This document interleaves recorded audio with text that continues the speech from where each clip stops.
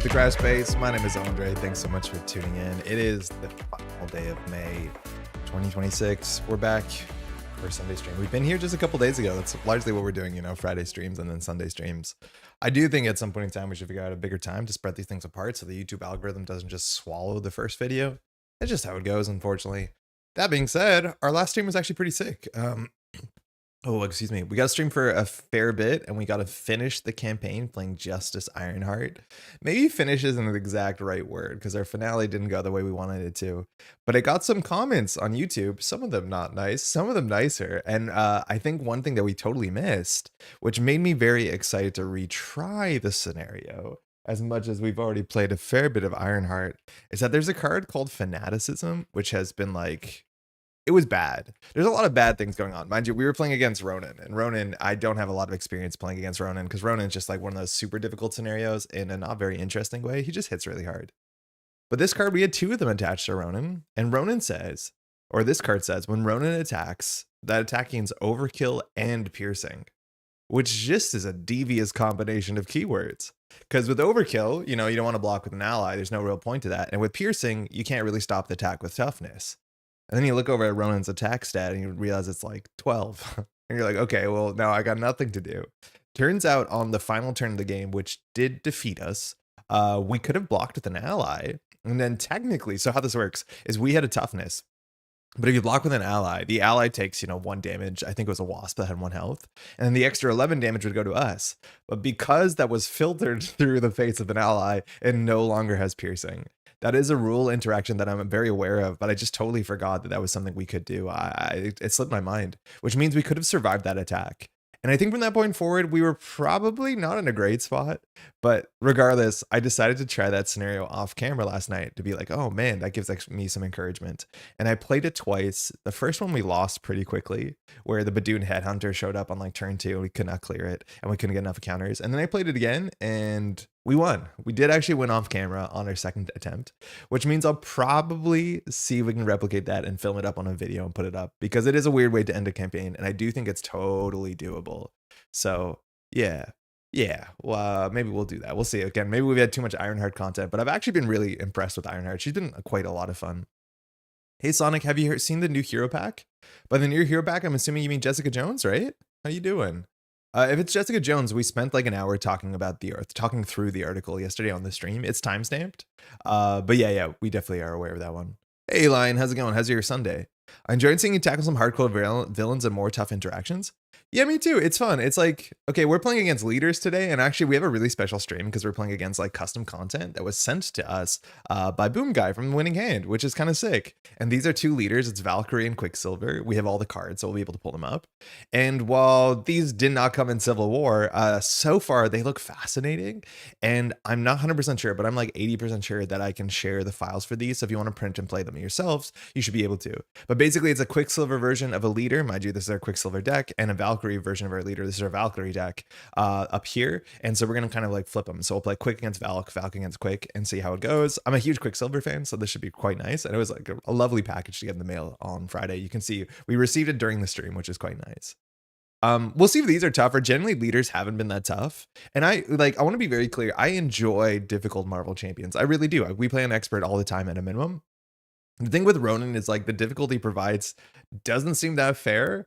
And I think your margins are really thin, but it's not the sort of difficulty where you have a lot of ways to interact. Like, I guess you always have this question of like, how do you use the what's it called? The Milano every turn? Because you can use the Milano and spend a resource to cancel an encounter card, and you have permanent hazards. So you generally do only want to cancel an encounter card, and that's okay.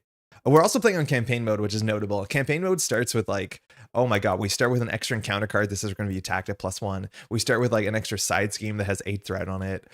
We do have our nice Milano cards in our deck, and I cannot understate how good they are or overstate how good they are. But yeah, I don't know. It's difficult, but like, it's just like if he attacks you twice, he attacks for 8 and he attacks for 8. It's just like, okay. I guess I should have done something about that. Ronin's crazy difficult villain, but somehow okay-ish enjoyable when compared to Nebula. I had a better time playing against Nebula. We got lucky. Like, Nebula drew 2 techniques all game. And I think that's an issue with Nebula. The deck is so big. But like, if Nebula doesn't draw her techniques, and if Nebula can never have a technique on her, because her, you know, her expert text says that she can only remove 1 per activation, then it's okay. Maybe it's more enjoyable than Nebula. I could see Nebula being more frustrating, but I don't know. I don't like either of them. They just, I don't know. They don't deliver any sort of play style that doesn't seem like it already exists in the game, but they're just less interesting and they're super, super swinging. Yeah. Hey, Lord Takers, how long will you be on tonight? And the stream will be on YouTube afterwards, right? Yeah. So the VODs are always up on YouTube, just how YouTube works, right? Like we stream on YouTube, it always becomes a VOD. We've never not done that. We're gonna be streaming for probably about 3-4 hours. Well, guess we basically want to get through this content, and we'll see how long that takes us because we have to play Valkyrie today, and I can't believe we haven't played Valkyrie on the channel just yet. Valkyrie is there's so much to talk about Valkyrie, and I don't want to get like derailed. So we're probably going to start with Quicksilver versus Valkyrie, and then we'll do Valkyrie versus Quicksilver and see how things go. But I did a practice game of Valkyrie yesterday. I did 2 practice games, and oh my god, I forgot about Valkyrie, which like, yeah, she's so wild. And I want to be very clear before we say anything. I played more Valkyrie than most people. She's in like my top half of played characters. And then I played her again yesterday, and you realize like, oh wow, everything's wrong. Literally everything is wrong in this deck. So it's good fun. But these are gonna be great, and I think they're very interesting designs. Hey, yo, Mr. Selfless Direct. Don't know if you saw on Discord, but overkill plus piercing doesn't overkill into piercing. No, I heard, yeah. So you can chump and then the excess damage gets soaked into your tough. I saw your VOD and was sad. I think you could have taken Ronin.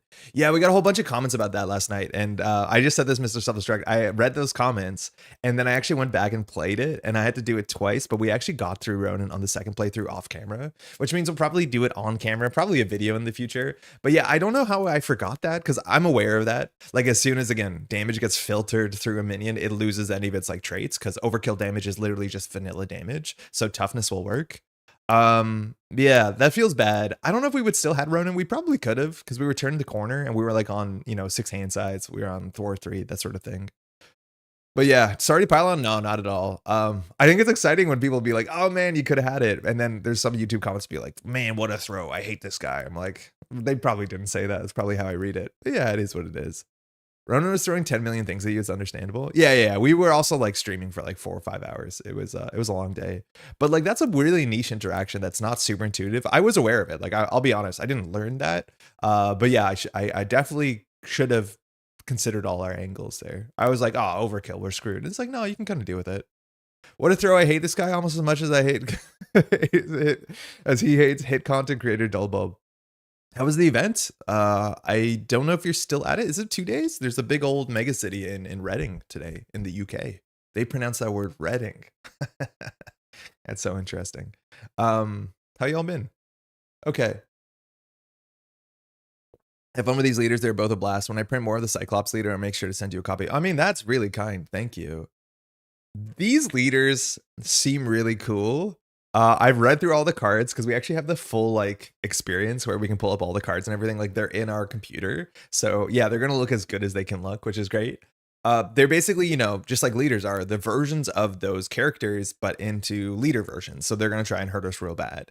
Almost all their cards, I believe actually all of their cards show up as a translation, whether it's a side scheme, whether it's a treachery, whether it's an attachment.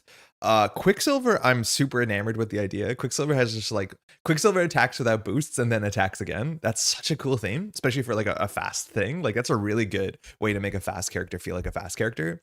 Valkyrie is all about like attaching, what's it called? Well, she eventually gets Deathglow and she attaches it to your allies, and then she tries to attack your allies. She literally puts a Deathglow on your allies and you have to defend your allies. For us, that's probably not that bad because we have a protection deck. Quicksilver can probably snowball out of control. I don't know about how the difficulty of these are compared to the difficulty of the core leaders. Now, the core leaders are a bit too easy if you ask me. So we'll see how these line up. But just so that we can spend more time and catch our breath and talk about Valkyrie, I think we're going to start with Quicksilver versus Valkyrie. And just really quickly, this was also sent by Boomguy, but this is a Quicksilver alt art with Pietro, which we will be playing, but it's obviously the same as the real one. So the official one, right? So that's it. I'm not in Cambridge. I couldn't make it. Reading's in a few weeks. Oh, I was in Cambridge, right? I knew that, which they pronounce as Cambridge. Hey, Andy, good morning. I'm excited to see how you play Valk. I haven't played her yet. The leader or the hero? Because one of those is going to be a bit of a disappointment, I think.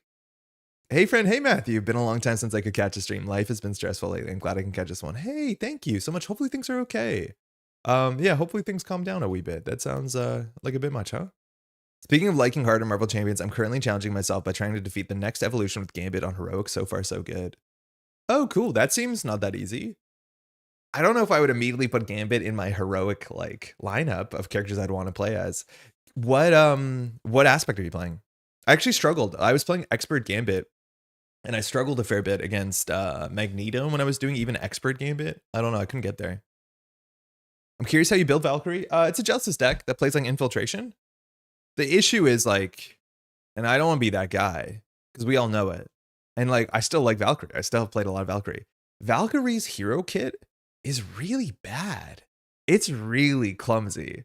Like her shtick is she can spend one resource to get her ready, which is like what some heroes already have in their kit. Now she has it on every turn, but not on every turn, only every turn where there's a minion she can defeat.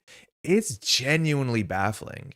And then she has all these cards that interact with that, but they're overcosted because they're overcosted on the fact that like they only work when you also have the death glow to something. So not only are they overcosted, but there's a lot of board states where they don't do anything.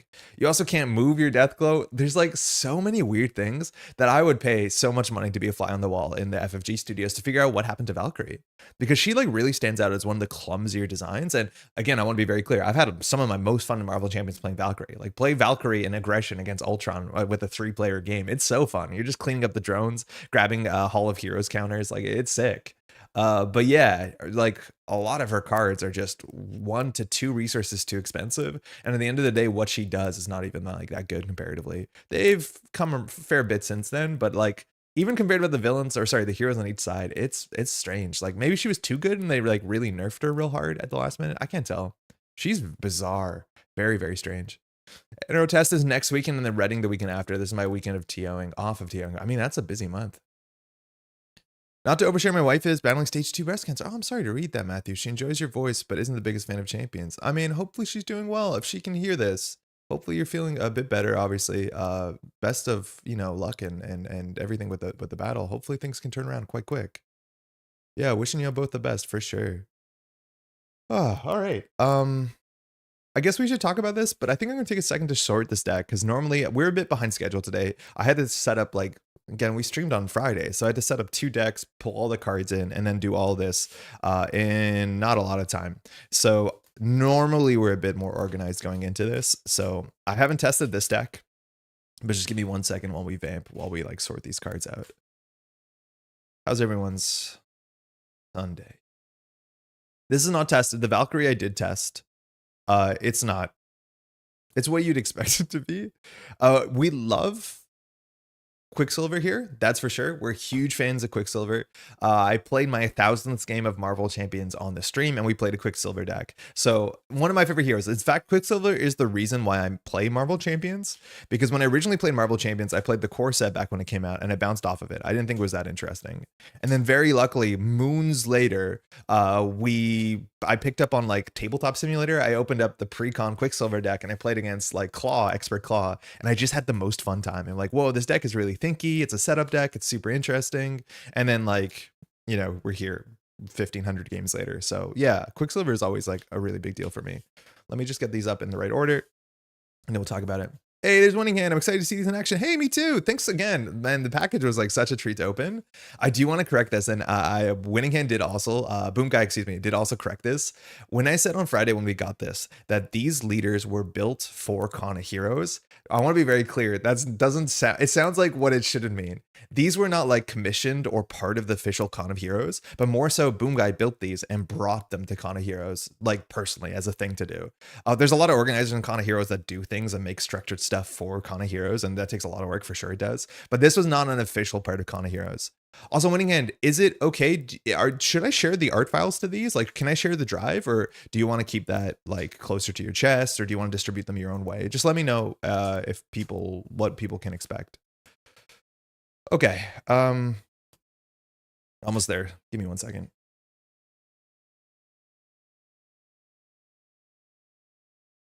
What am I doing?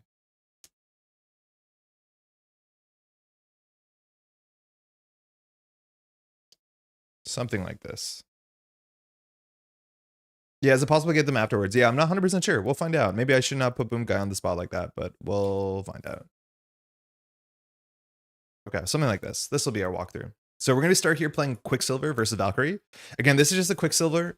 This is an alt art. that Boomguy also sent. This is the same art piece that shows up on the leader, but quite nice. The backside is Pietro, looking way more edgy than I would have imagined, but pretty sick. It's no different than this, but if you're tuning and confused, you totally can. They are in the people server. There's a channel for custom leaders and have links for printing. That's what I thought. Okay, perfect. So we'll be able to share literally everything. So if you want to play this, you can play this. The link for that will be in the description once this is done. But if you're in the people's Discord channel, it should be in there as well, where there's a lot of people who share a whole bunch of their great Marvel Champion stuff. So yeah, come there for sure. All right, I'm going to change aspects. I'm afraid of Juggernaut, but I think Gambit's so incredible. Injustice. Magneto is trivial. Injustice. Interesting. I don't know if I've ever played Justice Gambit. What about Gambit's kid is so good in Justice? I mean, like, damage is solved. Like, you don't need to add damage, which is always quite nice. Yeah. Come for the files, stay for the people. The Discord pure fun. Yeah, the Discord's pretty great. Okay, so let's do a quick run through. We might know about Quicksilver. Quicksilver again. Oh, that's not good. Oh, that's fine. Quicksilver, one of my favorite characters, one of my favorite heroes. Quicksilver's text is like straightforward, pretty straightforward. Quicksilver's text just says after you use one of Quicksilver's basic powers once per phase, not round, you can ready Quicksilver, which means it's super, super flexible how you use this.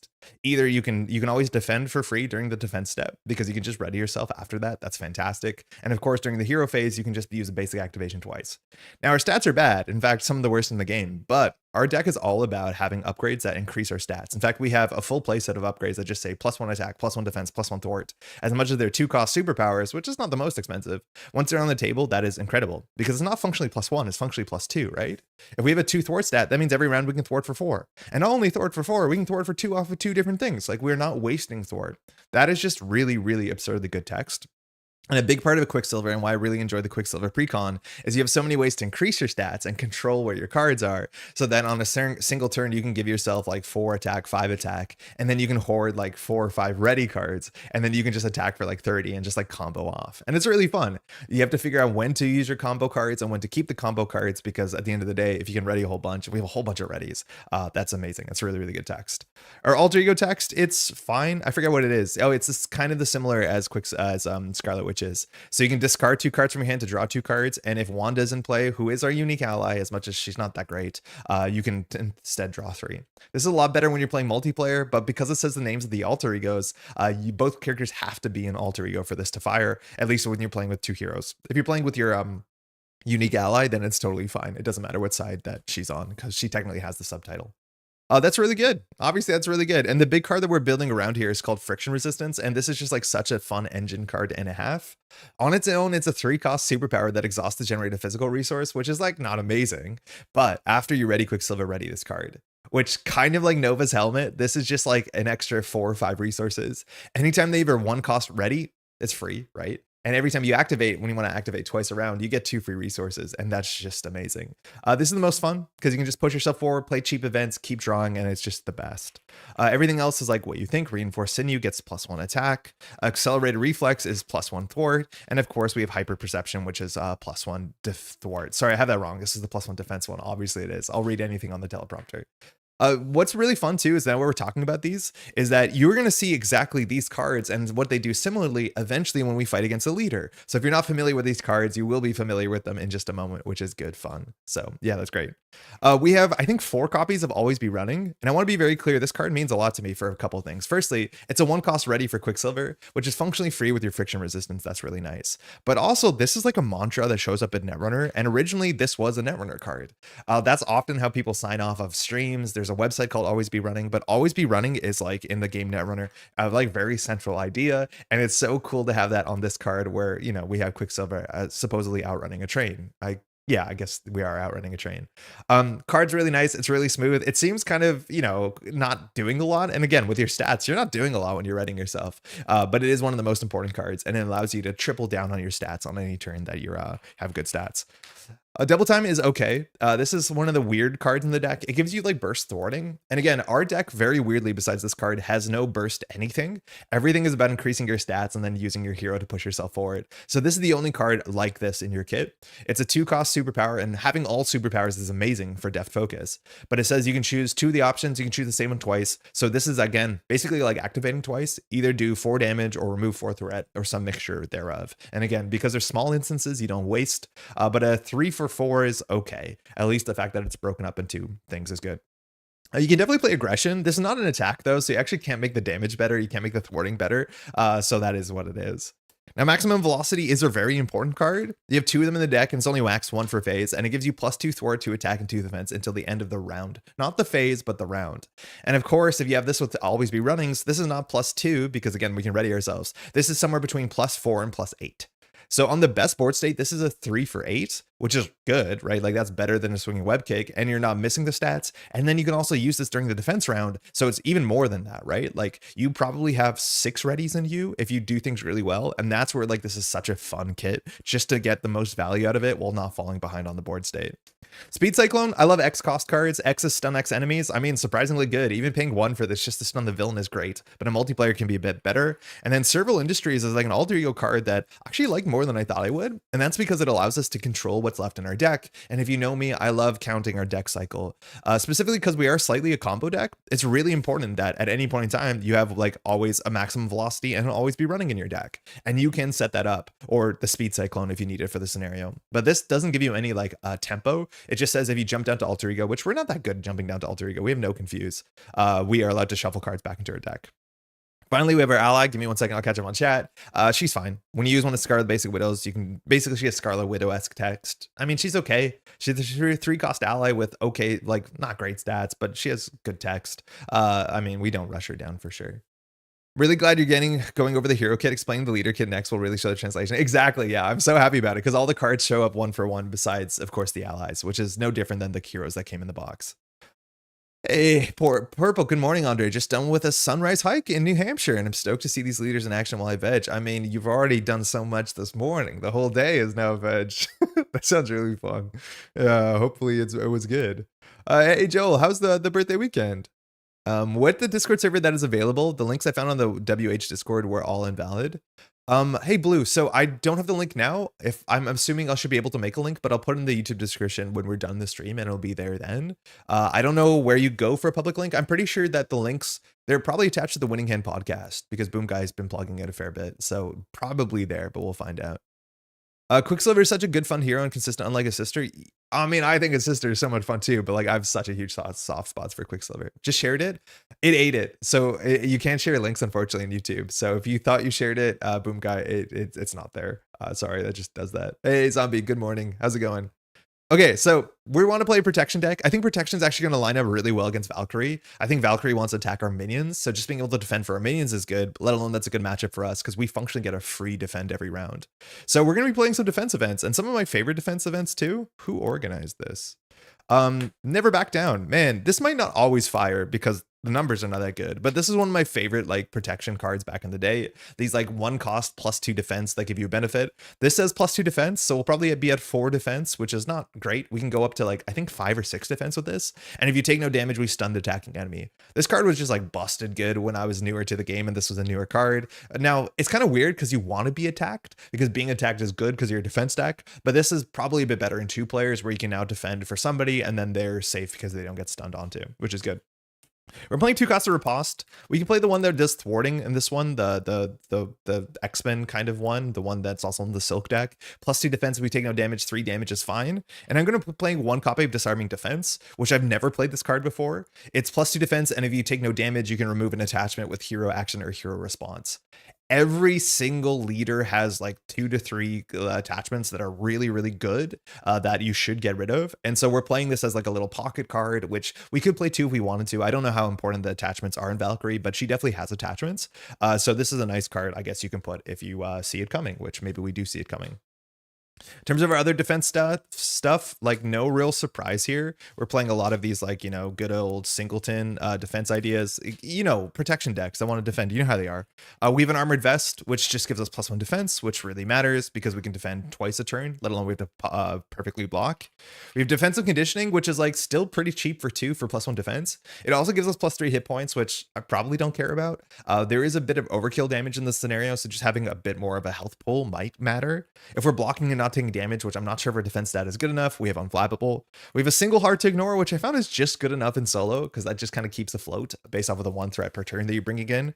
And then because we're we're defending for free every single turn, we might as well play Electrostatic Armor because it's just a bunch of free damage over time. I do think Valkyrie has Retaliate, at least for part of the scenario, so we'll see if that matters. It's nice to get some of your damage during the defense step, not through attacks. Other defense stuff, and I'm playing 3 of these, and I don't know if I've actually played these before in Quicksilver, but they make a lot of sense. Because firstly, this is heal 2 damage, ready your hero, so that means we do need to take some attacks to the face, because if you can't heal, you can't play this, because healing is a cost. But our friction resistance thing generates physicals, so it shouldn't be hard to hit the requirements, and we like to be ready. So this is functionally a 2-cost ready that also heals us, which again, if we increase our stats, our readies are more valuable. Why wouldn't we play this? Finally, I'm playing 1 ready for a fight. It's just a good enough protection card. I don't think you can not play this, but it's like a Confuse allows us to jump down, recover, fire our alter ego stats, fire Serval Industries. Seems kind of nice. Why not play 1? Okay, next up are some of the fun cards I like, and I usually play the full playset of Adrenaline Rush and Civic Duty. We're now down to Adrenaline Rush. We'll see. I don't assume Valkyrie is going to be putting too much threat on the table. Generally for these leaders, there's not that much thwarting to deal with because there's like 3 side schemes in the deck, depending on how you build the deck. But this just is a card you put on the table for 1, and then during a pop-off turn, so a turn where you have 2 or 3 readies, literally also if you can close the game out, you always fire this. It gives you +1 attack for the whole phase. Civic Duty is the opposite. It gives you +1 thwart. Usually I play 3 Adrenaline Rush, 2 Civic Duties. I think instead, because we're playing Protection, I'm trying to What Doesn't Kill Me, which also sounds good in that slot. But yeah, these cards you put down, you generally don't crack them until they matter, which is if you hit a breakpoint off of a minion, or you're going to wipe out 1 phase of the villain, which we should do. These actually are a bit nicer. I think I'm bigger fans of these cards than probably anybody in the community. I put these in way more decks than I should. They're just good fun. Now allies, and I think actually Valkyrie cares about what allies we have, so we probably are not going to make the best showing of this, because the more allies you have, the more the Valkyrie will be on a Deathglow kind of rampage, because from what I've read, she attaches Deathglow to your allies, and then she targets those allies with overkill. With Jocasta, obviously very good. She grabs a protection card, and notably the fact that we have 1 copy of that disarming defense card means we can play it when we need it instead of just, it not lining up, which is good. I think Patriot's just a really good card. I think Patriot in this scenario is also probably going to be really good because it's one of the few minions that can, or excuse me, allies that can get repeat toughness, which is going to be very good into Valkyrie attacking. Maybe she can't get piercing. And then we have Iron Lad, who is fine. We technically have 2 Avengers, so we can use Iron Lad's text to thwart for 2 with Jocasta or attack for 2 for Patriot. I think there's a big chance that Iron Lad is not perfect in this deck because we just don't have enough allies. I think playing Iron Lad with only 2 other allies maybe is a mistake, but just a 2-cost ally, the floor is pretty high already, so that should be fine. We'll see. Greetings and salutations, fellow champions. Hey Matt, how's it going? Research generators, no surprise. Quinn Carrier's good, and just about every single card in our hero kit is a superpower, so we're going to be playing Death Focus, and we're going to be playing 1 of each. And that is mostly it. Pretty straightforward. This one's entirely untested, but the floor is pretty consistent when it comes to Quicksilver. You get a free defense. How bad can that be? Disarming defense is really solid scenario dependent, especially against nasty attachments like Universal Weapon. Yeah. There's certain scenarios where it's really good. The issue with like Universal Weapon is like you have to defend and take no damage, which against, attacking with the Universal Weapon and the Power Stone is not guaranteed at all. So you need to have a really good defense deck. It's a card that I would say like it's ultimately a sideboard card because you should not play it in certain scenarios. Just 1 for +2 defense without text is not good. But yeah, especially when they're guaranteed to start with attachment. That's really good. Mount. Monadnock. I feel like everyone I know in New Hampshire hikes, which I mean, yeah, if you live in New Hampshire, why wouldn't you be hiking? It seems really quite nice.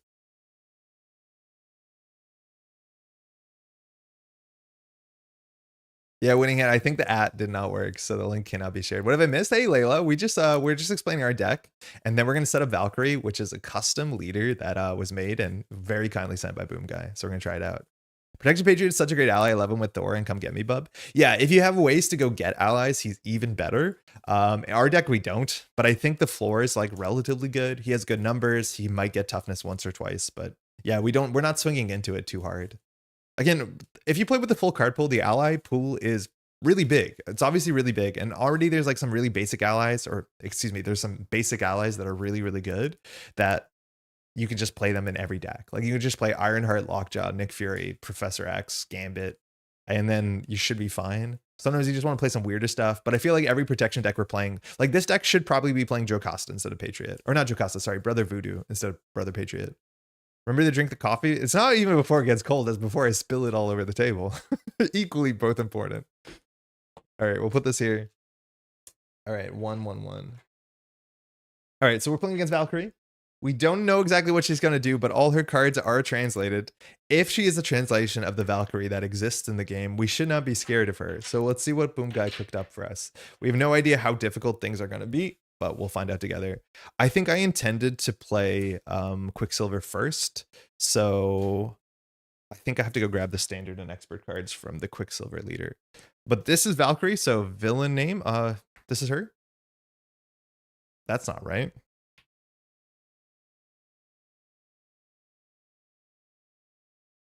That's her. Okay, cool. So setup. Well, we technically do that after, but she has this because we're playing, and I'm gonna need someone in chat, maybe Boomguy, to be the opponent, the enemy team, to make some decisions. We're gonna have her as registration. I don't know if that was right or not. And then when we have to do the setup for you know, the Civil War stuff, you basically have to search for 3 or 4 encounter sets. We're only gonna go for 3 encounter sets. The reason why is because each leader only has like 9 cards in the deck, and so we're gonna be putting as few other cards to make the Valkyrie cards come up a bit more consistently. Now the cards that we're adding Mighty Avengers. Mind you, you can tell these are Civil War cards. They're like kind of bent. We have Mighty Avengers, Dangerous Recruits, and Thunderbolts. So there's a fair few minions, and specifically Thunderbolts has Stun or Confuse when they show up, which we do not like. And I think the Mighty Avengers have a bit of that too. No, not really. But Stun or Confuse is really bad for us. I think it's not difficult for us to consider putting Night Nurse in the deck, but we don't like to be stunned or confused because we want to attack as many times as we can. I think I just need to take out, the standard and expert cards from here. One moment.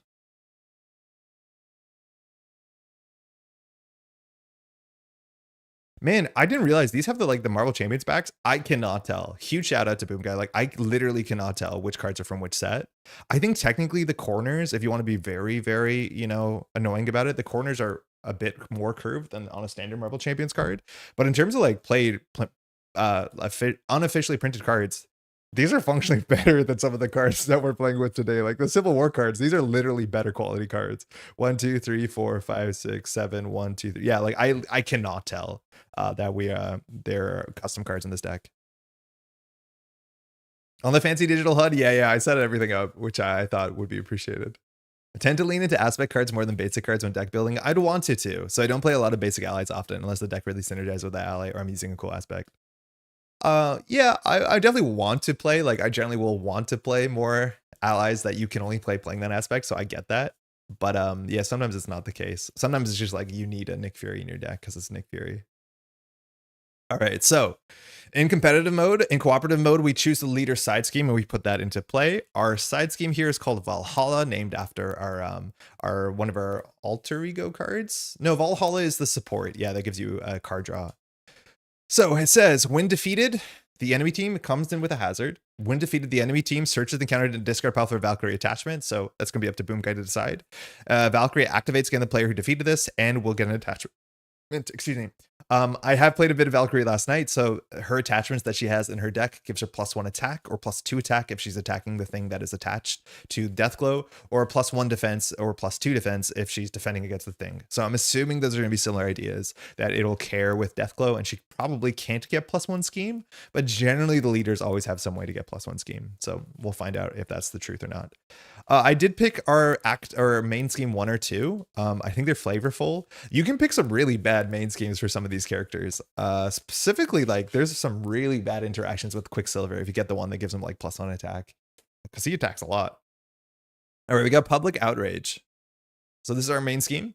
So they come in with no threat when you play solo, and it says force response after resolving step 1 of the villain phase. Each player discards the top 3 cards of their deck. Oh, actually, that doesn't really interact with us, but they usually don't. This one's better when you play with the Atlantis characters, but you can't with registration, can you? Okay, I don't know why I picked this one. This one's whatever. It's fine. It cares about our recursion or counting, so maybe that's bad. Okay, villain. Here we go. Love 2 hero content? Hey, Matish, what do you mean exactly? So this is Valk. So setup, we Find the Shield Maiden and we attach it to Valkyrie, which we have. Our Force Interrupt, when Valkyrie attacks, if Deathglow is in play, Valkyrie attacks the character with Deathglow attached. That attack gains overkill. She's starting here on Expert, so she has 18 hit points, which is relatively high for leaders. I am the chooser of this lane, and she's only attacking for 2, scheming for 1. Now, we don't know where Deathglow is. I think it's on the back of the Shield Maiden, but that's the thing, is she's going to be targeting our allies, because I think it only can be attached to allies. This is Shield Maiden. Oh, this is going to happen a fair bit, excuse me. But this is Shield Maiden now that has a pretty aggressive frame break. So attaches to Valkyrie, she gains Retaliate 1. And after an ally enters play, we'll flip this card and attach that card to that ally. So the back of that is Deathglow. I'm assuming Deathglow just says it'll target, and again, she'll have overkill. So anytime we play an ally, she's going to be targeting that ally, which would probably be a worse matchup if we were a leadership deck and wanted to play a lot of allies. So let's find out how that works. Okay. We're off. So what do we want to mulligan into? Friction Resistance. Oh my god, Friction Resistance. This is the best card in our deck. Anything that gets our defense stat up is worth something. We technically do want to clear Valhalla on turn 1. We get activated on, but we don't care to get activated on. Oh god, yeah, this is going to happen all day. I forgot about this. I got to be a bit more careful with leaders. But she will attack us with an attachment. The thing is, like, we can ready ourselves once per phase, so we can always defend. The thing is, like, we defend for 1, so it's not really worth anything. In theory, we actually do want to take 2 damage because we have, what's it called? What doesn't kill me. So we don't mind taking a bit of a consequential or incidental damage. Love that custom Quicksilver. Yeah, this is quite nice. And this is the same art that shows up on the leader, which is awesome. All right, we're off. All right, we're paused. We don't keep defense cards. We are going to get attacked this turn, but obviously we don't keep those. Electrostatic Armor is like not actually a card I want to keep. It does a bit of damage throughout the game, the more you're defending, but it doesn't help us set up and do anything. So I'm not going to keep a card that just does some damage. Yeah, it's Genius. We keep Genius. Maximum Velocity. So this we could consider keeping. It's not my favorite keep right now, but we know that we can activate twice. And so if we do Genius into Maximum Velocity, we'll have 3 thwart and we'll have 3 defend. So we can clear this. The issue that we have to keep in mind is if we clear Valhalla, we'll be exhausted if we use it with Maximum Velocity. And there's no window to use our fast reaction to ready ourselves. Oh no, it's a response. Yeah. So because our hero text is a response, when we clear this with our thwart, we will be exhausted when Valkyrie attacks us. And I don't think we're able to ready ourselves with our once per turn ready until after the win defeated on this resolves. And the win defeated on this attacks us. Because the response is after, which means you have to finish doing the whole thwart step. So if we do clear this with Maximum Velocity, which we can, we will get hit in the face for 2 and probably +1 because of an attachment. That's still not bad. It's a way that we can get rid of Valhalla, which we're not always guaranteed to do. Okay, never mind. That's probably a bit better. This is double time. Now, double time, maybe it's not better, but double time can remove 4 thwart, which is a bit overkill, but that means then we can defend for 1. That's probably not as good. It's probably not as good. Yeah, I'd rather actually play Maximum Velocity because Maximum Velocity does exactly what we want to do, and it gives us +2 defense for the next round because it's for the whole round, so that's really, really good. Last card, Reinforced Sinew. I mean, in terms of our setup cards, I think this is the least necessary one. The one that gives us +1 thwart is always good. The one that gives us +1 defense is the best one. And then this one's okay. So I actually not going to keep this. Like, increasing your stats are really, really good because having a 1 attack stat is functionally now the difference between having a 2 and a 4 attack stat. So we're probably not going to keep these, but there's a world where we keep this. It's just our deck has so many good setup cards, like obviously Friction Resistance, but we still have like a Depth Focus in there. And those are very, very good. Yeah, there you go. That's so much better. We would have drawn this anyways, but everything that we have in our deck is a superpower. Literally everything. Ready for a fight? I mean, probably not, but we'll see if we get on the table. Serval, which we can play now, so we have extra cards. We can always use Serval to shuffle in the Sinew back into our deck, I guess. And that's what we want. We want the cheap access to +1 defense, which is really nice. I think you're reading that correctly. Yeah, I think that's correct because it's after, so it's a response. So we have to finish the whole thwart. Man, 18 is pretty high. I think the highest leader health is probably She-Hulk is my guess, and I think she might not even have 18. This makes me so excited to decide to design other leaders. And I know that Boomguy is, and other people have as well. And that's because the leader is like, the leader kit is relatively well contained. Like it gives you creativity for sure it does. And I think you're gonna see a fair bit of creativity today. But in terms of like, you have to translate all the cards. It's always a 1 side scheme and like 5 treacheries, 3 attachments usually. There's like, guardrails where there's gonna be, 2 sides. The 4th side or the 2nd side always has the same text. So there's like creativity, but there's limits, which is cool. It's like guardrails plus, something else. All right, defensive conditioning we can play. That'll give us +3 health, +1 defense. Always really nice. We can play Def Focus and then use Def Focus to play maximum velocity, and that's our whole turn. I mean, I think that's perfect. We don't get to play any of these nice cards, but we do pretty well for ourselves. So I think that's the thing. We have to remember we can do our alter ego here, which says to discard cards, then draw cards. So we could discard Ready for a Fight and Serval, but I think our hand actually plays itself out really well that we're not upset. That if we drew better cards, we'd probably end up pitching them. Like, this is a really relatively good start, so this is fine. Captain also has 18 HP. Okay, cool. She-Hulk is 20. Okay, so those are the higher numbers. I know like Quicksilver and then like Iron Man have like 14 or something. That's cool. Okay, that makes sense. All right, we're gonna flip over the hero mode and we're just gonna play defensive conditioning. So this is my favorite conditioning by a mile. So we get +1 defense, which does matter because we get a free defend and we get 3 more health. We're gonna play Ready for a Fight for Def Focus. So once per round, we get an action to decrease the superpower. And speaking of, we'll spend Serval and Def Focus to play max velocity. So with maximum velocity, I'm just gonna put a 2 die here to remember all our stats are +2 and not for the phase, for the round. So we'll have to remember that because we defend for 4, which is quite nice. All right, Boomguy, you ready to deal out the punishment here? Because we're going to thwart for 3, and we're going to clear Valhalla. So the enemy team searches the counter deck and discard pile for a Valkyrie attachment and reveals it. Valkyrie activates against the player who defeats the side scheme. Boomguy, what are we getting? How bad is it? What can I search for? Yeah, that's a pretty good solid starting hand. Like, friction resistance obviously would be the best, but we have a good resource generator. We have a one way to get our defense stat up. What are we getting? I think there's 3 attachments. It's supposed to be mean, so her spear. Okay, cool. Let's see how bad it is. So I'm assuming she has her spear. Oh, her spear is usually her defense card, actually. Her sword is her attack card. So let's see what this is. Oh, this is going to be good. This is Valkyrie's spear.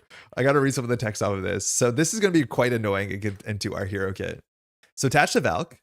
Yeah, cool. Which card? There. When Valk would take any amount of damage, reduce that damage by 1. That sucks because we do not have an attack stat that matters. But after you make a basic attack against Valkyrie, give her a tough stats card and discard this card. That's really funny. Notably, that like text actually fires before toughness. So if we attack for 1 and she has a toughness, the damage is reduced to 0 and she takes no damage and removes no toughness, which is kind of sick. So yeah, she speared up. So we have to reduce all damage by 1, and now she's going to attack us for 2 and a card. We can't ready ourselves yet because it's a response to thwarting, and we're still resolving the thwart. So we have to take it to the face. 1, 2, 3, 4 on the Thunderbolts. We take 4 damage. All right, then we can ready ourselves using our text. Okay, so here we can get rid of the spear immediately, and she just gets a toughness.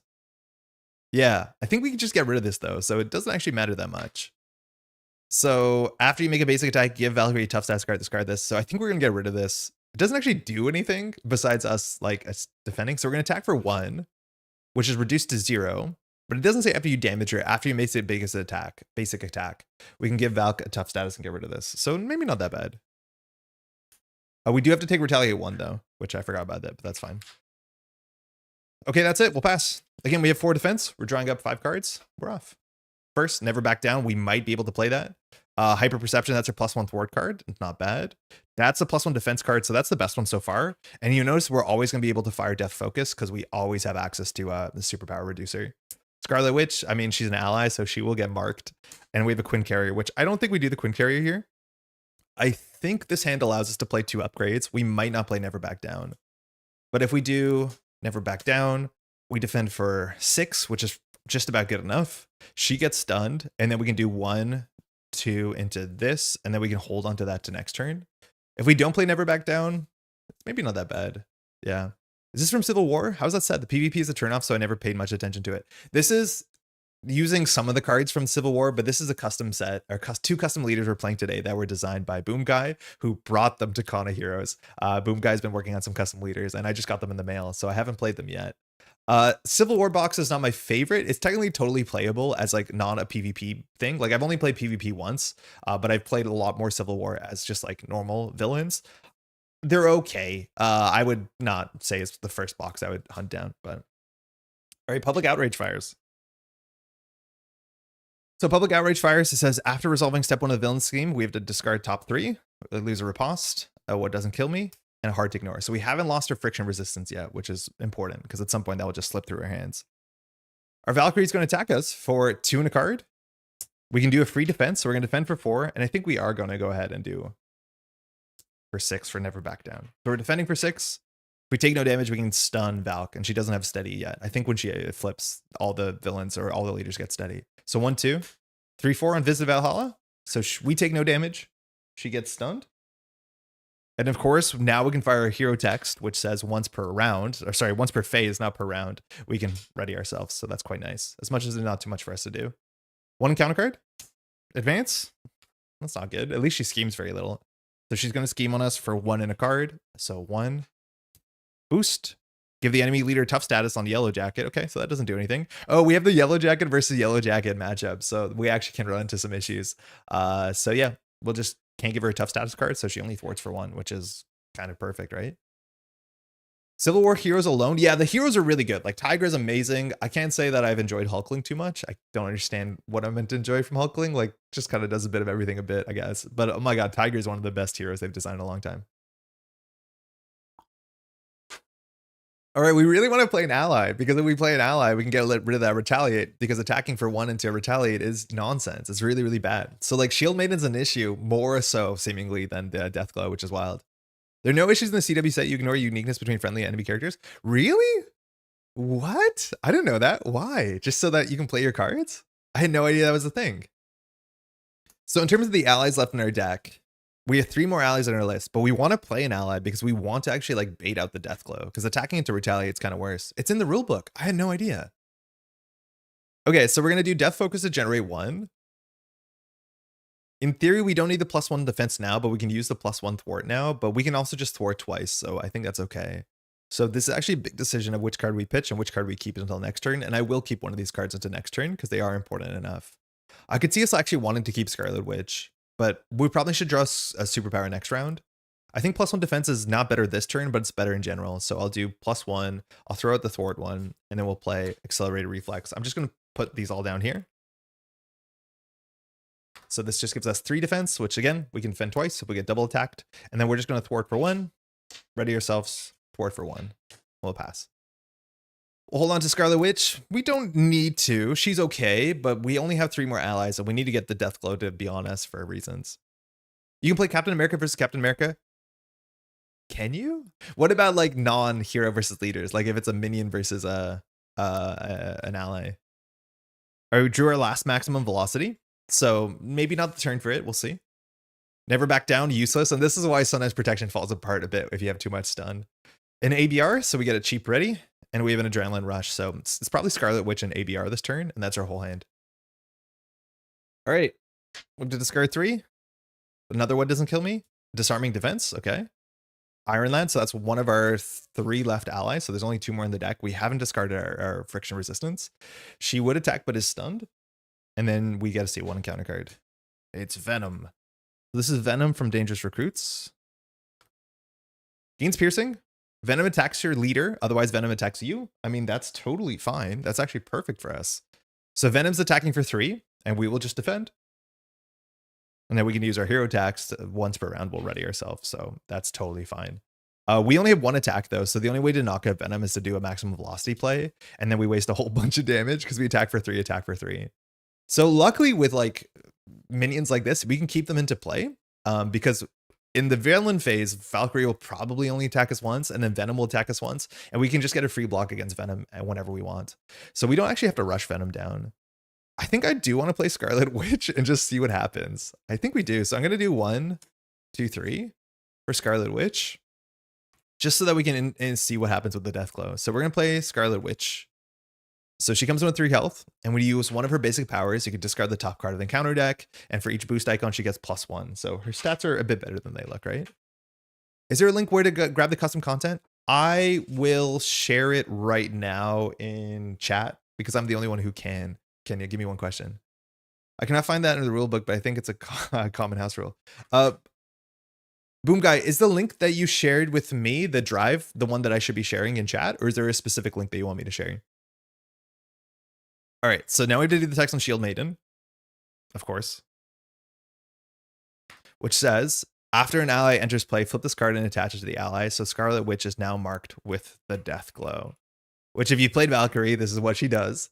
So attacks against attached enemy gain overkill. And it's not only her attacks, it's all attacks, which is interesting. And when attached character is defeated, you flip this card and attach it to Valkyrie. So she's going to be coming for her. And notably, when Valkyrie attacks, if death goes in play, Valkyrie will attack the character with overkill. That being said, we can still defend for this, but yeah. The link's on the server, and then they can find the channel in there. Okay, so it's to the Discord. Okay, that makes sense. 1 second. Let me just grab the link, but it's a link to the Discord, and on the Discord, it's a good place to be anyways, but the link to all this sort of stuff is there. Let me grab it. Thank you. Got it. So it's just shared in chat right there if you want to go go to the Discord. All right. All right, so she loses Retaliate. Scarlet Witch has a problem. She has a death glow on her. That's okay. We can use Scarlet Witch, we can use ourselves. Scarlet Witch probably should attack Venom, because then we can knock out Venom maybe. So I'm going to have Scarlet Witch attack for 1 into Venom. Technically, her text fires first. So we're going to choose to discard the top card in the counter deck. It has 1 boost, so she does 2 damage. Okay. Which means we can attack twice and knock out Venom. I mean, I think that's acceptable. Yeah, so we'll attack for 1 into Venom. We'll ready ourselves. We'll attack for 1 into Venom. Venom is dead. Then we'll use our Death Focus to go ABR, always be running. We'll ready ourselves, and then we'll just attack for 1 to take the thwart. We'll thwart for 1, because we saw there's a bunch of counter cards that give her toughness, so we have no priority to take the tough off. The only reason we would rush the tough off is because we have Riposte, but I think we've lost both our copies of Riposte. Yeah, thanks for sharing the link, Boomguy. Okay, that's it. We'll pass. We're doing good. We draw 5. We definitely want to draw our Friction Resistance because it's the best card in our whole deck, but we might discard it. Actually, never mind. There it is. This card is amazing, and we have the double to play it on top of Death Focus. So this card just says whenever you ready, we ready this card. So it just gets free resources. ABR, perfect for that. ABR, okay, hold on. Never Back Down. So we might play the Never Back Down here, because I don't think the 3rd ABR is worth anything. Yeah, we definitely want to play the Never Back Down here. Man, Quicksilver is so good. So this goes to 1, we mill 3. Adrenaline Rush, the Unflappable, bummer. And the last one doesn't kill me, we've lost all 3.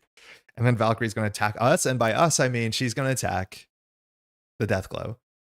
So she's attacking Scarlet Witch with Overkill. She's only attacking for 2 in a card, but of course, we're very good at defending, so we might as well. So we're going to defend for 3, and we're going to play Never Back Down. So we're defending for 5 here, which puts us in territory that we should be confirmed to get the stun off. So 1, 2, 3. So we take no damage. Because we take no damage, she gets stunned. And of course, we can do our hero text to ready ourselves. Quicksilver is just the best. And then that's that. Okay, and counter card. Assault, okay, that's totally fine. We could have blocked for this again, but we can just now trade the stun for the activation. We have to, and that's back to us. So we're going to do 1, 2, and Death Focus. And we have Friction Resistance. Our stats are not that good. That's one of the issues, though, is we threw out all our stat boosters. So we're really good at defending, but we're not really good at anything else. But this card is obviously great. We're going to be wasting resources on this. Scarlet Witch, we can get her to deck out with the deck, so we probably do. So we're going to just attack for 1 into the toughness. We don't have to do anything with Friction Resistance because it doesn't really matter. We'll ready ourselves with Ready's Friction Resistance, but it's totally, it's useless this turn because we have this.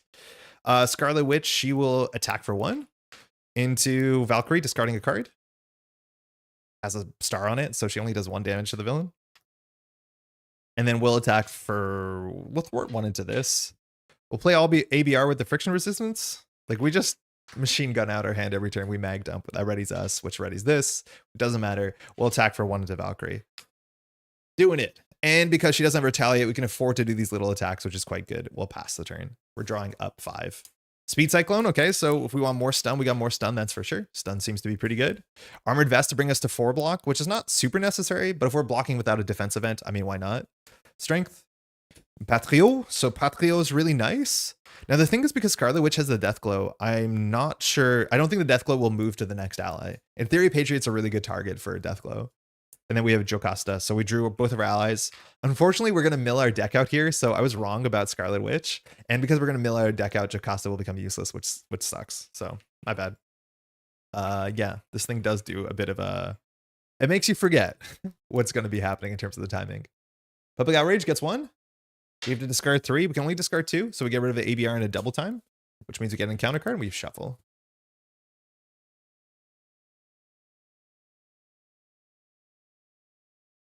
Okay, so it was a deck cycle. We set up relatively well.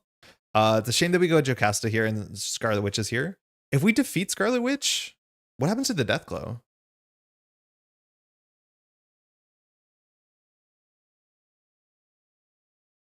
Hey, Boomguy, I think you can break the scenario. So, Deathglow says, when attached character is defeated, flip this card and attach it to Valkyrie, right? So let's talk through this a bit, because I'm not sure if I know this is correct. This is permanent, which means it can't be discarded. So I'm assuming because it's permanent, it just returns to Valkyrie. But if this character is not defeated, if say this character is discarded, what happens to this card? Does it just go back and attaches it to Valkyrie? Because I think this shouldn't be when this character is defeated. I think this should say when this character leaves play. Just in case you ever discard an ally. Because like say I play a 4th ally to discard Scarlet Witch, she's not defeated. And then I think Deathglow gets stuck, right? Oh my god, my YouTube chat is frozen. I was like, wait, it's been a bit quiet. Hold on, one second. It wasn't updating on my screen. I looked down at my phone, it was updating. So the deck with Quicksilver is going to be hard to kill, but winning might take a bit. Yeah, we need to get our stats up. It will not move. The text that attaches it on the other side of the DG. So it stays attached to Valkyrie and Deathglow side? She attacks with overkill, meaning you can't chump the text or the Deathglow ally with another ally without incurring an overkill. Oh, that's why it has the text. Yeah, so the attack has overkill regardless. That's why it says that this is overkill, this has overkill. Because yeah, if you chump block with another ally, that ally takes overkill. That's a really cool thing, yeah. I like that a fair bit. That was a real one, Boomguy, but today I learned I never joined the people's server. Yeah, this is sick. That's a good question. The intent is that we'll return to Valk as a shield maiden. Yeah, so I think you have to write on this that it's not when it's defeated, when it leaves play.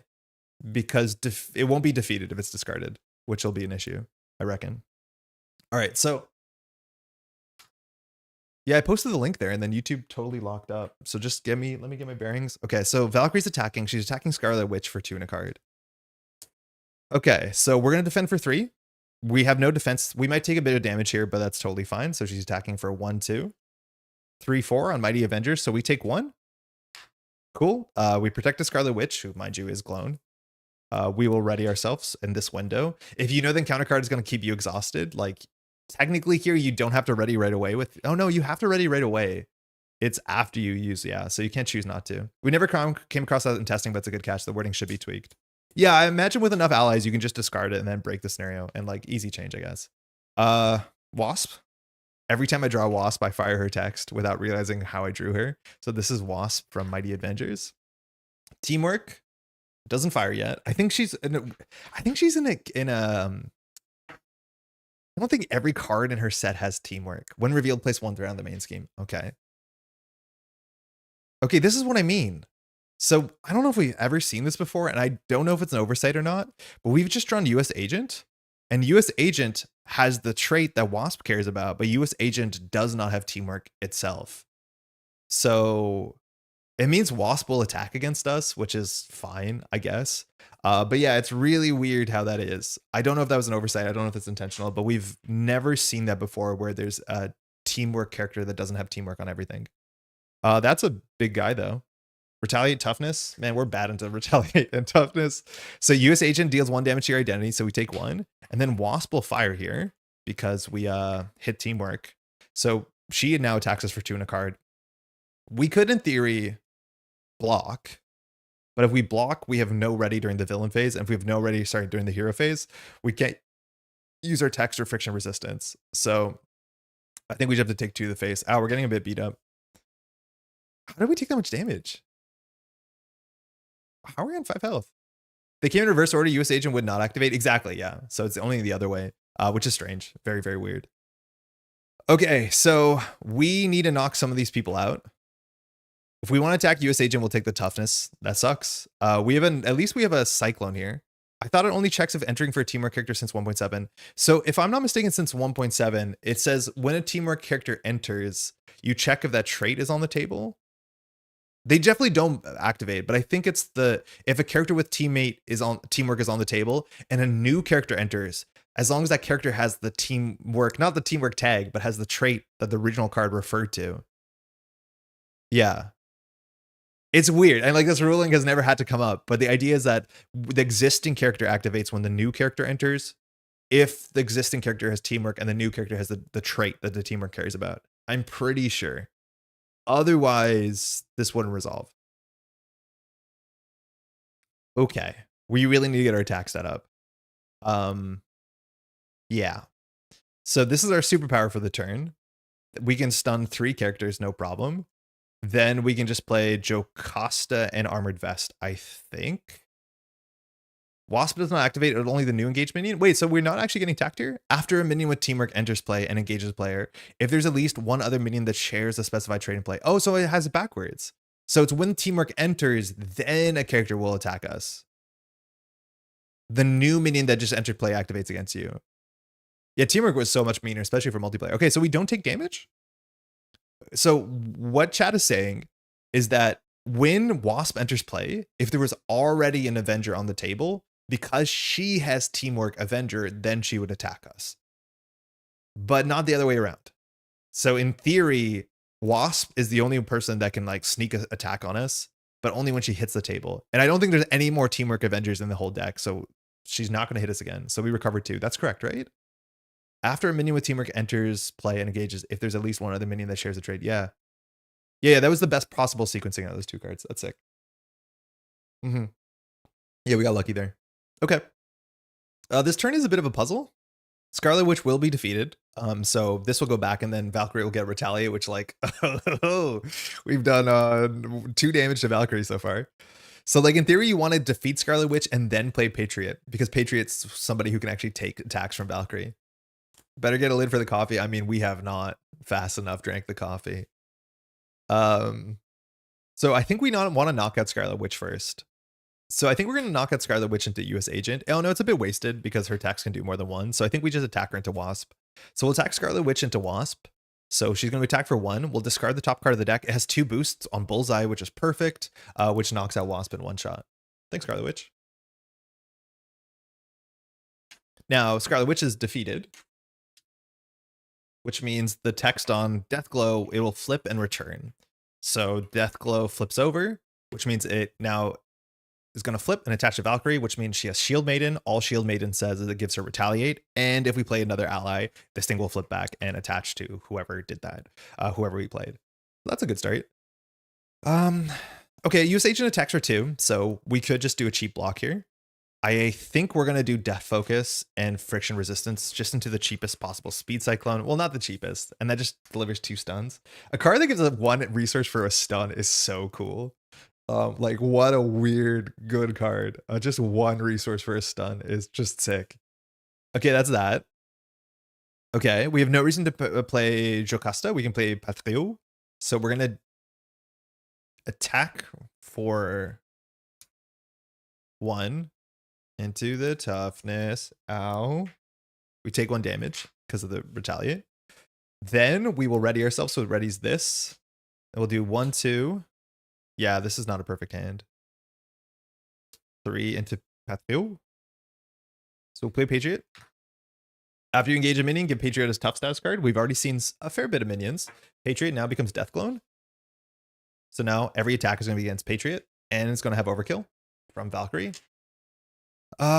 We have 1 resource left over. I don't think there was a way to juice another resource here because we need a... Oh no, we do have a resource, right? Because we did 1, 2, 3. Yeah, so sorry. We'll do Friction for Armored Vest. We go up to 4 defense. Never mind. Okay. Man, we need to get our attack set up. I really should have prioritized that. We had so many defense cards. We only have 1 attack card. We're defending for 4 twice every round. Like, we're pretty good.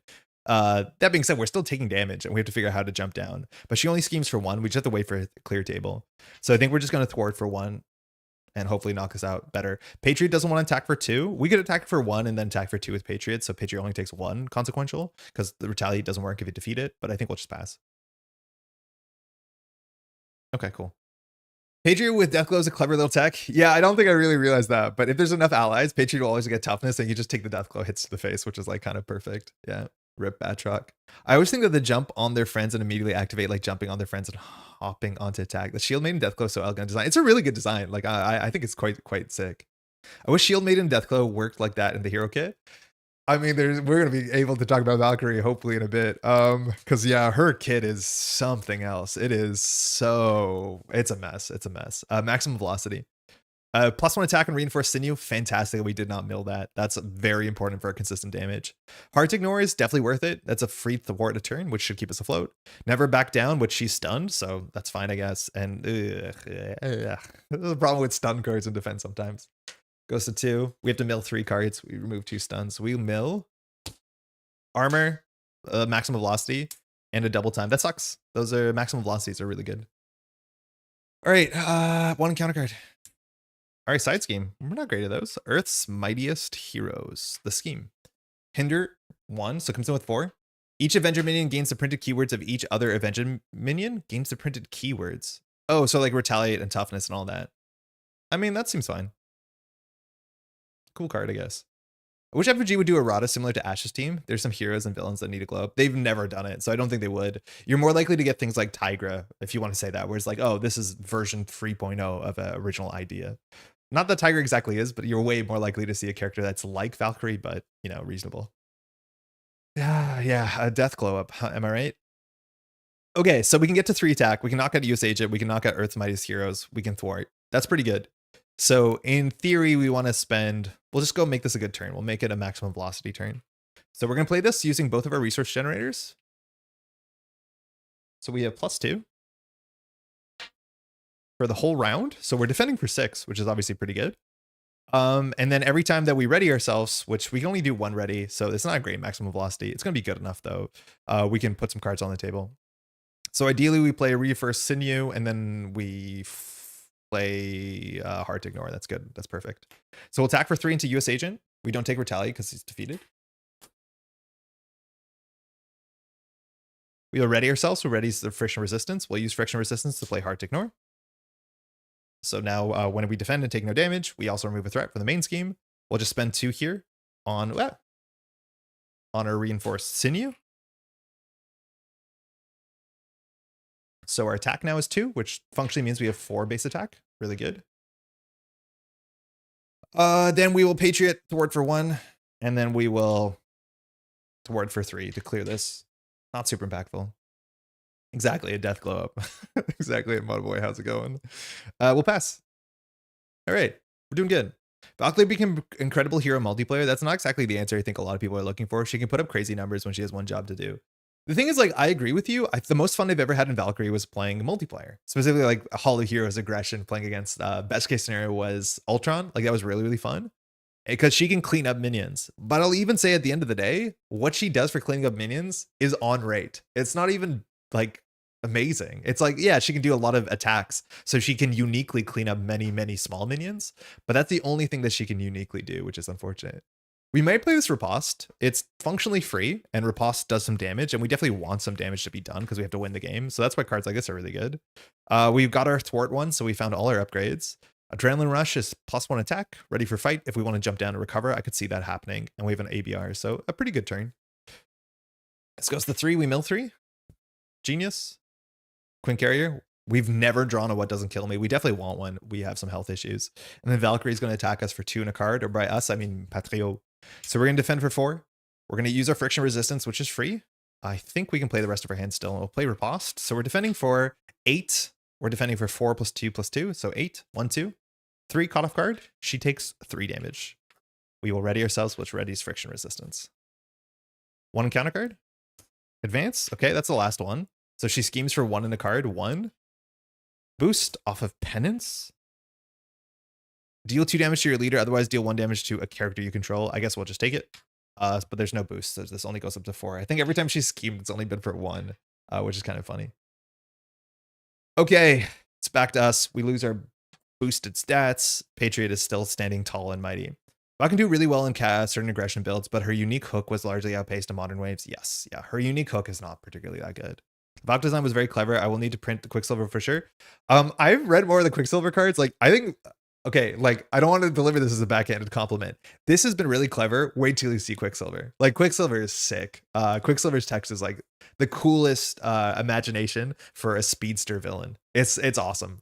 Might be a bit tuned from what I've read. Like, it seems way, very, very scary, but it's very, very cool. Okay, so all we want to play here is a Hyper Perception. Get her Thwart up. I think we want to clear this up. Like, unfortunately, we're just kind of treading ground. Oh, sorry, Hard to Ignore. tread less ground. But I think we can thwart and then just jump down and say Valkyrie's going to scheme for 1 in a card because we've seen 2 advances, so we shouldn't be in a bad spot. I don't know if she has another card that just says she activates. Most heroes have a they activate card in their hero kit. I think these hero cards are more of a 1-to-1 translation to what Valkyrie does. Maybe I'll be caught off guard because I haven't seen it yet. But I don't know if she has a card that just says like Valkyrie activates the way a lot of the heroes do, or leaders do, excuse me. So we'll do 1, 2 to play Hyper Perception. So we get +1 thwart. Cool. So now we thwart for 2 twice. Like our stats are, we can defend for 8 in a round. It's great. It's really good. So we'll thwart for 2 off of this. We'll ready, which readies friction resistance. We'll use friction resistance to play ready for fight so we can jump down, and this does generate a physical, so that's all we want. I think we just want to do some damage here while we can, so we'll attack for 2 into the villain. Then we'll play ABR, or sorry, well, friction resistance ABR. This is what I mean. These turns are so fun. This readies us, which readies friction resistance. We will now use friction resistance to play Adrenaline Rush. So we're setting up for an extra 3 damage on a turn, maybe even more. Let's just pile together. So we can crack this when we need to. Here, I think we're just going to jump down and recover because I'm not worried about 1 thwart. So we'll jump down to Alter Ego. We do technically have Alter Ego text, but we can't use it, and we'll just recover for 3. We'll pass. Will you add the link to the server to the video after the fact just to help folks? Oh yeah, for sure. I'll add the link to the server. Because obviously it's gone, but it's yeah, it'll be in the description by the time we're published for sure. All right, we'll drop. Worst case scenario, we can crack ready for a fight if we need it, but we'll just draw 6. Disarming Defense. We have 1 more upgrade in the list, I think. ABR. What doesn't kill me? We love that. Another ABR. So this might be an Adrenaline Rush turn because we really want to do against leaders. You want to do exactly their health worth of damage because when you advance them, you can't do any more damage. So if we can do 11 damage this turn, we'll race for it.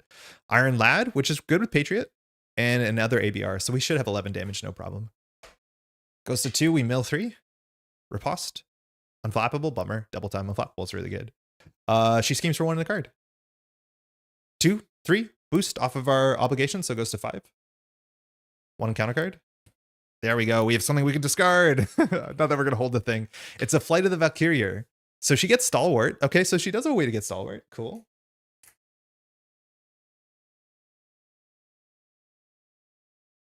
After an ally with Deathglow attached is defeated, add threat to the main scheme equal to the printed cost of that ally and discard this card. That's awesome because this card is functionally the reverse of that, which is like after you defeat something with Deathglow on it, remove 5 threat. So this adds threat. And again, the bigger the target, the more you get from it. So it does give you like some nice bounty hunting, which is great. You can't discard this one with, oh yeah, because this doesn't have a hero response. It has a forced response. And Disarming Defense specifically needs it to have hero action or hero response. So this one's going to stay. I mean, that's fun. That's scary because we did attach this to Patriot, and Patriot is 3 threat. There is another main scheme, so that's okay, but that's what we're going to do. You have a channel there too for fans to congregate and chat along with basically every content creator for champions. Yeah, I guess I don't plug that enough. There is a Crash Space sub channel, like a server room inside the people's Discord. So if you want to come in there, I'm not the most present. I'm not there all the time, but there's also a bunch of channels there for all other sorts of nice folks there. And there's a lot of like content creators in there, let alone nice, like just nice Marvel Champions people, of course. I think technically Riposte's damage is delayed effect, which fires before the hero's response of Hard to Ignore. Wait, Hard to Ignore fires after Riposte? No, it should have, I forgot about it. That is the biggest thing. I forgot to fire this. Yeah. You have to let Patriot die or she'll be Stalwart forever. Oh, that's true. She's also Stalwart forever. Yeah, that's weird. So it's like, we've seen things like this before in the leaders. There's no way of getting rid of this besides letting someone with Deathglow die. Now that sucks because we put like we have 4 stun cards in our deck, but I think we're just gonna ignore it and just like win before that matters. At least I hope. Okay, so we can use our alter ego here with Pietro to discard 2 to draw 2. Our deck is pretty thin. It only has 5 cards left. We're decking out no matter what. Andre has 3 active channels for streams and no central place for communication. Nope, never have been. I'm like not. I'm not great on social media. I'm not great on like communications. I take a long time to respond to people for better or for worse. Like I'm just not good at communicating. It's weird. It's weird how it is. Okay, so this turn, if we attack 2, 4, 6, 8, 10. So that's already a lot of damage. 12. So we can knock her out for sure. If we fire an Adrenaline Rush, it gives us +1 for this turn, which probably isn't necessary because our hand is just a bunch of cheap readies. So if we do Adrenaline Rush, it's 3, 6, 9. Yeah, we waste a bunch of damage. Now we can use these, I'll always be running to thwart here, but I don't think we crack the Adrenaline Rush. I think we're more likely to crack the Adrenaline Rush on the turn that we defeat Valkyrie side 3, which we're getting there for sure. I think we have some extra damage here. There's some extra anything here. So I'm going to recover 3 and just stay really, really safe. We could use our text to jump down, jump up. I don't think we will. We'll flip up and we're just going to send some damage. Remember, you can't do damage to leaders after you flip them. Yeah, 100%. That's why I want to do perfect 11. That's why it's really important. And that's why we don't want to crack the Adrenaline Rush, because if we have extra damage, it's useless. It's forcing you to interact with the Deathglow design, so you shouldn't be able to ignore it. Watch me. I get it. And that's the thing with a bunch of the other leaders. It's like this forces you to interact with their shtick. Otherwise, you can't get rid of them. That's actually not true. A bunch of the other leaders have attachments that say, like, if they scheme, get rid of this. And there's no other way to get rid of it. And sometimes you just can't let them scheme, but it's not associated with their text. Okay, so we're going to def focus for the first ABR. So always be running. We're ready. Okay, which readies friction resistance. So we could have used friction resistance for that. That's actually better, of course, because friction resistance says when you ready this as well. So that makes a lot of sense. Attack for 2. Maybe recovering was not the play. So we'll attack for 2 into the villain. Okay, we want to use this friction resistance.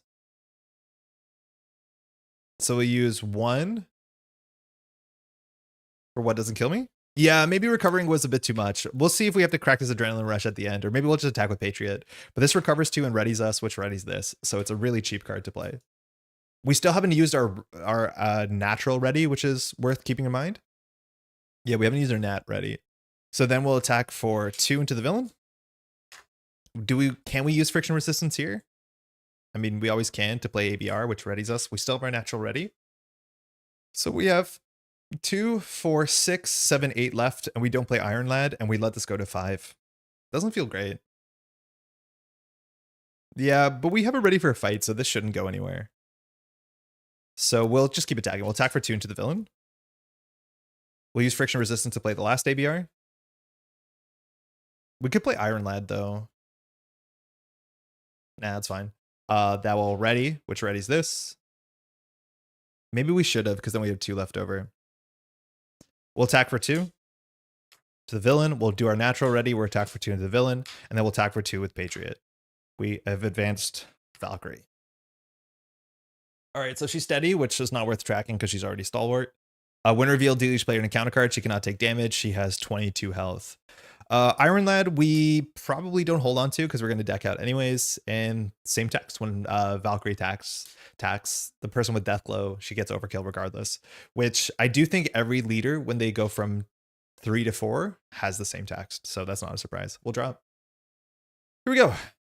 First, Serval. Okay, that's our alter ego card. Another what doesn't kill me. We're pretty healthy. In fact, we have max 9. We're at full health. 11 health is our full health. So we actually can't play this unless we take damage, which is really difficult because the only way to take damage is to let Patriot go down. But if Patriot goes down, Public Outrage pops. Adrenaline Rush, Never Back Down, and Energy. So the Never Back Downs are now kind of useless. We do deck out, so we are going to draw a lot of encounter cards. So we actually might lose the main scheme if she attacks 1 time too many. Yeah, that was a bit risky, but I think we're in a good spot. Yeah, because we have 9 base health. Defensive Construct gives us +3. No, sorry, we can have 12 health. So we're still can't play what doesn't kill me, but we're 1 health short of max health.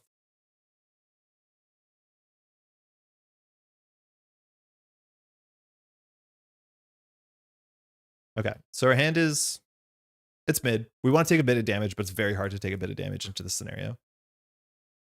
This goes to 6. We mill 3. Velocity, bummer. ABR, bummer. Double time. I mean, these 2 are really good because they actually probably give us somewhat close enough damage to win the game. And now she's going to attack us. Her attack set went up, which is cool. So she's attacking for 3 in a card. We will throw ourselves in the way. We're going to defend for 4. If we don't take damage, we can fire Hard to Ignore. This hand is not amazing. We can't actually use all these resources. So I'm going to do Friction Resistance into Never Back Down just to get +2 block. The text on this won't matter because she's stalwart, but we're blocking for 6, which is the safe range. 3. Okay, Exhaustion. Good to see that. So we take no damage. So we're going to choose to ready ourselves with our text. We can't stun. This readies, and then we're going to fire Hard to Ignore, which says if we block and take no damage, we'll clear 1 threat off of the main. All right, we're drawing 3 encounter cards again. She will still attack Patriot. If we block that, we only have the ready on what doesn't kill me. So in theory, we actually want to block and take some damage. It might have been wrong to fire Never Back Down because we'd actually like to block for 4 and leak just 1 damage. Because as soon as we leak 1 damage, we can play this card. And not being able to play this card actually really makes this hand bad. Yeah, okay. So Dangerous Recruits. The titular side scheme. Dangerous Recruits. Okay, so it comes in with 4 and an acceleration, which because of acceleration, we will advance next turn if we don't deal with something. When a minion is defeated, give it to the enemy leader as a face down boost card. Okay. Under Fire. I mean, it's about damn time we saw this guy, right? And Shadows of the Past is still in here. So Surge Reveal. So whatever, the orders are a bit scuffed. Okay, this is probably an attack. Have at thee.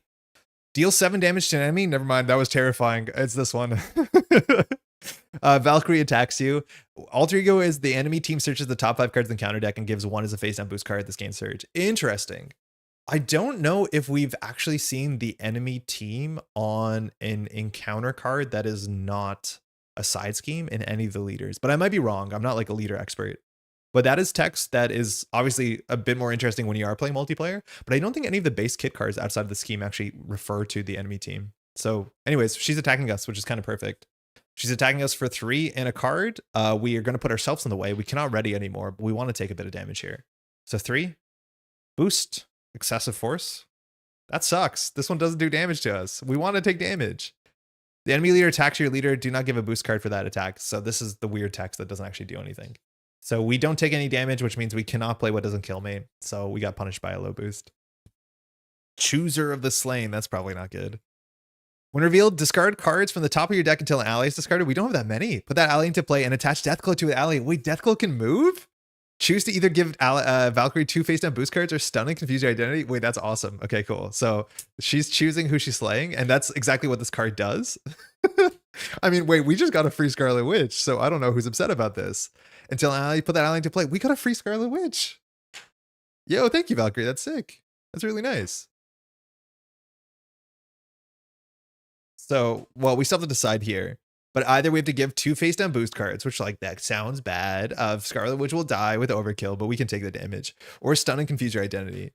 If we stun and confuse ourselves, that's a bit awkward. Because that's a really big thing with Quicksilver is you really don't like to be stunned or confused because your response is a response to doing a basic activation. And if you don't do a basic activation, you can't ready yourself. So stun and confuse is actually doubly relevant. So just for the fun of it, I'm going to swing into this and give her 2 boost cards and see what happens. We've seen the 2 advances, so not that advancing here. It'll go through anyway, so who cares? Atlas. All right. So it's a shame that, oh, I put this under here instead of the Deathglow. I was going to say it's a shame that the Deathglow moves over right when we get our first toughness on Patriot, but Patriot now here is going to get a toughness. It's not that guy. He's a bit less health. So this is Atlas, the minion. When revealed, stun your leader, otherwise you are stunned. We just talked about this. Okay, so 4 health. We have a pretty low tempo turn this turn, but we do have a free Scarlet Witch. And when a minion is defeated, you give them as a boost card. This boost card will stun your leader. So we shouldn't get rid of the stun because if we do get rid of the stun card's going to come back unless we clear dangerous recruits. I think the boost effect meant it attacked you. Wait, what? On which one? Boomguy. Which boost effect? I don't think so. Does this actually attack you? On excessive force? The enemy leader attacks your leader. Do not give a boost card for that attack. Yeah, I don't think this has a translation because usually it will say otherwise attack the enemy player. I don't know if this one, yeah, I looked at the rules. Yeah, this one actually is one of the weird ones that just doesn't have a translation, which is kind of ugly. Yeah, I think that doesn't work.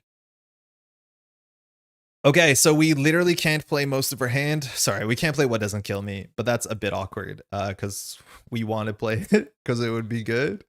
Atlas is attacking for 2. We can deal with that. We want to knock out Atlas because then we can, well, yeah, that'd be fine. The issue is if someone doesn't thwart, this goes through because this will go to 5, 6, 7, and then we'll advance. And this one's been pretty kind to us. I don't remember the one we put behind it, but it's probably not going to be good for us.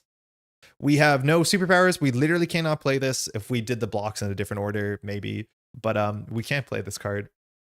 I should have not played the +2 defense card because I realized we do need it to take some damage there. It actually would have been good for us by a large margin because the fact that we can't play what doesn't kill me means we functionally lose like 6 damage this turn. So we really biffed it by playing the Never Back Down because we wanted to take damage. Yeah. Because if we can't play this, we can't activate it. We can't activate, we can't ready. So there's 3 activations this turn that are thrown down the drain. Okay. So, I guess we're just setting up, right? So we'll play another Adrenaline Rush. We'll play a Serval Industries. We might actually hold on to the What Doesn't Kill Me. Like, it's pretty good. We should take damage. This is an alter ego card that allows us to shuffle cards back into our deck and then just lose them when we mill 3. We biffed it. Andre outsourcing the blame. It's a royal we. Like, we're all in this, right? Oh, my bad. Sorry. So what are we doing? I guess Scarlet Witch can try and clear Alice, and if she doesn't do 2 damage, we clear. No, we have to scheme. We have to thwart. We do have to thwart. If we get a 3 boost, she can one-shot Dangerous Recruits, would be pretty sick. But ultimately, this is not the thing that we have to worry about. This is what we have to worry about. If we don't clear this, we have to thwart this once with Patriot, which is kind of funny. Patriot's also perfect because Patriot can block for Scarlet Witch, and this toughness +2 is really good. And then we can actually just take the Atlas attack to our face because we want to take 2 damage, which means we should pitch like that. Because this card's really good. Because What Doesn't Kill Me, again, the stun is going to suck. But we have 2 Adrenaline Rushes, which means like we can attack for 4 into 4 into 4 as much as the stun will show up. And that is kind of a lot of damage. Yeah, so we could also jump down with Ready for a Fight and fire Serval and then just jump back up and draw 6 hand size. I mean, this is a good turn to do it. So we're going to use Scarlet Witch and we're going to thwart this. And if we get a 3 boost, we're so good. Oh, a 0 boost. Sick. Okay, that's cool. So, oh, that's really bad because now we have to use the toughness on Patriot. Unless we would let this go through. Why did I thwart that? Why did I thwart that? Did I think I was going to get a 3 boost? There's like 5 cards left. Yeah, now Patriot has to thwart that, which means we lose the toughness. That was bad. I forget how these HP pools are in solo. I played Valk this morning and flipping her to 88 HP feels different. Big numbers, man. I don't understand when people play 4 players. They're like, oh, I'm so excited to attack for 3 with Quicksilver. And it's like, you have 88 hit points. I just feel like what you're doing doesn't feel like it matters. And it's so weird where the villain has 88 hit points and you have 9. Like, how do I feel like a hero? I want it to be like slightly close. Anyways, yeah, I guess we have to. That sucks. We biffed that. We should have thwarted this. We definitely should have thwarted that. Because this was not only, yeah, this was a long shot. We should have kept Patriot. So Patriot loses the toughness, which means Valkyrie is going to attack for 3, 4, 5, and a card. We can still block that for 4 and be pretty happy. We'll keep on What Doesn't Kill Me, and we will jump down just to draw another card. No, I don't think we will. Another card's not super important. Oh, no, it allows us to use Serval. Yeah, we'll jump down. Because I think 2 advances are out, and that's the only card that we're scared of here. It doesn't look like she has a scheme card, but both advances are out, so we can just jump down. All right. We'll jump down to Alter Ego. And in Alter Ego, we'll use Serval Industries. So Serval Industries allows us to shuffle 2 cards back in our deck. So we're going to put back a maximum velocity, which is the +2 to everything, and we're going to shuffle in a ready. We might mill. We have 4 of these. We have 2 of these. So we don't know if we're going to mill the copies that we added or not. And then we'll hold on to What Doesn't Kill Me, and we'll draw 5 more. Quicksilver's a lot worse than 4-player. Yeah, maybe. I mean, it's nice that he can block twice on the table. Isn't that cool? Isn't that cool that you can block for 2 people? I thought that would be kind of like a cool thing you can do. All right, so everything readies. 1, 2, whatever. 3, okay, that's good. 4, not bad. 5, no, that's not the one we want. 6. So we didn't draw into the good one. We might play Never Back Down here because I think we have enough resources, but we have to do the math. This goes up to 6, which is 1 before popping. And then Valkyrie would, in theory, scheme here for 2 and a card. We could let the main go through, but we're going to be heroic and we're going to say we are ready for a fight. So when Ready for a Fight fires, we flip up and we are now going to be able to defend. She's stalwart. Yeah, you're right. Forgot. So she's attacking for a lot of cards. So I don't think we're going to block here. I think we're just going to take it to the face. I think we're going to take Atlas to the face as well. Because we'll see how it goes. But if we exhaust ourselves here, it's a bit ugly because we need to get rid of the stun. So we will just defend for 4. She's attacking for 3 and 3 boosts. So the worst that this could be is 3, 4, 5, 6, 7, 8, 9, 10, 11, 12. We block 3, we take 9, we're alive. We're alive. That's good. So we're going to block for 4 against 3 and 3 boosts. We're going to choose not to play Riposte because it's probably not going to fire. And this is just 1 card for 2 defense. right? Because we can use friction resistance. I don't know if I'd use one card for 2 defense, because this hand is actually like somewhat expensive, and we can probably play most of this hand. Let's see. So we're defending for 4. She's attacking for 3. Uh-oh. I was waiting for this one. This is Dragon Fang. So attaches to her. She gains piercing. I mean, that's good to know. So she's now attacking for 4 and 2 more cards. It's spend 3 resources the same type to discard this. We will never do that. Nice. So we're at 6, 8. So we'll take only 4 damage. Not too bad. And we protect the Scarlet Witch, which is like pretty heroic move if you ask me. Atlas, the minion's now going to attack. It will attack us for 2. We'll ready ourselves, mind you. We'll just take 2 to the face. 1 encounter card. Ooh, not this again. Valkyrie attacks you. I mean, don't. What about if you don't do that? So if she defeats Scarlet Witch, we're going to take some damage here. She's attacking for 4 and a card. We have to defend one more time here. So we're going to just defend for 4. The most this could do is 3 extra damage to us, but we're probably going to be fine. So we're really good that we can double block. Man, this is a really good matchup. 3, 4, 5, 6. So we'll take 2. Okay. We got through that bad turn, and we're still technically alive. I'm glad we recovered 3 that one time. As much as we could have blocked out with Patriot, and it would still have overkill, actually, because of her text. Yeah. Yeah, I think she still has overkill the way that she's worded, which is kind of cool. Okay, so we have to ready ourselves, which means we have to play What Doesn't Kill Me. So that shouldn't be that bad. We'll do 1. What Doesn't Kill Me? So we have to fight for our basic ready here. So we're going to ready ourselves, and we'll heal 2. So we're at 5, which is good. We're still stunned though, so we have to whiff the stun. Again, we have to thwart 2 off of this, which is probably Scarlet Witch's day to deal with this. And this, I don't think we care about. Yeah, I don't think we care about that. So the other thing that we can do here is another What Doesn't Kill Me, and then we have 1 more ready in us.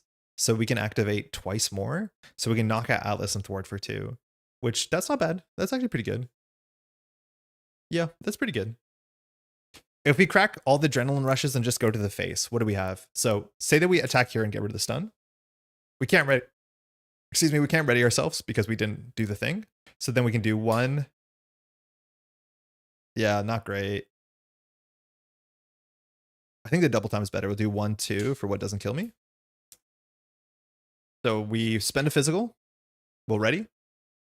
Heal 2. We're at 7. Pretty good. Yeah, the threat with her attachment is the part that I'm worried about. But now we actually have her ready, so we can attack for 3. We can attack for 4 into 4. So we can do 8, 9, 10, 11 plus a mystery. So that's not going to hit 22 unless we hit a 10 boost, which I haven't seen that yet. This is free, which is nice. Double time can clear a bunch of different things. So I think we're going to start with Scarlet Witch because I think we're allowed to Scarlet Witch. Friction should ready? Yeah, it is. Yeah. Right? So we're going to use Scarlet Witch. She's going to thwart this for 1, and she's going to get a 2 boost. 1 boost. Bummer. Oh, we deck out 2. That's good not to draw that card. That's a really bad card. So that made things a bit worse. But she only thwarts us down to 1, which is kind of annoying. We could use Patriot. Oh, this is still ours. We could use Patriot here to clean that up. Because now we have like 3 threat per turn. We still have our basic ready, and we still have a double time. If we clear this first, Atlas won't become a boost card, which stuns your leader, or otherwise stuns you. Which that's, yeah, this sort of like confirmation that the wording doesn't actually work for the other card. Okay. Are your dice counting down or up? Down. This is how much health they have. I find it a lot easier on camera to put on their total health and then count down, because otherwise you have to have a dice that shows the damage, and then you still have to see how much health they have left. So I always just put the dice to be like, that's the number. Same for the health, you know, behind next to my head. It's the same idea. It's what they have left. It's a lot easier on camera. It also just uses less. It uses more tokens on average, but not with dice. Okay, so we have a double time for free. We can activate, get a free ready, activate. So I think we're going to use Patriot to clear this. Good job, friend. This has no text, but we lose acceleration. Then we will... It doesn't really matter how we do this, because everything just does instances of 2, unless we crack this, which I don't think we will. So we'll thwart for 2. We'll get our free ready. We'll use these 2 to play double time. With double time, we'll knock out Atlas. So we did crawl back. We went down from 3 health to 7 in a single turn, which is really good. And then I think we'll just thwart for 2 for some safety here. And we'll pass. Okay, so there's still both copies of the thing that gives us +2 to our stats, which if we draw an ABR and +2 our stats, we go to 1, 2, 3, 4, 5, 6. We do 6, 12, 18. We probably should have lethal. What doesn't kill me? That's good. It's cheap ready. Some healing is nice. ABR, fantastic. Speed Cyclone, useless. Genius, not very useful. Never back down, literally useless. Okay, not good, not good, not good, not good. This goes to 4. Valkyrie's attacking. Scarlet Witch for 3 and a card. We will defend for 4. We don't really care to play any of these cards. The only thing is if we perfect block, we hard to ignore 1, but we actually should do that because we can't even spend all these cards. That's the weird thing is like, yeah, we literally cannot spend our whole hand. We probably should have locked on this deck, like most decks. So we'll never back down. So we're defending for 6. She's attacking for 4. 5, 6, perfect block. So we can't stun her, but we can remove a threat. And we will, of course, ready, which readies this. 1 encounter card. Stop attacking us. She's attacking again. So she's attacking for 4 and a card. If we let Scarlet Witch go down, we'll add 3 threat to here and take some damage. Like maybe we just let her go down. I don't think we do. I think we still block here because we can't defeat her. So just like staying alive is fine. We'll defend for 4. She's attacking for 4. 5, 6. We take 2. We cannot ready. Okay. Did we mill 3 cards? I don't think we milled 3 cards. We forgot to mill 3 cards, right? Yeah, we did. So let's mill 3 cards. We lose the Quinn Carrier. Maximum Velocity, bummer. Oh, 2 Maximum Velocities. That sucks. That's the card that we're planning around. And that's why this is worse than a lot of other heroes, because with Serval, you want to plan your future.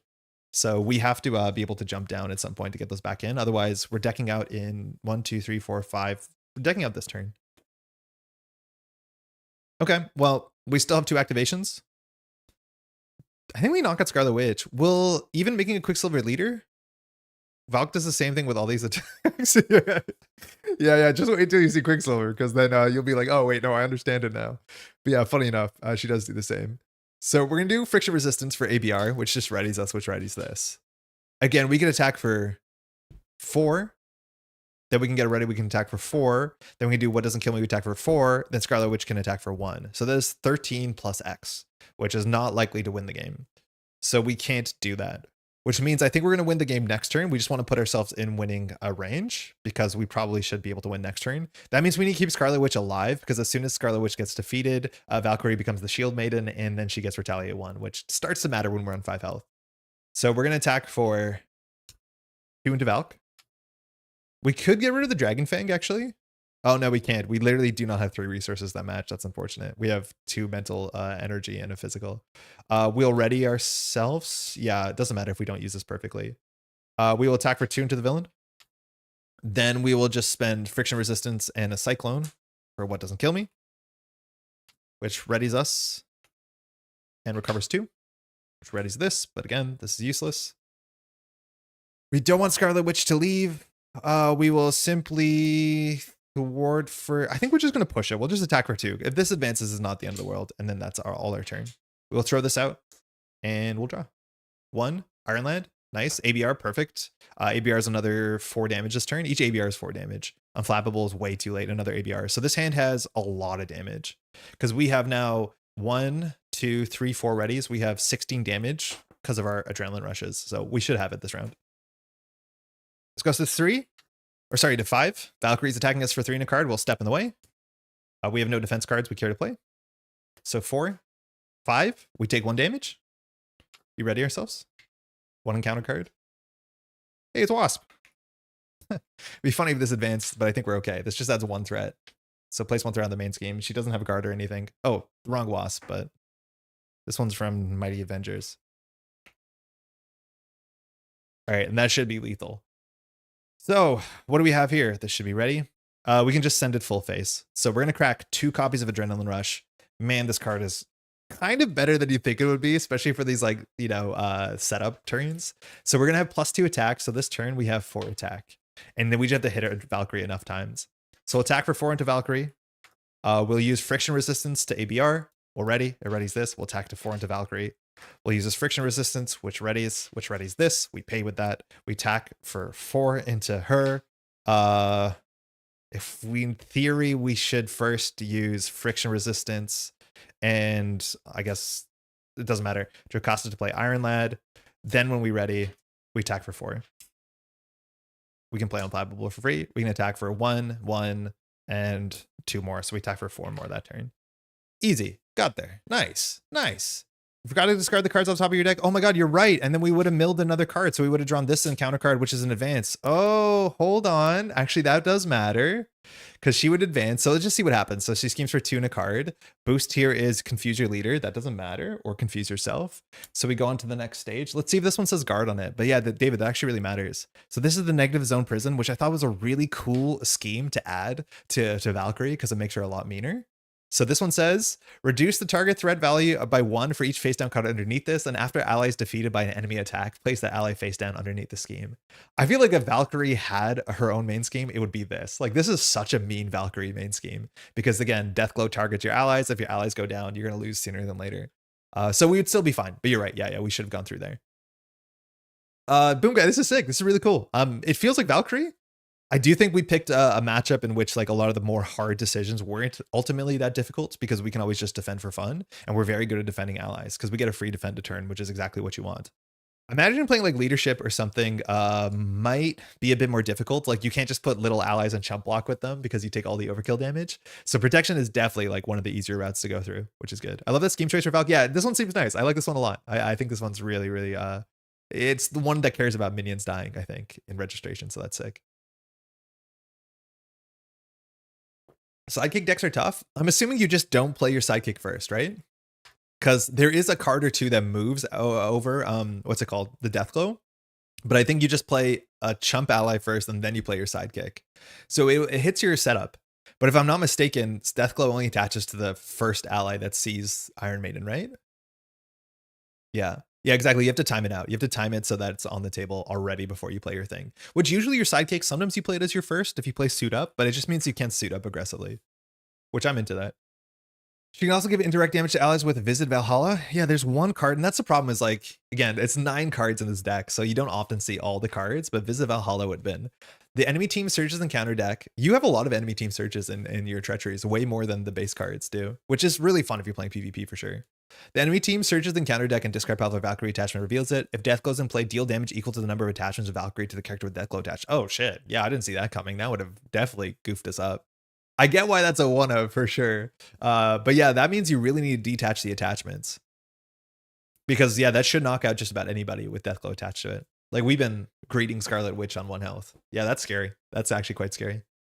And then, of course, because there's more attachments, Flight of the Valkyrie will fire and this advances. So yeah, you do walk I think we're walking a slightly thinner ledge than I would have guessed. Cool. That's sick. I'm into that. I would play that again. How would I compare this to some of the other leaders in the box? Favorably. I would compare this favorably to some of the other leaders in the box. This is easily in the top half of the leaders. I'd have to play it more than once to have like a really strong opinion, but this was way cooler than half the villains in the box. Again, also sometimes the design of leaders has to be like based off of the PvP. Like I'm not a big fan of the Vision leader, but Vision's probably more interesting in a multiplayer environment in which like you have to race because Vision doesn't really do much besides doesn't die. And that doesn't matter when you're playing it as solo or cooperatively. It matters when you're playing PvP. It's great to hear. It's fun to see you play her. I mean, this is sick. This is such a good design. I think you should be really proud of this. This is really, really clever, really well put together. Really good. Yeah, no, that's good. I would recommend this to other folks. I think when it comes to a lot of card games, some people are on the fence of playing like player made content because it might not be as good, or you know, sometimes it looks different, stuff like that. But I would easily recommend this. This is quite nice. Very cool. I think the thing that would like really bring this to the next level is designing actual main schemes for this. Because like the leader schemes, I mean, they're okay. I think Negative Zone Prison is like a really good choice, maybe a bit too mean. But I do think if she came with her own main scheme, we designed one more card. Like that, I think that's one of my least favorite things about the leaders is that firstly, the amount of cards in the deck. Maybe you could just print more Valkyrie cards and put them in there, like of the same cards. But if they had bespoke main schemes, I'd be so much more into leaders. Unfortunately, they don't. Where can we find the cards? Hell yes, let me post this link in here. So you can find them on this Discord. So Boomguy made these and brought them to Kana Heroes, not for Kana Heroes. Gotta be correct about that. But if you join that Discord space, which I'm in that Discord, a lot of nice folks are in that Discord, including Boomguy, there is a channel in there that people share their custom made content, and these are all shared in there, so you can grab them. There's card files, so you can send them out to make playing cards, and then there's card files, so you can send them out to another printing company, which I'm less familiar with. Thanks for sharing. I mean, huge thank you to Boomguy for like making these, let alone sending them. So like we got these in the mail with some nice promos as well, including this, which is just great. Oh, there's some cards in here. All right, want to see the other side? Let's see the other side. There are files ready to print for MB print. Yeah, MB print, and maybe not make playing cards. I think there's 2 printing options. Maybe I made that up. I'm pretty sure I saw 2 printing options. That's where I grabbed all the card art for like the stream, which I'm very happy to be able to show those. Okay, let me just grab the standard and expert cards, and we'll talk about this Valkyrie deck. So we have to now play the other side, and let me tell you, the other side is going to be way harder. Oh my god, is the other side going to be way harder? So we have an uphill fight. As MC is not a competitive game, fan content is fair game, especially when it equals or exceeds official content. I mean, like, I agree with you, but I still think a lot of people are reticent to be like, oh, that's not real content. Even if it's like, again, when you're playing PvP, 2 people have to like, you know, sign up for what you've done. But even for solo games, some people don't want to touch fan-made content. All right, this is Valkyrie. This is a nice Valkyrie altar that Boomguy sent along with all this stuff. So we have Brunhilde, and then we have Valkyrie. It's the same. It's the same. This is our Valkyrie deck. But we do have to face off against Quicksilver. One went out of business, rip print to play games. Oh, I'm not familiar with that one. There's a whole bunch of services that like financially do not make sense as a Canadian, so you're probably more familiar with them than I am. But classically for like Netrunner back in the day, you could either go through drive-through cards or you could go through make playing cards. And drive-through cards, we almost never went through because it was so expensive as a Canadian, just for shipping. Everything comes from China one way or another, I believe. 4, 5, 6, 7, 8, 9, 10. Okay. This is Valk. Ready for the Valk talk? Are we ready for the Valkyrie talk? Hey, where's our obligation? Oh, I think it's already in the deck. We're going to need this. We don't need these, hopefully. I think they're in here. So we'll set this up, but we'll explain the setup in a second. I just want to set up. I think our obligation's in here. Yeah, it is. Okay. NPC is reticent to do any official Marvel content. MB Print is in Poland. Oh yeah, MB Print is the one that people also use for like Arkham Horror custom made content. I knew it was in Poland. But yeah, there's a bunch of people that are, they'd be like, prove that you have the rights to this stuff, even if it's fan made content. So like, you know, printing the card back again, and I need to say this, the card backs, you cannot tell that these are custom made. The card backs are perfect, which I'm surprised. That's really hard. Hey, Grolix, I was on the fence about custom content initially for those reasons, but there are tons of scenarios and heroes that are good for better FFG content. Yeah, for sure. 100%. Like, people do good stuff. It makes me want to, like, throw my hand at this ring. This seems like really fun. Valk talk. When you're sharing games with friends, it's tough for sell when you start pulling out fan content. So I get exactly to be like, oh, what are we doing? We're deep down a rabbit hole here. I'm designing a leader too, going to share it in the Discord after a playtest today. Sick. Also for playtesting, you can playtest on like TTS relatively easily. It's not hard to put cards in a deck. You don't need nice art. You should try the cards before you put nice art on them. I would highly recommend them for a lot of reasons. But there's a lot of nice ways, and I have no doubt you can find people on the Discord server and be like, hey, do you want to help test and give me feedback? So far, we've only played one game of Valk. Not that the feedback was asked for, but I honestly don't have a lot of notes. I think it was pretty great. I think my one note is the text on Deathglow technically should be changed. Just the one sentence. Printing Valk this week, couldn't find Quicksilver. Oh, it should be linked in there. It should be linked in there, Christian. How's it going, by the way? I have dozens of custom heroes printed and even about 15 custom scenarios. Some of the very cool stuff out there. I've seen like a ton of stuff on like TTS workshops. Like people just diving into the DC universe and doing like all those characters. I have played some though that I've thought like, okay, so this is a thing too that I'm a bit, I would say, maybe difficult when it comes to custom content, is that there's a lot of custom content that gets shared on Reddit and stuff like that. And I don't mean to poo-poo that. Like, great, people making custom content is fantastic. But sometimes custom content like fails these sort of, I would say like, there's like design guidelines that you secretly, quietly Marvel champions people are using, right? Like the amount of words on a box, right? Like very often with custom content, people make things that are too wordy because they have all these ideas and that's the best way to do it. Like, oh, this is how the character would be, stuff like that. If you notice Marvel champions, they don't use too many words and they're still good at, you know, portraying that character's powers from comics to the table. And I think that is the thing that is really hard to land, is it's very hard to make a kit that is not too wordy. It's easy to understand, that doesn't have like a whole paragraph where the margins barely exist.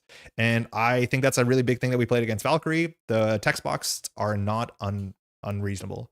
And a lot of times in content creation, custom content, the text boxes get unreasonable very quickly. So that's really good, Boomguy. I think that's a great job. I'm usually like pretty tough of that. I see a custom content thing. It's like you have to read a page and a half to understand how the card works. It's like, you need to make this more elegant for sure. I use no cards in front of proxies from my initial design, played over webcam, tested both so much. Sick. Yeah, that's really good. Especially also like for testing leaders. Only one person has to have the cards, I guess. Maybe that's the same for everything. Yeah, that is so important. It's so important. I've seen so many overloaded kits where it's like, this does 17 different things. It's like, please cut off half the words. You can't do it like this. The thing is, like, using few words to deliver an idea is actually kind of hard. Like, it genuinely is hard. So it is a skill, and that's like one of the things that they're very good at FFG. The amount of stuff that I have no doubt that they have not been able to do because they've had too many words on it and end up on the cutting room floor is more than would ever imagine. It is quite a skill. Villain named Quicksilver. I even added these to my registry so I can do this and they'll show up, which is, yeah, should show up with 16 health. Nailed it. Okay, so let me catch up on chat. Translating the hero to leader is a lot of fun, but can be tricky. Very easy to overtune sometimes. Yeah, I don't know. For difficulty, I have to figure out. I think Quicksilver is going to seem a lot more difficult. It looks a lot harder. Doing good. Just sat down with some desserts, prepping to test Gambit Firepower afterwards. Oh, that sounds fun. When I was testing Cyclops, I used hero cards as placeholders with the villain abilities and an iPad next to me. Oh, that works good too. Yeah, just have a reference card. You just look at the sheet. So important, but it takes a ton of work and iterating to get the text down. A lot of custom content just doesn't seem to take that time. Yeah. That is a time thing too. And sometimes you just want to put something out to share, to like talk about it and get some feedback. So yeah, there's reasons to share at all points of development. All right, this is the timestamp for the Valkyrie talk. So we haven't played Valkyrie on the channel yet. And I do want to preface this with what we will be referring to as rule 1 is I enjoy Valkyrie. In fact, she is in my higher echelon of characters. I've played a fair bit. Like, I think she's in the top 3rd. So I've played a fair bit of Valkyrie, which have mostly been solo. That being said, I think comfortably Valkyrie is one of the worst characters in the game. And I forget who was talking about this. Was it Masked Hero? But one of the most interesting things about Valkyrie is like her kit is, you see what they're going for, but they just miss it slightly. Like numbers are off, some ideas are slightly off. And so she's kind of contagious because you always want to try her. You always want to tweak her. You always think you're going to like, crack some sort of puzzle. Ultimately, I just think what she delivers is not it, and it probably will never be it, which is a sad thing. She's definitely better in multiplayer. I have played her in a multiplayer aggression scenario, and you can uniquely like defeat every single character on the table, every sort of small minion. There's not a lot of characters that can do that, so that's one unique thing she could do. She's definitely not great in solo. There's been a lot of cards recently that have made her better, but there's also a lot of cards, and we have a bunch of them in our deck that feel like they make Valkyrie good, but then when you do the math, you realize like, oh, we're just spinning our wheels. So you feel like you're taking a lot of game actions, but ultimately you don't actually end up doing anything. I don't know what happened, because a lot of the characters in the wave that Valkyrie came around are actually really good, really ambitious designs, very interesting. Some of them are underpowered a bit, but like I'm okay with that. They don't always have to be overpowered or powered. Like underpowered is fine. You just need to know what you're playing against. But Valkyrie just felt weird. Like it feels like at some point in the design, either right before they sent her out, they like chopped some numbers off of her. They did some massive changes without like maybe getting the right amount of playtesting in the time. Kind of feels a bit like Hulk. And I think Hulk is the other hero that comes up in this conversation. And I think Hulk was known to be a bit too good. Michael Boggs designed Hulk, I'm pretty sure. Maybe correct me if I'm wrong. And then they like nerfed the heck out of Hulk and we got a very, very, very weak character, which sucks considering Hulk is very, very iconic. So that being said, we're gonna be talking about her character, her cards, and I want to make it very clear, still enjoy Valkyrie. I don't think it's like useless. It's just like a very interesting case study to look at this and kind of see what they've learned from this and see which characters do what she does and promise that sort of thing, but do it a bit more consistently. So firstly, this is Valkyrie. She has 12 hit points. That sucks. She doesn't have 14 hit points. A lot of the other Asgardian or the other Asgardian, if you have 14 hit points, you have a 1 cost ready that you can play. We can't play it. We're at 12 hit points. As much as we can get ourselves up to, I think 16 in our kit, which is pretty good. Maybe it's 15, I forget. She's Asgardian, which is a trait that has a bit of synergy, but not enough synergy that I really care about it. But she's Avenger, which is nice. But she also has a 1-2-1 stat line. And that sucks. And I think we talked about this last week. There's a couple characters that just had really, really bad stat lines and are absolutely puzzling why they have this bad stat lines. When we look at like Jessica Jones and a lot of the other characters, you notice now most characters have 6 stat points that are distributed, unless there's something of their hero kit, some part of their hero kit that is just busted. Like we did just play Quicksilver. Quicksilver technically only has 3 stat points, but because he's a ready, he technically has 4 stat points. But as soon as you give him 1 extra stat, he has 6 stat points, if you want to call it that. That being said, having raw numbers is better because if you ever have to defend, said, having one defense is going to be an issue. Like, that's still an issue when it comes to Quicksilver, but yes, she has 2 cards in her deck that increase her attack stat and her defense stat somewhat conditionally, but also somewhat stably, but she still barely hits the sort of like base threshold for the normal stat line you'd expect. I'm so surprised her numbers are so low. Now, for her numbers being low too, that also doubly sucks, because having 1 thwart and she has no way to increase her thwart makes her a really bad choice for solo play. Because in solo play, if more than 1 thwart is added to the main scheme, you're going to be falling behind. There's no way around that. So you have to add cards to your deck and allies to fix the downsides you have. She also has 2 attack, and having her attack stat be big is also really important because she needs to defeat minions. In fact, her whole shtick is largely about defeating minions. It doesn't have to be minions. It's usually minions. And she only has 3 attack cards in her deck. So unless you're playing aggression and adding a lot of attack events, the only way to fire your text is by using your attack stat, which is usually 3 or 4, but maybe not that good. I don't know. I feel like attack stat is the stat that feels like it's the most weighted when it comes to the design of Marvel Champions. We have the same stat line on Hawkeye, and Hawkeye technically has a 3 attack stat as soon as turn 1. And it comes at the cost of thwarting and defending, which is very important stats when it comes to surviving on a lot of board states. Now, her action is play the set aside Deathglow. Notice how I said pay, kind of a Freudian slip here. Upgrade as if it were in your hand. And so you don't always have access to this, because notably you can only do this when Deathglow is set aside. Once Deathglow is attached to something, good luck. This is Deathglow. It's a 1-cost condition. It's not a superpower. It's just a condition. And all this card does is attaches to an enemy. And then when an attached enemy is defeated, you can return this card to add to play. And if Valkyrie defeated that enemy, you ready her. That's it. This is her kit. Her kit is a 1-cost ready that's conditional. Already, that unfortunately is not good enough. This card could and should and probably cost 0. And even if this card costs 0, a 0-cost ready that's attached to a condition on a board state is not bad. That is a legitimate hero kit. That is a thing to build your hero around. But a 1-cost conditional card that readies you under the right board state is just not good enough for a hero kit. And that's already like the biggest uphill fight. That ain't it. Now, when you play multiplayer, this is a bit better because you can attach it to a thing, and defeat multiple things on the table. But functionally, you're just saying you can defeat a minion that has 3 or 4 health for 1 resource. That's not the worst text, but that text is, again, only going to be more relevant the more characters there at the table, the more players there at the table, because they're more likely there'll be more minions at the table. If you do not draw a minion on your turn playing solo Valk, you are useless. Your text doesn't matter. That sucks. Now, the thing is, you can attach this to the villain, and that can matter. And a 1-cost ready is obviously underselling it, because you'll see we have a bunch of cards that are conditional based off of where the Deathglow is. That, unfortunately, does make those cards more expensive, because it functionally adds 1 to the cost of all these cards. But then the other issue, of course, is if Deathglow is attached to the villain, you can't take it off the villain. So if a minion jumps into the table during the villain phase and you want to attach Deathglow to that minion so you can knock at that minion to get your ready and then reattach it to the villain, which again costs you 2 resources, you can't do it because you can't detach the Deathglow. That's unfortunately another huge flaw with Valkyrie is you don't have a lot of control where the Deathglow goes. The only way you can do is an alter ego. And speaking of alter ego, 4 recovery is nice. You know, she's a hardy character, but only in alter ego can you unattach the Deathglow. That's it. So the only way to unattach the Deathglow is to run away, which her kit has no support to get to alter ego. And yet somehow she has 2 alter ego cards and one of the worst alter ego nemesis sets. When her nemesis shows up, you have to go to alter ego, and her kit, especially when you're playing solo, has no support in getting to alter ego. These are all such big issues. If this text was her action was attached to her hero side, then you can make some interesting choices. You can actually choose to put this on tempo on the villain, but you literally cannot put this on the villain on a lot of board states because you can't take it off the villain, and you need this to be on minions more often than not. There are a lot of turns where if I have 1 resource floating and this is not attached to anything, I will not attach it to the villain. I will just pass my turn and throw that card out, because attaching this to the villain is the worst thing you can do with next time you draw minions. Did Valkyrie crawl so Tigra could run? 100%. There's so many things from this kit that are better in other characters like Tigra. Tigra is doing a lot of what we're doing, but like way better. You know, it's way better. I think you can make the argument Tigra is sort of Valkyrie too. Yeah, I think so. Hey, Nolan, how's it going? Valk is a hero that I love playing a 50 hand size aggression deck. She's fun in aggression. She is for sure. But just to get that out of the way, like fundamentally, we're working on very crooked ground here. This card costs too much. You don't have enough control about it. Our stats are really bad, and we do not have the stats you need to survive in solo. Now we have to look at the hero kit, which like, I'm not saying this to dunk on this. I'm saying this to like understand a bit about game design and understand this game. Like things clearly went a bit wrong here, or specifically she's a character that's only balanced for, you know, multiplayer. Maybe she is for a very minion heavy multiplayer, but we're playing her in solo. And I do think the Marvel Champions team is very good at making characters that are good for multiple player counts. This is not it. And I think it's fascinating to understand why that's the case. All right, so let's look at her kit. We have Dragon Fang.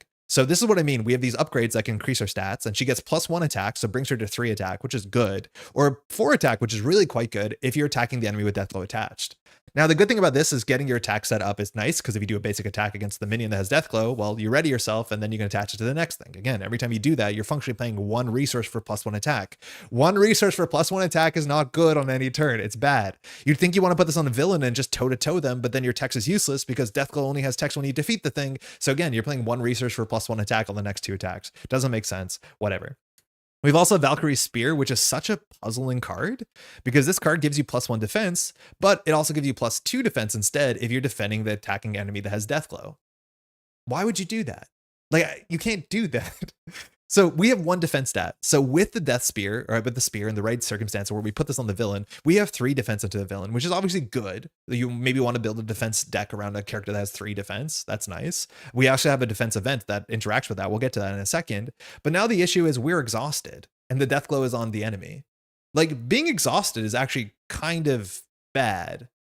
1 resource for +1 attack and ready? Oh no, sure. But I'm talking about attaching this to the villain. You're right, though. Like, the breakpoint does matter when it comes to minions. Like, doing 1 resource for 4 damage and readying a minion, it's not amazing. It's honestly not amazing. There's a lot of cards in the game that are just 1 cost readies that do something more consistently that on more board states. But you're right. You get +1 attack and a ready, which maybe you need the +1 attack. Sometimes you don't. But when you attach this to the villain, it's like, what are you doing? And that's the issue. For this to be good, you want to attach it to the villain, but then you're exhausted. Again, we have 2 defense events that stop us from being exhausted, but then this is attached to the villain, which is one of the things that we really can't easily do. So that's really quite difficult. Yeah, being exhausted is brutal. That's a really big thing. It's like, for her to be ready, you generally need to attack because you need to have a minion, which is not guaranteed. You need to attach Deathglow to the minion, which costs 1, and then you need to defeat the minion. Now, you have to defeat the minion for the ready to fire. It's kind of like some of like Hunted from Tigra. I think she has to defeat it. I forget. One of Tigra's cards cares about you doing it, one doesn't. I guess, no, Tigra doesn't care, but Suppressing Fire does care. I think that's the confusion I get. But anyways, yeah, being exhausted is really bad because unless you're an aggression deck, if you're exhausted, you're probably not able to knock out a minion because most of our stats are entirely on our basic attack. And if we're exhausted, we can't use our basic attack. And we have 2 copies of Shield Maiden. Very cartoony art on these. I don't mind them. I think it's kind of fun. It says when the enemy with Deathglow attached, we can declare Valkyrie. She'll defend for 6 if things are set up. Otherwise, she's defending for 3. Sorry, it's 5 or 3. And she doesn't exhaust. I mean, that's an okay card, I guess. +2 defense and a ready, but it's attached to another +1 cost card, and you have to attach this to the villain, which, as we said before, you shouldn't do. You should not attach this to the villain, because when it's attached to the villain, you can't remove it from the villain, and if this thing is attached to the villain, all it's doing is, well, not much. This card is only really good when it's attached to minions. None of this starts to make sense. This card could have been free. I think if this card costs 0, if these cards were super power traded, there's a lot of ways, but already this is functionally a 2-cost card because you have to attach Deathglow to it. Or maybe, no, I shouldn't call it a 2-cost card, but it's a conditional card attached to a condition that you should not be in that circumstance because it's a very bad circumstance. We have Aragorn, you know, from Lord of the Rings. How do you spell this? Do I not have this in the list? Oh yeah, also that's very important. This is not defense traded, which has to be an oversight.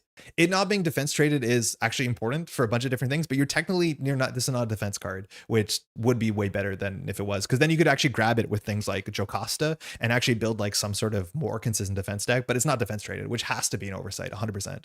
Shield Maiden is a rare case of an effigy errata. It does have the defense trait. They errated it. Okay. Why do I not have Aragorn? Did I spell this wrong? It's our horse. It's a creature, which is a fun subtype. It's a 2-cost upgrade that just gives us +4 hit points in aerial. None of our kit cares about aerial. You could build into aerial, I guess. 2 for 4 health is okay. It's honestly not that good. Like, I'd rather play 1 for 3. So we have a 2 for 4. I mean, fine. That brings her up to 16 health, but all the cards that care about your health pool care about printed health. So Aragorn doesn't actually matter in this. Whatever. All right, so now deeper into the nonsense hole we go. Chooser of this lane. Hero cost action, 0 cost event, search the encounter deck and discard pile for a minion and put it into play, engage with you, draw 2 cards. So this is a fun callback because this is the text of our friend Thor. And if I'm not mistaken, doesn't Thor have a card like this as well? But let's talk about this. So upside for this is it draws 2 cards. So you spend 1 card and you get 2 cards. So you already go up plus 1 card. So compared to some of the other cards that say downside, upside, like Taunt and stuff like that, I guess Taunt is a bit different because it costs 1. But one way or another is a card we played a heck of a lot last week. This card is a spend 1 card to get a downside to get 3 cards. One way or another is maybe straight busted, but it does have weird balancing with different player counts. It's best at solo, it's worse at multiplayer, but Chooser of the Slain generally doesn't care about the multiplayer count so much. Also, mount support gives her plus 4 HP and alter ego as well. Errata. Oh, that's another errata. Oh my god, this is messy. Because yeah, this says Valkyrie gets plus 4 hit points, which means when you jump down to alter ego, she would lose it. They had to errata that, so you can't just jump down and die, which is really funny. I think you had a card like this on Thor, but I'm not totally true. Otherwise, this is Thor's text. But like when you do the math on this card, it starts to not make any sense. And it feels good to play this and you get to do a lot of actions. But then you realize that unless you have a lot of cards on the table that give you benefits from defeating a minion, this card is actually not worth the time usually. So now there's a big upside to this card. This card doesn't reveal the enemy. So if there's an enemy in the deck that you don't want to draw because it has when revealed text, you just put it into play. So you cancel when revealed text. That actually does matter a fair bit. But if we play this for a resource to draw 2 cards, so here we spend 1 card and we drew 2 cards. We're up 1 card, and then we spend 1 card to put the Deathglow back on the table, and then we defeat the thing to ready. We're where we started. You know what I mean? Like, I didn't do a good job showing this off, but this is the issue, right? So we pay 1 card, we end up getting 2 cards, we spend 1 card to Deathglow to defeat the thing, we're left with 1 card. That's where we started. You don't actually go anywhere. This is like totally spinning your gears. So for this card to be good, you either need to be dodging when revealed text or you need to have benefits from defeating minions. And our deck has 1.5 cards, maybe 2 or 3 cards that actually give us benefit from defeating minions.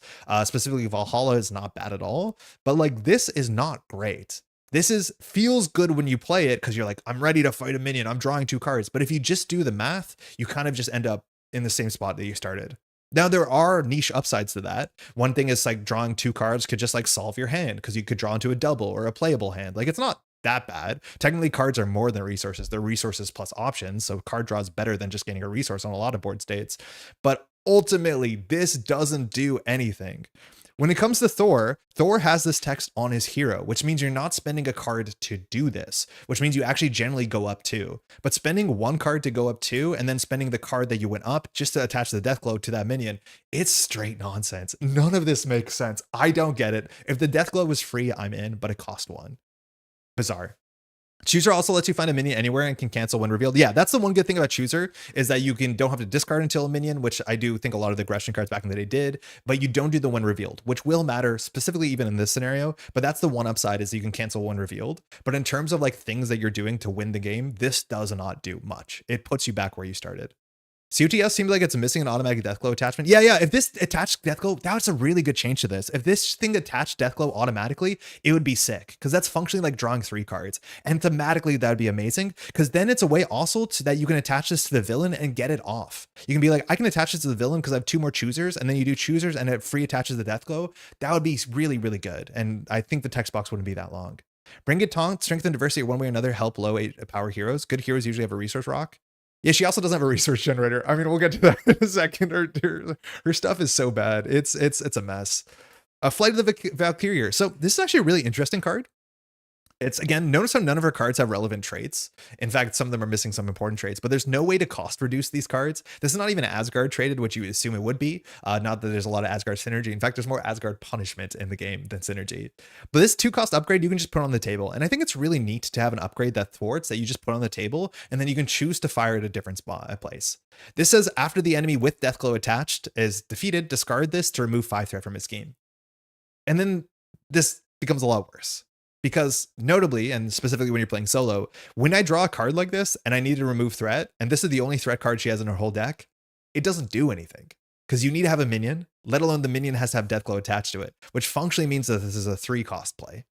A 3 cost for ready and 5 thwart is like maybe okay. And it's nice that you can play this on an earlier turn and capitalize on it later. But the issue again is when you're playing solo, sometimes you just need a big thwart card now. And this is not a big thwart card. This is a combo card. Generally, combo cards need a better payout. Now, technically a 2 for 5 is pretty good. But when you attach the cost of Deathglow in it, and maybe you get the ready back, like it's okay. It's not bad. I think it's a really unique card, but this feels like, Rocket Raccoon, where everything you're doing is low tempo in a hero that has has literally no on-tempo plays. This is also one of the slowest tempo plays for sure. It's also not a thwart, so Overwatch doesn't fire it. Oh yeah, it's legally not a thwart too. Oh my god, the traits of this are funny. Sometimes that's good because it does beat confused, but it's also legally not a thwart for some reason. Did they just send the wrong card to the printer? That's happened before. Like this feels like an earlier iteration they sent to the printer. That wasn't the actual thing they were meant to send to the printer. Respectfully. Valk is so close to being a great hero. It's just like every card has like a flaw in it, which is just so interesting. Yeah, I don't know. This card's very expensive. When you played this, if it could attach Deathglow for free, maybe, I don't know. But again, ultimately, this is a card you can top deck that does nothing when you need something to happen. Oh my god, the Nemesis. Yeah, we got to talk about that. Have at thee. This one's not good. We have 3 of them. And I think the worst part about this, I shouldn't say that sentence. Have at thee is a 3 cost attack with an attack trait that deals 7 damage to an enemy. And if that enemy has Deathglow attached to it, this gains overkill. We're in a game where we have 3 for 8s, right? Like 3 for 8, which is functionally a 4 for 8, is the baseline of swinging web kick. We have a lot of characters that have swinging web kick with upside. This is technically swinging web kick, but worse, it only does 7 damage. But for this to actually have active text, you need attached Deathglow, which functionally makes it a 4 cost play on a turn. Now you do get a ready, that's definitely part of it, but for this to have overkill, you need to attach the Deathglow on it. So that's kind of a bit much. My least favorite part about this card is not the numbers. You could increase the numbers by 1 or 2 and it would still be okay. But my least favorite part about this card is that it's the only attack event she has naturally in her deck. And having attack events in her deck, like if she just had a cheap 2 for 4 with some text, if she had a 1 for 3, heaven forbid, she would be so much more playable. And obviously you can fix that by playing aggression, but that's one of the big issues is if she's exhausted or if she has to do something else, she has to defeat the minion. And the fact that our deck only has this as a way to defeat minions if we're exhausted and is attached to a 3 cost card really sucks. Like we would have so much more flexibility if we had a 1 or 2 cost mid-range damage attack, so we could just like ping the little thing to get it ready. Because at the end of the day, overkill damage is like overkill damage. It slowly wins the game, but we don't need overkill damage. We need a way to control when we're ready or not, because we want to defeat minions. And if we can't do it with our 4 attack, we have to pay 3. There's no midpoint, and we definitely needed some sort of weird midpoint here. I think this was Aaron's first design, so I tried to be calm with the devs' new design. Oh, apologies. I know nothing about the history of the design behind this, but like, even if it's someone's first design, I think people should come together and talk about it. And I don't know. Yeah. Yeah, Have at thee is worse than the hammer throw, and that card isn't even stellar. Yeah, it's like, it seems like it's meant to be a 3 for 7 with overkill and a ready. So that's meant to be better than swing web kick. But the problem is this is so much clumsier than swing web kick. So the overkill doesn't really matter for the context of her kit. It's like not anything that she wants it to do. If this destroyed a thing, if it drew a card, it would be so much better. Like obviously that would be better. You can make a better card. It would be better than a worse card, like a tautology. But like overkill is just not something she needs. Her kit needs more consistency to be able to do her things. We have Valhalla, which is the only value over time card she has. I have said this so many times. My favorite things, oh, it's a Caleb design. Okay. My favorite thing in this game, especially when you're playing solo, is having a card on the table, whether it's an upgrade or a support, usually is an upgrade, that gives you a consistent forward momentum. That is also a really bad thing about Valkyrie, is that she doesn't have an upgrade. She doesn't have a resource generator. She has nothing that gives her value over time to give you some sort of consistency. If she top decks bad, that is your bad turn. The only consistency she has is attaching Deathglow every turn, but if there's no minions, this is a useless play, right? Let alone a 1 for whatever ready is not that great. Valhalla is technically nice. I really wish it didn't exhaust. If this didn't exhaust, this would be very fun. It'd be very, very similar to Nova, who came out only in the next wave, I think. But after Valkyrie, and it has to be Valkyrie, attacks and defeats an enemy that has Deathglow attached, you draw a card and heal 1 damage. So this is sort of the only upside to doing that sort of like low tempo Chooser of the Slain. Because if you send your Chooser of the Slain to draw 2 cards, to spend 2 cards to defeat the thing, at least you go up 1 card and heal 1 with Valhalla. That's not amazing. That's not a good enough payoff. That really isn't a good enough payoff, but Valhalla is not bad. And it's one of her unique cards that makes her feel different than everybody else. She gets benefit from defeating minions, and this is actually a better benefit than the ready on a fair few board states somehow. This is the only card that gives her consistency over time, but unfortunately it's not a consistent card because it needs minions, and she doesn't always have minions. Yeah, this is my favorite card in her kit by a mile. And then we have these two cards, which are bizarre because they're alter ego cards. And you notice her kit has no support at getting into alter ego whatsoever. She's access to no status effects. She has one defense. She wants to be ready, so she can't defend. Like, it's all fundamentally such a mess. This is an alter ego event, which are one of the most expensive cards in the whole game, because if you draw this and can't get to alter ego, it's a useless card because it's not an upgrade or support you can play and use later. And it says return a Valkyrie card from your discard pile to your hand. I mean, thematically, I get it. But no, I like all your Valkyrie cards are hero cards. So besides Aragorn. So the only way that this is very good is if you can start your turn in alter ego, play this, grab the card you need, like a Ride of the Valkyrie, or then jump up and do something. But it's so conditional attached to an event, which at least it costs 0. And then we have Annabelle, which I also don't know why. Oh, I found Aragorn. I wrote it as Anagorn. Okay, that's nice to know. Then we have Annabelle Riggs with 2 N's, which is a really unique ally. In fact, I would not consider an ally. I would consider her a support. The problem is she only does alter ego stuff, which is exhaust her to search the top 5 cards of your deck for a Valkyrie card and add it to your hand. If this card was just an action, I'd be in, but unfortunately it's an alter ego action and we can't really go to alter ego. Also, it only searches for Valkyrie cards, which if you end your turn and flip down, those cards are largely useless in alter ego. So you have to start your turn in alter ego, which is not something you want to be doing. She's very solid in aggression, not stellar, but she does what works. She's pretty good. Yeah, if you play her aggression, she's okay.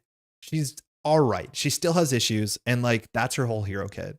And so you notice there is no card here that is over curve. There's no card that's largely on curve. She has no resource generator. She has no permanent value engine on the table. A lot of her like cards are just spinning the wheels. A 2 for 4 health is not a great card if you ask me. The whole managing Deathglow is bad. Her deck is relatively expensive, and she has no resource generators. It's such a weird kit. Like, none of it makes sense. You can see what they're going for, and I think you can make some changes to make this make sense. And I still have played a lot of Valkyrie because it's so fascinating. But that's the Valkyrie talk. She's still better than Hulk. Yeah, probably. I've had a fair bit of success with Justice Hulk in like really strong decks, but like it would have been better in any other hero, let's be honest. Man, I want her to be good. She's so fun. The idea of like marking something and defeating it. And I guess that's exactly what we got with Tigra, which is like hunting things. But like Tigra has everything we talked about. Tigra does it and better. She has a research generator. She has consistency. She has on table tempo. She can jump down to alter ego. She has thwart events and attack events that are on tempo. She has AoE. Oh man, like Tigra is sick. And then we have proto Tigra. I'm seeing a lot of fun synergies with aggression cards, but I'm feeling a lot outside aggression. Yeah, I played her in aggression, and then like Hall of Heroes is really fun because Hall of Heroes gives you another good reason to jump down to alter ego, and this does get as many counters as you can defeat things, so grabbing cards from the deck becomes more on tempo. Like, I think the only deck that I would really recommend from her is aggression. Unfortunately, that's not what we're doing today, for better for worse, so we're going to have an uphill fight, and Quicksilver seems pretty difficult. So let's talk about the cards we've added to our deck. So we just have to add some allies with some amount of consistency. Oh, I think there was meant to be a Hawkeye in here at some point. Yeah, there was meant to be a Hawkeye in here. Who do we want to cut for a Hawkeye? I like Hawkeye. Hawkeye is fun. I would just replayed Thanos last night, so. I'm such a sucker for Justice Hawkeye. Actually, no, we don't need Hawkeye because we're pretty good at defeating minions. Anyways, we're playing allies. We have to play a lot of allies because allies are the only consistent way we can thwart, the only consistent way we can block. Those are all issues we can't really solve. So we're just playing all the good stuff. Ironheart, Nick Fury, Prof X, no surprise. Grant Ward, maybe a bit of a downside because we don't have a research generator on tap. So spending the mental is pretty rough. We have Eros, who's just a 2-cost thwarter who can get some confused, so we can maybe more easily jump down. And then we have Wiccan, that is a bit of like chip damage. And sometimes chip damage really matters. If there's like a 5 attack or 5 health minion, this is a nice way to get you there. So we're playing 6 allies. Might honestly be 1 ally too few. So let's go. Tigra's so strong, the comparison is unfair. Yeah, I think Tigra is a bit pushed. I'll be honest. I do agree with you. We're a Justice deck, so we have to play these kind of cards just to give us some sort of consistency. Clear the areas, pretty good at solo. This just removes 2 thwart and draws a card, and we like that. It's technically a bit of tempo. We can technically thwart for 1 and clear the area for 2, but I'm not really swinging into too much other justice stuff. To give us a bit of, control over the villain, we have Upside the Head. We do want to be attacking the villain because we have a 3 attack stat. I shouldn't be deathglowing the villain, so this will get us a stun, confused, sometimes a stun, and we like that. Oh, I didn't mention this, and I guess we have to say this because she is one of the characters that's really hard to talk about her hero kit without talking about her nemesis, and her nemesis is one of the biggest nails in the coffin that I don't understand. Her nemesis set is Enchantress. When revealed, search encounter deck and discard pile for a set-aside copy of the Seduced and attached to your identity. This card we have seen before. This is Seduced. It's attached to you. You cannot make a basic attacks or play attack events. The only way to get rid of this is an alter ego. When you draw an Enchantress, you lose the game in solo. I don't know if I've seen a less fair encounter set, because it's nice when the nemesis set is, it's the foil to what you do. We are all about attacking. Enchantress says, no, you're seduced. You can't attack. But we can't get to alter ego. We have no way of consistently getting to alter ego. If we can't attack, the death glow is useless. Our attack events are useless. All of our defeat minion stuff is useless. The game just disintegrates underneath you. So you have to go to alter ego and spend these two types of resources in which we have no resource generators. And then you still have to deal with all this sort of stuff.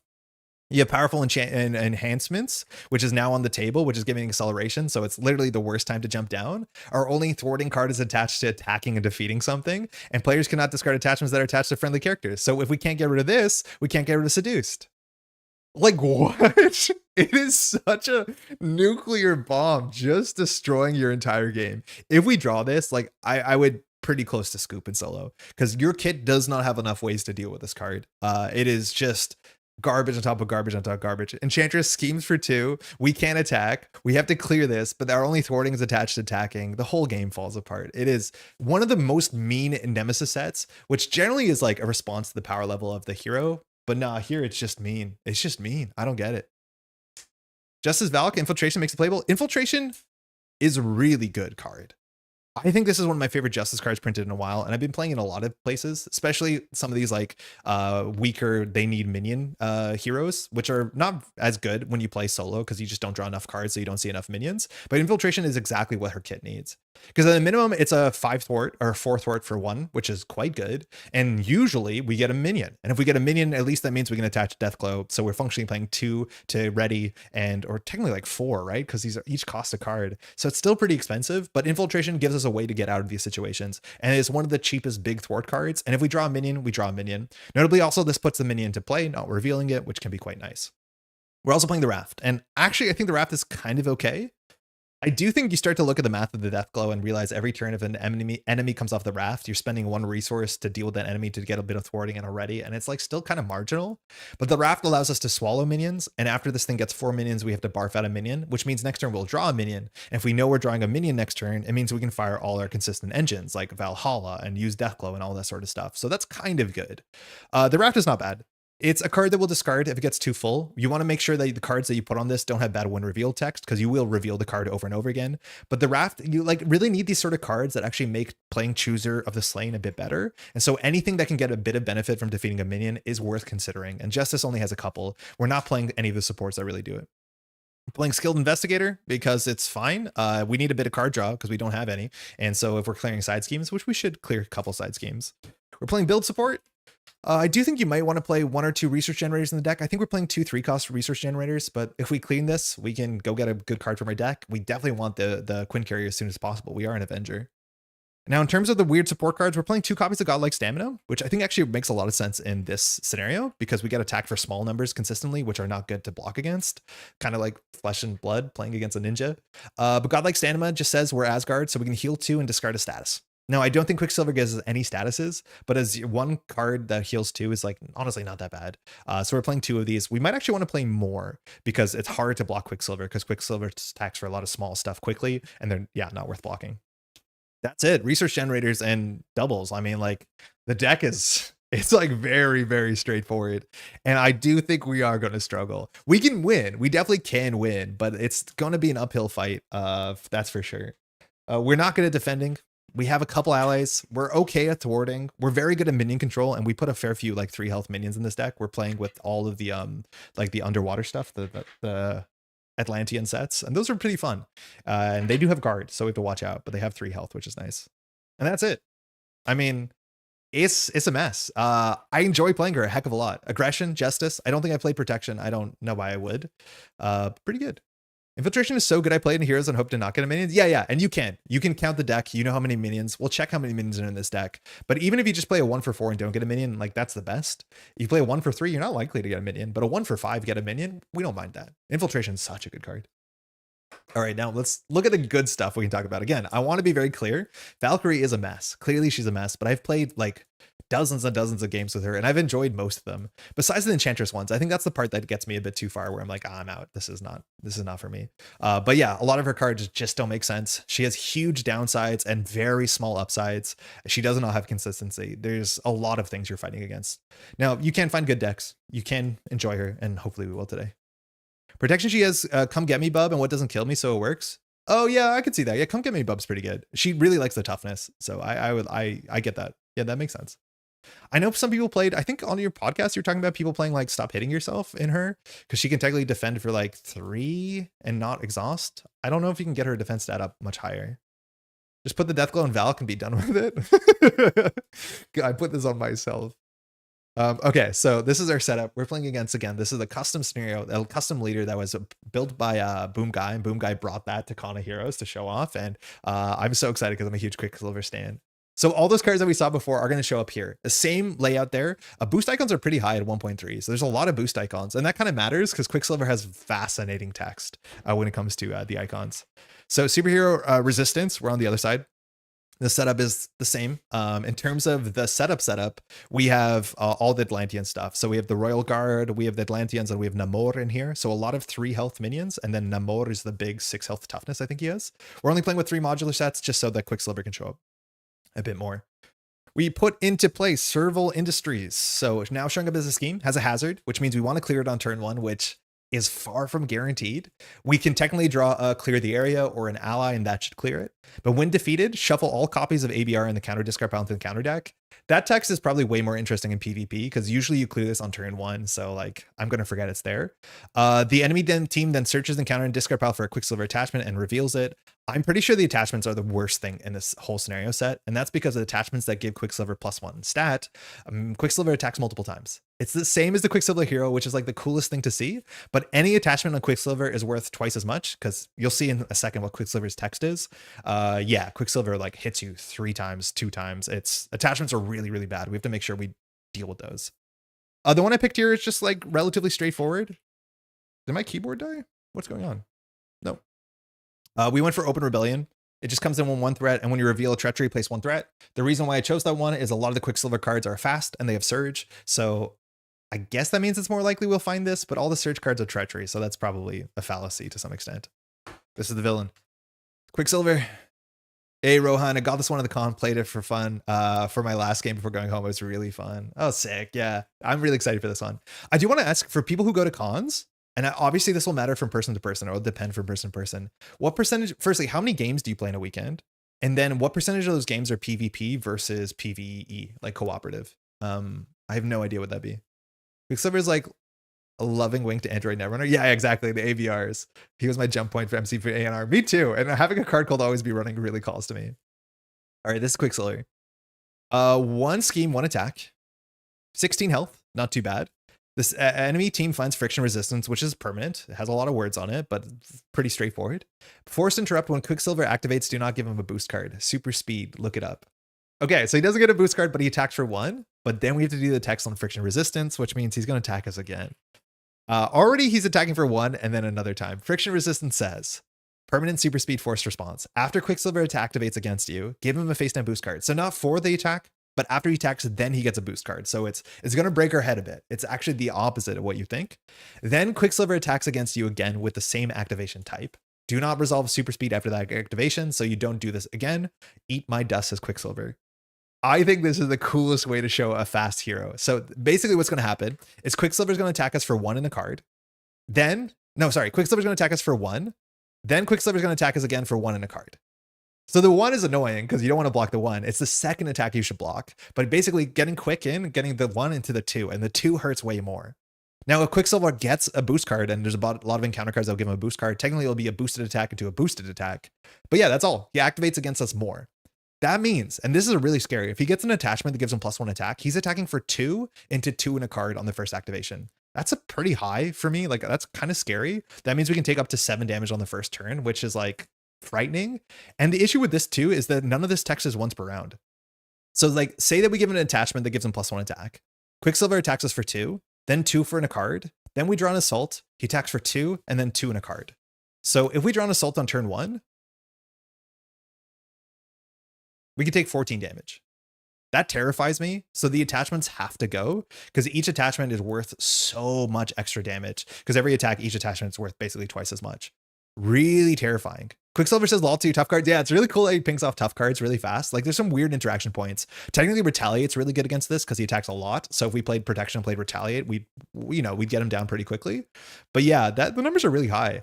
I wonder if Quicksilver can have 0 attack, but it doesn't make a lot of sense. The first attack for 0 doesn't really do anything.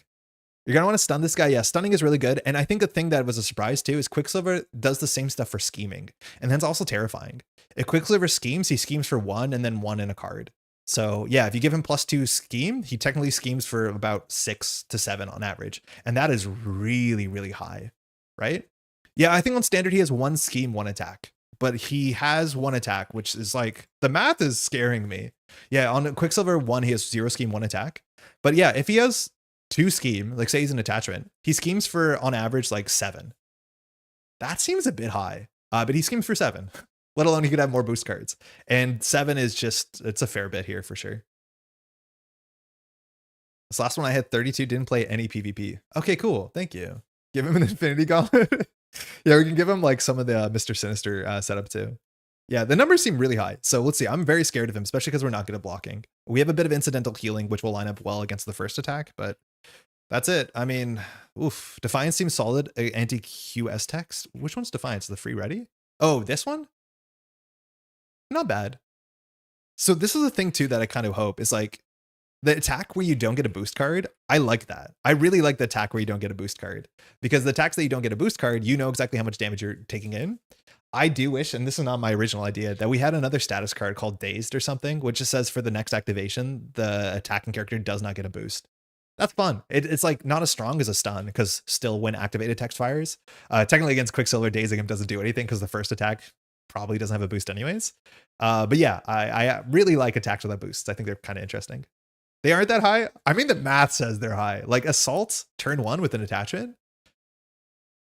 We'll see. We'll see how big the boosts are. I do think also this deck has a lot of boosts. I think the average is like 1.3, 1.4 boosts. So every boost card is about 2 boosts.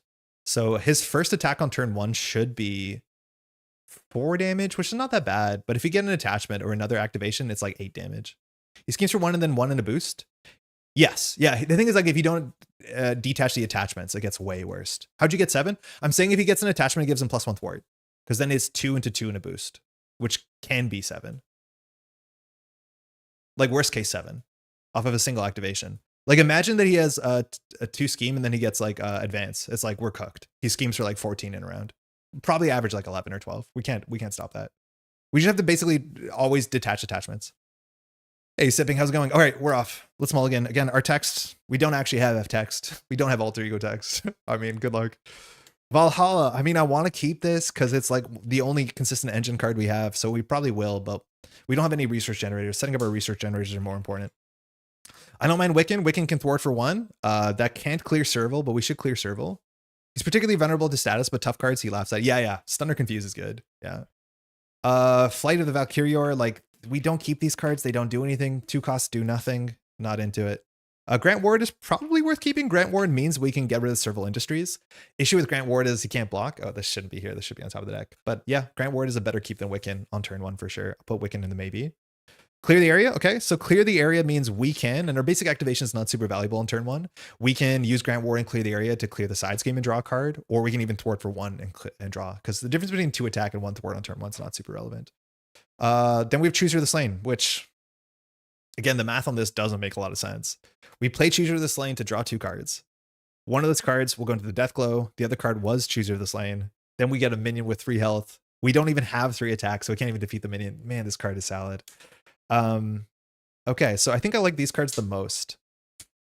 Just to set up. If we draw double, Valhalla is way more easy to play. But if we have 3 more cards here, like we play 2 on Valhalla, 1 for clear area, we draw a card, we waste a card. So, I mean, we could hope. The one benefit of Chooser the Slain is that you just see deeper in your deck. Yeah, it does help you dig, which is nice, but it doesn't actually give you resources. Most of the enemies in this deck are things like the Atlantean Guard, I think they're called, which only hits for 2, but like we get a lot of small attacks. They add up. We only have 12 health. Quicksilver cleans up new players very quick, but IMO, if you're printing custom stuff, you're already deep into legacy content and can deal with the shenanigans. Just time your flip downs. Yeah. But sometimes you just draw in advance and it's bad. I played him more than I played the Sinister Motive villains. Get out. I like the Sinister Motive villains. But that's a good praise for sure. Okay, so we could try this. I mean, with Valhalla, it's good. The issue is like now we have to use Grand Ward to attack the thing, but maybe that works out. So we can use Grand Ward to attack the 3 health guy. Then we can defeat the 3 health guy with Deathglow, which readies us, which fires Valhalla. When Valhalla fires, we can now get ready and then clear the area of the side scheme. Yeah, I could see this making sense. Yeah, let's try that. We'll try it. We'll try it. So we'll discard these 2, draw 2 more.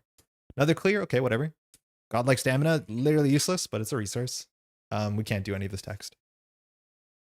Okay, so nothing to do in Alter Ego. Surprise. We'll flip up. And so now we have to figure out the order.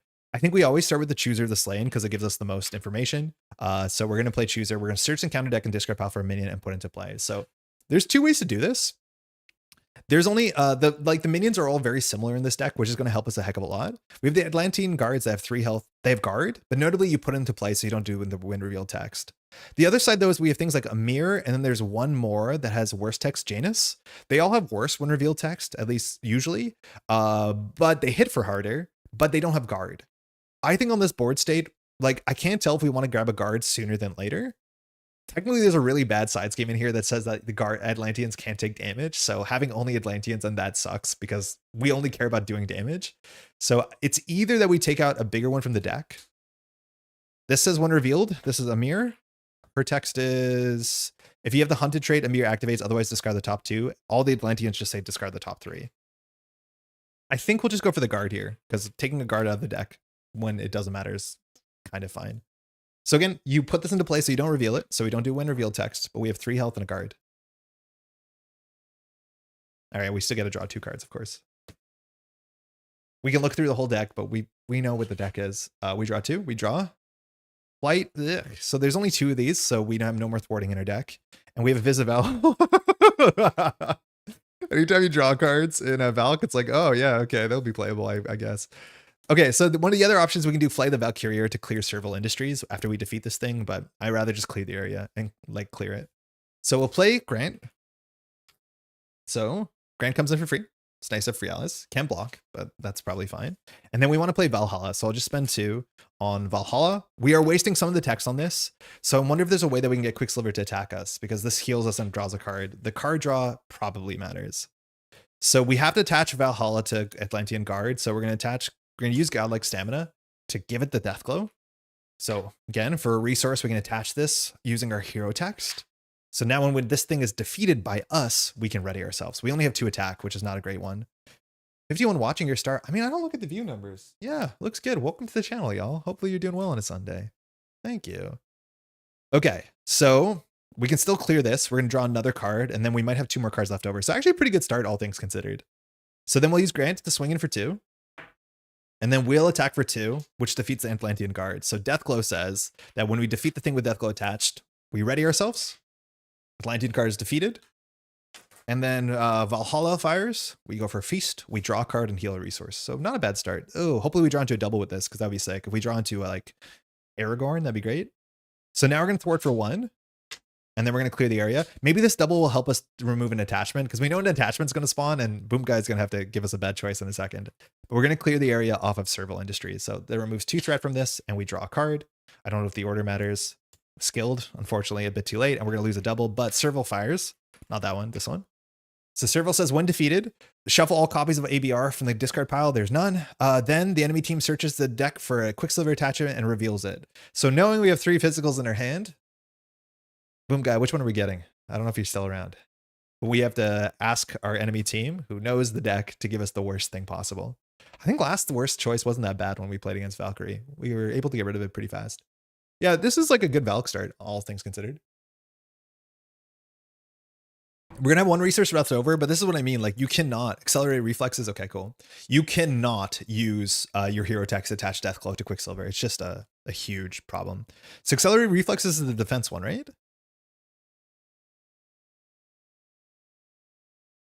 Yeah, it's the defense one. So not actually increasing the stats this turn. One of the options was, to get the attack up, which would be 2 more damage plus this turn. Okay, so this is the one with the most crowded text blocks. So we talked about that, but I think this one's okay. So attached to Quicksilver.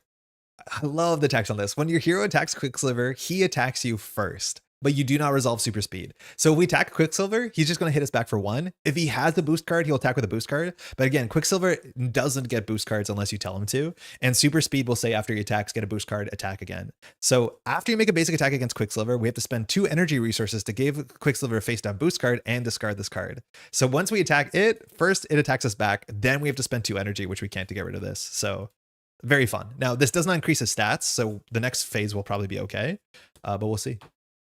Yeah, this one's not that bad. We just have to attack and get a boost card. 2 energy sucks, though. At least we still have our energy in our deck. We'll just play Skilled Investigator because we can. There's a big question here is whether we should ever hold this double. I usually don't want to hold the double unless our deck is really thin and we know we're going to draw into a 2-cost card, because this card's only good with any of our setup cards. That being said, we have almost all our allies left in our deck. We have Nick, we have Prof, we have, what's her face? Ironheart. So I could see us holding on to this. In theory, our setup was actually pretty good that we're not really digging for an individual card. The one card we definitely want to get is our sword, because our sword gives us the 3 to 4 breakpoint, which knocks out every single minion in a single hit. So I think I will hold on to this. We'll see if we're punished. It might be results oriented, but I could see us holding on to this. Let's pass.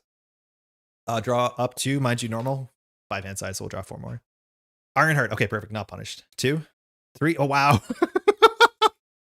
Imagine saying those are the 2 cards we want when we top deck them. That's incredible. Okay, so that's exactly all we wanted in this hand and more. Clear the area, the last copy, and then we went upside the head. So if we ever go for the attack, we can get it confused and jump down, which will be pretty nice because 6 hand sizes, I guess, okay. All right, Open Rebellion. We have to remember the text on this one. If we reveal a treachery, we put 1 more threat here. And again, some of these cards have surge, but I think they're mostly treachery, so maybe a bit silly.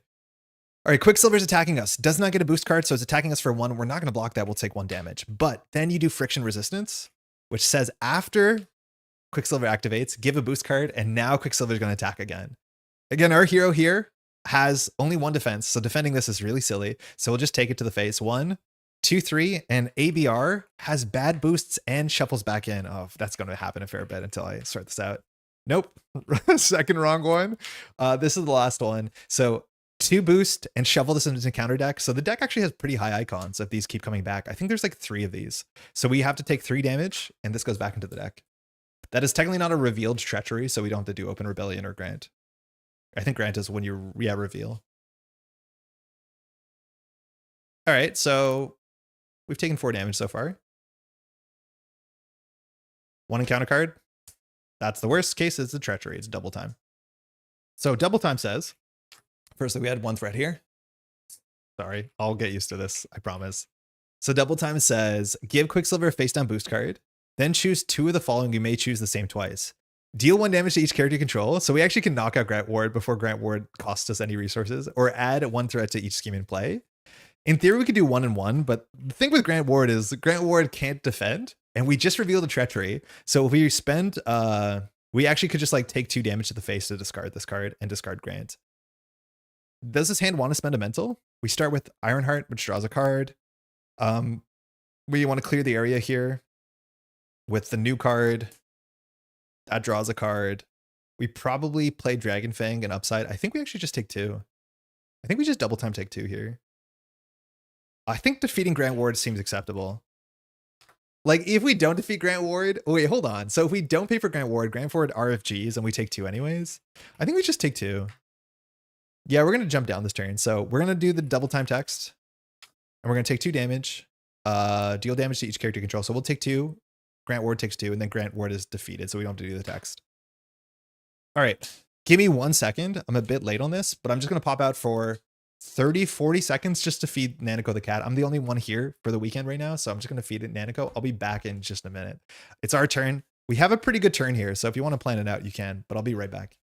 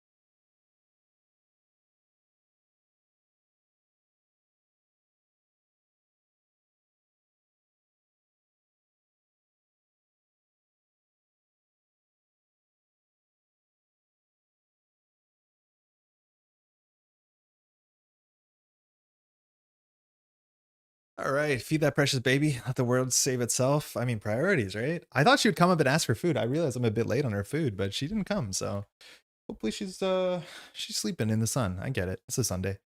Okay, so we're back. So we have a pretty good turn here. I think we're always going to start with the Ironheart because it draws a card, and we have a double, which is absolutely perfect. So we only spend 2 cards to get a card. So we'll play Ironheart. We draw a card. It's Eros. Okay, having allies is okay. Blocking with allies, you want to block into the boosted attack. And just so we're on the same page, Quicksilver will attack for 1 in a card and then immediately for 1 in a card. So that could be up to 8 damage if we're incredibly unlucky. Hey Milla, sick, I get to catch the stream live twice in 1 week. Hey Hunter, hey chat. We're playing some custom content that Boomguy was kind enough to send over, and it's so far been really, really great. Okay, so no allies. Sorry, no minions, so our engine doesn't do anything. We have to decide between playing Dragon Fang, clear the area, and upside the head, because I don't think we can play all of these cards. Dragon Fang is super important because every single minion in the deck has 3 health at a minimum. So this will make us be able to one-shot minions. So this is really important. Clear the area allows us to deal with Open Rebellion and draw a card. So say we spend 1, we go to 1, but then we're left with 3 cards in hand. So we can either go for Upside the Head, which does here somewhere between 2 and 3 damage, but gets a Confuse, so we can jump down. We'll be exhausted, so we won't be able to immediately use our attacks to recover, which we probably do want to recover a bit because it's hard to block against Quicksilver's small many attacks. It's just not very efficient. So I think we might not clear the area here, but clear the area is pretty good. Maybe we'll just hold onto Dragon Fang for next turn. I think that makes more sense because we can use all these other cards. So we'll play clear the area with Eros. We remove 2, which clears the area, so we draw a card. Infiltration, okay. These are better when we find our side schemes, and we have at least 1 player side scheme in here. Then we're going to attack for 2 into the villain. So, oh, hold on. I forgot. We have to get attacked first back. Ugh. I don't think it's a way we die, but we have to do this text. I forgot about this. This has been on the table. So it says, when your hero attacks Quicksilver, he attacks you first. Do not resolve super speed after the attack. So he's going to attack for 1 in a card. I think we're just going to take it to the face. So we have a pending attack. We're trying to attack for 2, but Quicksilver's going to attack us back for probably more. The biggest issue is we don't have energy resources to get rid of this. So this is actually a really bad attack. I mean, it gives us a Confuse, which is probably worth something, but it's a really bad attack. And again, now next turn when we jump down to Alter Ego, if we want to recover for 4, which is pretty good, we cannot fire Deathglow unless we draw into one of our 3 cost attacks, which we don't want to do. Ironheart can block. Yeah, Ironheart can block, but I don't know if it's a good block. It's a pretty good block. 1 in a card is pretty good for Quicksilver. Yeah, I guess we could. Like Ironheart, I really want to thwart 1 or attack with 1 first for Ironheart, but it's not amazing. This is after you make a basic attack against Quicksilver. So our allies actually dodge this. So, oh, but if we exhaust Ironheart, she can't block. Yeah, I could see us blocking with Ironheart. That's just not a great Ironheart, is it? Okay, regardless, we'll attack. Quicksilver's attacking back. We do not do the super speed ability. So, yeah. Wait, do we? Yeah, he attacks you first. Do not resolve super speed. Yeah, okay. So we're going to attack. It's pending. We'll block with Ironheart. Quicksilver attacks back for 1, 2. Caught off guard. Not bad. Ironheart is dead. Rather would have taken that to the face, I reckon. Now our attack goes through. So we're going to do 2 damage and an upside the head. So we do damage him. Takes 2 and gets it confused, which is nice. All right, that's all we have. We're going to jump down, and then we'll just draw up the 6 hand size and we'll pass. We're going to hold on to Dragon Fang because it's really important. So next turn we can decide whether we want to recover or whether we want to draw more cards. Ironhawk blocker, sure. Axu, how's it going? Man, there were some good events. I heard some of your commentary for that. One of the, what is it, the Berlin megacities. I thought it was great. It was really fun to watch. I think they're doing their top cut, or they've already done it. All right, Valkyrie Spear. So Valkyrie Spear is fine. +1 defense brings us to 2 defense, which doesn't really matter that much. But Quicksilver does often attack for 1 or 2, so you could defend into that. I don't really want to. Infiltration. Okay, it's our big defense card. Or a thwart card. Godlike Stamina. This I like a lot better. Like a 0 for 2 healing. It's just kind of what the doctor ordered. Last Infiltration, that's a bummer. And then a Helicarrier, which we definitely will need to get a resource generator on the table. I finished already now, waiting for the Toronto stream, but they're on lunch. There's a Toronto stream? Has it started? This goes to 1? I didn't realize there's a whole bunch of Montrealers that went to Toronto, which makes me actually really quite happy. So Quicksilver's confused. We draw 1 encountering card. All right, so the bad thing happened. It's an advance. So firstly, this goes up for 1, and then Quicksilver's going to scheme twice. So we're likely to go from 1 to 7 off of a single advance. That feels terrible. Somebody whipped up the phone stream. Oh, fantastic. She has 2 sharp metal weapons and neither gives piercing. Yeah, that too. I mean, it also feels like the Valkyrie Spear should give her Retaliate. Like, how does this card also not give her Retaliate? +1 for a 1-cost card. I mean, that's armor plating. Like, this is literally armored vest. Terrence, yeah, Terrence did it last time. I just don't know the channel it's on, but Terrence filmed for one of the ones that we put on our channel, which is great. So Quicksilver schemes for 1, then gets a boost card, then schemes again. Okay, it's always be running, so this goes up to 4, 5, 6, so we're 1 away from advancing, and this gets shuffled back into the deck. So that was functionally a scheme for 4, which is not that bad. But like, how are we meant to clear this? I guess infiltration? So we can't recover.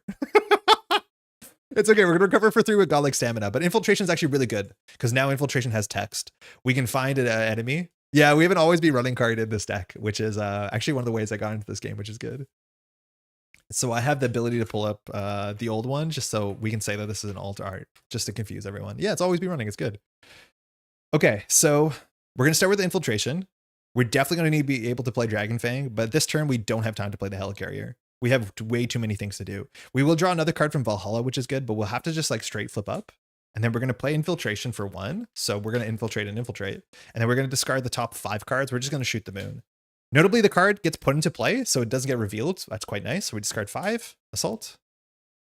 Master Plan, nice. Assault, really good. Guard. Underfire. Wow, discarding Underfire and Master Plan and 2 assaults. I cannot ask for better. That's absurdly good. But we have a guard that's in play, which is kind of what we want here. And comes in with 3 health. We don't do the win reveal, but it has guard. We remove 5 from there. Again, I think infiltration is such a good card for a lot of these heroes that care about attacking. We'll throw out the Helicarrier to give ourselves Dragon Fang. Again, this hand is so expensive to do this like minimum amount of stuff that we're doing. So we have +1 attack for everybody, but +2 attack while attacking the enemy with Deathglow attached. So now we have to spend a resource. So we're getting rid of the spear, unfortunately, to attach Deathglow to the guard. And so now we're going to attack the guard, which does 4 damage, which knocks out the guard. Again, so that 1 for 5 seemed good, but attached to everything else, it's still not bad. All right, when we defeat the thing with Deathglow, we ready ourselves, and we get a Fire Valhalla, which recovers 1 and draws a card. Quicksilver, I mean, that's annoying. This will come back when we grab it with our side scheme. So I guess we'll play Godlike Stamina. So we're just going to recover 2. And I don't think we'll hold on to the Quicksilver unless we have a lot of doubles left, but I don't think we do. I think we've seen 2 of our doubles. We saw Strength and we saw... Well, actually, maybe we can hold on to it. We have 2 more doubles in the deck. I think we can hold on to this. We also can just attack for 3, which we will. So, oh no, hold on. We can't attack because of this accelerated reflex. We need 2 resources, which is another good reason to hold on to this. Because, yeah, accelerated reflexes, we're going to hit back for 1 in a card. And then, I mean, we're basically, it's like it has Retaliate, which is not that bad. Will we attack for 3 into a Retaliate 1? Probably. I'll just thwart for 1. If there was no threat there, we definitely have to do it. And I'll pass. I'll hold on to this because I think there's a good chance we'll find a double.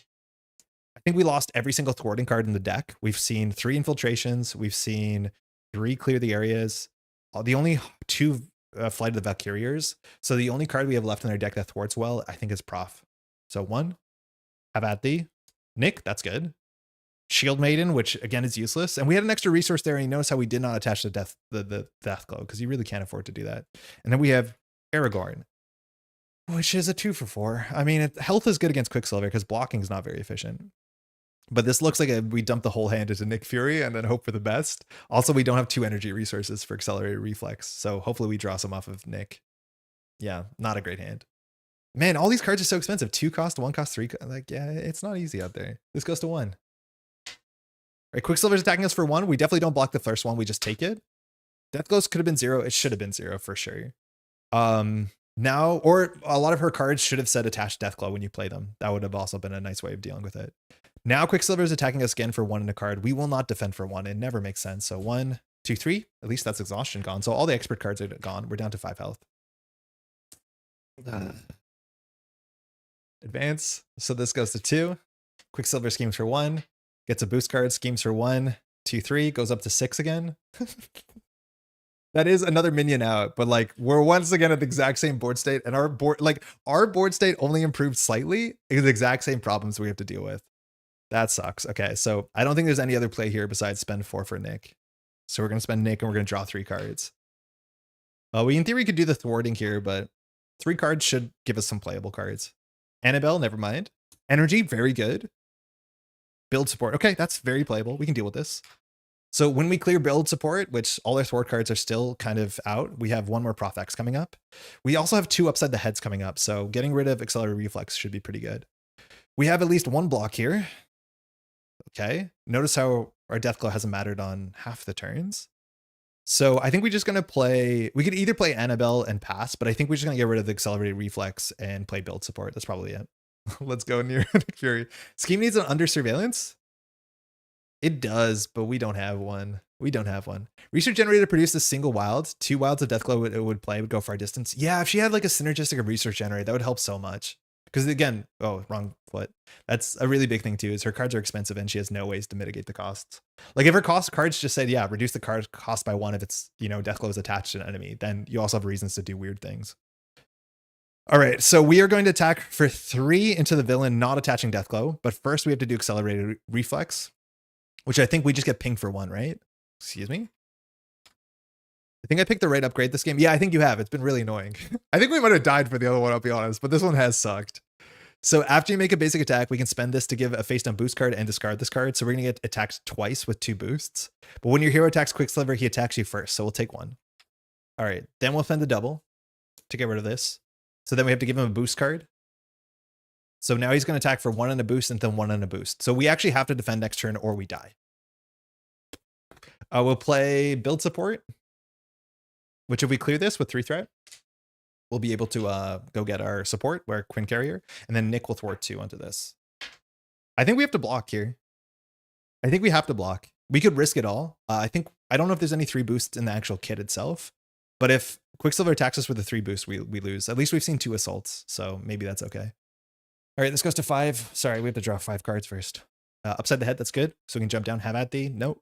Nope. Nope. This hand doesn't do anything. Oh, oh no. Villain's attacking us for 1 and a card, so does get a boost. We'll put Nick in the way and hope this is a big boost. It's 2, so Nick is just perfectly dead. Then gets a boost and comes in again for 1 and a card. So if this is a 3 boost, we die.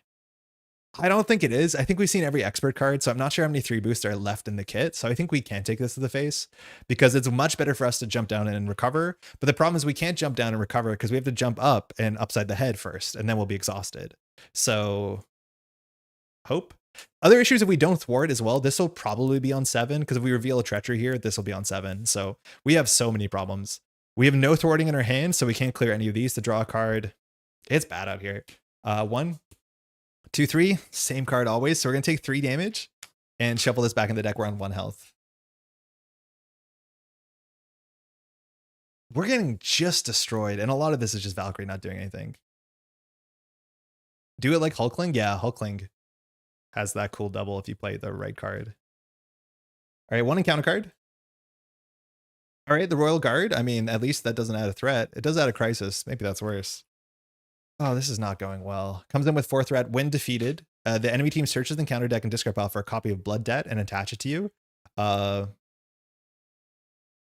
and a defeated scheme and give it the face down counter card to whoever clear this. Blood Debt just has a crisis on it, or sorry, an amplify on it. And when you have to remove 8 cards from the top of your deck and alter ego to get rid of it, I think. So it's not good. But yeah, this is definitely one of the hands we could have. Notice how, again, we have no consistency in terms of our kit. All we can do is attack for 3 and hope that matters. So we could like attack for 3 and play upside the head, then play a raft for a rainy day. But this will hit 6. If we draw an encounter card, this will clear. We have no threat. And if we have to do a basic attack to get value, we can't recover. It's bad, but like it usually is. The other options we can do have at thee for 7, but paying 4 resources for 7 damage on this board state probably isn't it. We're still like unfortunately in the setup stage. At least if we have an extra resource, we can do the Deathglow for 1 damage and feel clever about it. Like that's kind of fun. So if that's the case, we'll pitch a have at thee, attach the Deathglow to Quicksilver. So the only reason why we're doing this is because Dragon Fang does slightly more damage. And then we'll attack for 4 into Quicksilver, who takes 4 naturally. And then we'll pitch for upside the head, which says when you attack and damage, we will also confuse. Yep, this is a hand. Yeah, that's a hand. We'll then play the raft for a double. So if we start defeating minions, which would be nice for a bunch of different reasons, this thing will collect them and then we can remove some threat. Don't love the theme on this, but it's okay, I guess. And then we'll just jump down and then hope for the best. Here we'll do our alter ego action. I don't think there's any reason to do it. We can leave the Deathglow attached there. I don't think it actually matters, but we could. We don't have to use this action. It's not limited. And then we'll pass. So we draw 6, we probably will advance. I forget what the next scheme is. It's probably not good for us. And we're drawing 2 encounter cards, which is the worst time to jump down, especially because we know all the always be runnings are still in the deck. All right, upside. Chooser the Slain. That's good. There's a prof, which we wanted. Shield Maiden, which, yikes. We deck out, so we draw an encounter card. And then we draw 2 more at least.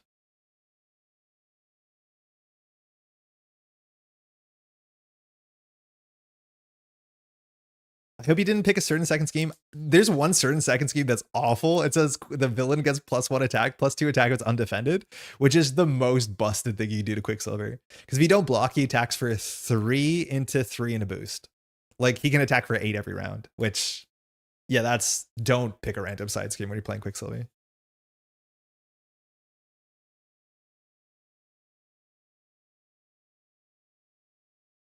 Okay, 4. 5 and upside. So we could do stun and confuse. 6 infiltration. Infiltration is really important with this hand, as much as we already have a chooser this lane. So that's something, I guess. All right, so we're probably going to crack here, because this goes to 6. Quicksilver doesn't. Then we draw 2 encounter cards. If any of them are treachery, we have to advance the main scheme. I forget which one I picked. Okay. All right, we're going to scoop in a second, but so many bad things happen. At least we're an alter ego with 1 health. But okay, we have Enchantress. So that's bad. She comes in with 5 health. She's going to seduce us, which means we can't attack. Yeah, we scoop here. This is so bad. So we have seduced, which means that we cannot do attacks at all. We have to alter ego, spend a mental and a physical to get rid of this. Sorry, a mental and an energy to get rid of this. The problem is we have this, which, like, why does this exist? Comes in with 3 threat and an acceleration, and we cannot even discard seduce. So we literally cannot do anything if we can't clear this. So we have to jump up to alter ego to get rid of this, but then we can't jump down. And then we add these cards to the deck. Yeah, that is bad. Also, this technically advances first. And we get expose overall reach, which is not good. Doesn't have a lot of synergy, but it just says our allies come into play exhausted, which means, oh, excuse me, it was right there, which means we don't have a lot of tempo. Oh, shout out to Daredevil in there. That's kind of cool. Played on a cam with Boomy and 2 others. The last 3 rounds, we had a hero die each round. Last man standing secured the win. In multiplayer, if someone dies, is the game not just over?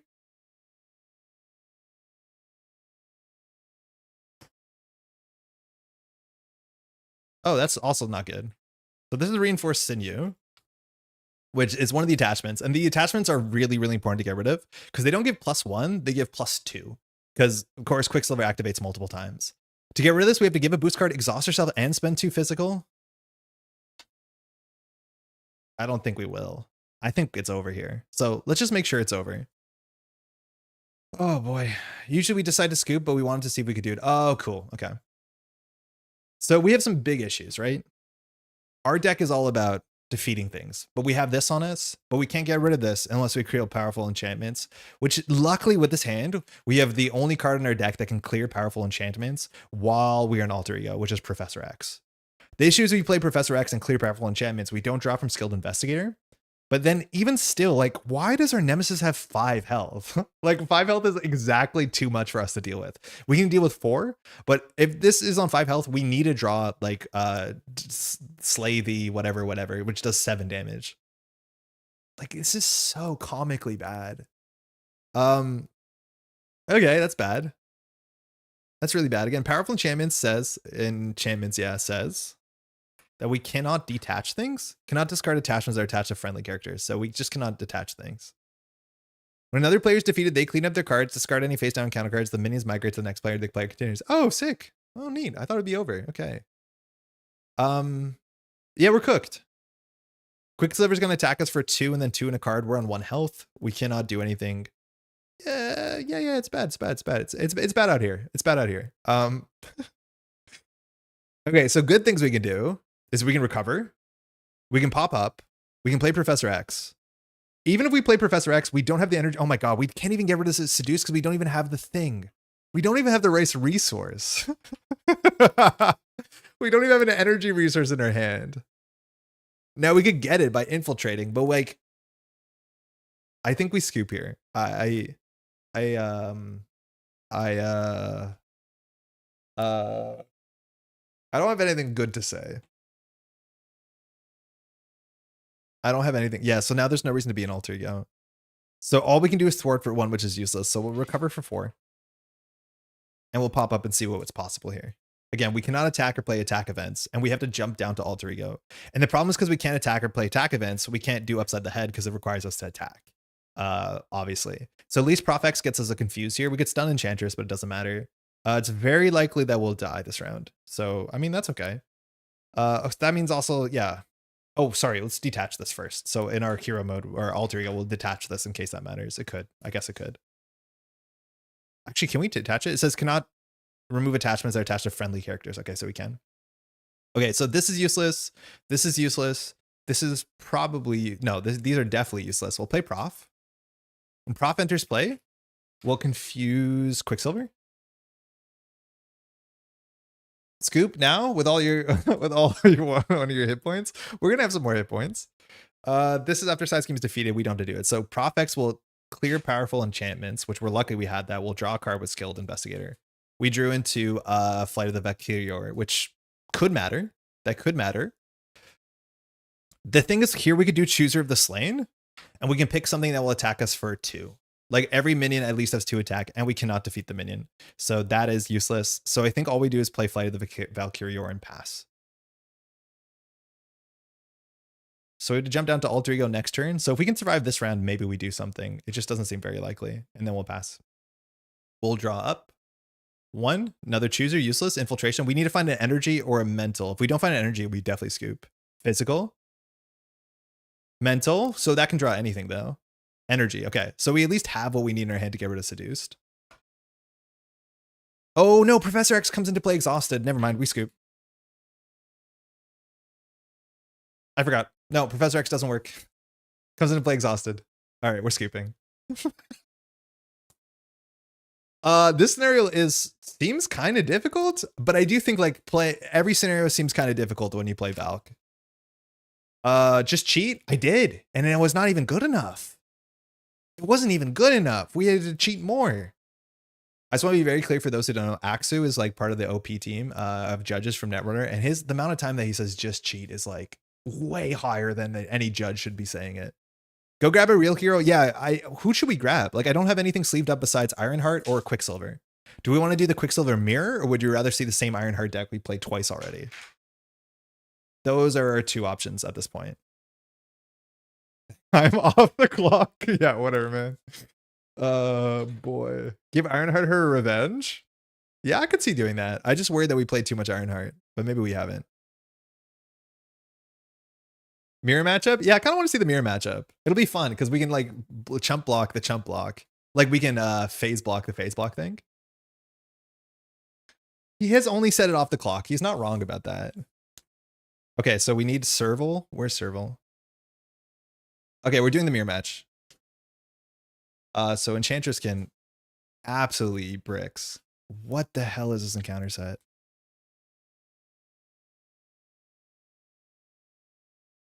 Okay, so that's that. That's this. We get her out of here. We get all of this out of here. We didn't take any cards out of our deck, did we? No.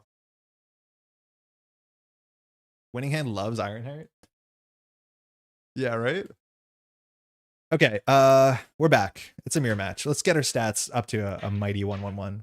Get rid of the death blow. Stupid card. Okay, so this is us. Villains at 16 health. We are hero name Quicksilver. Let's play a hero we like.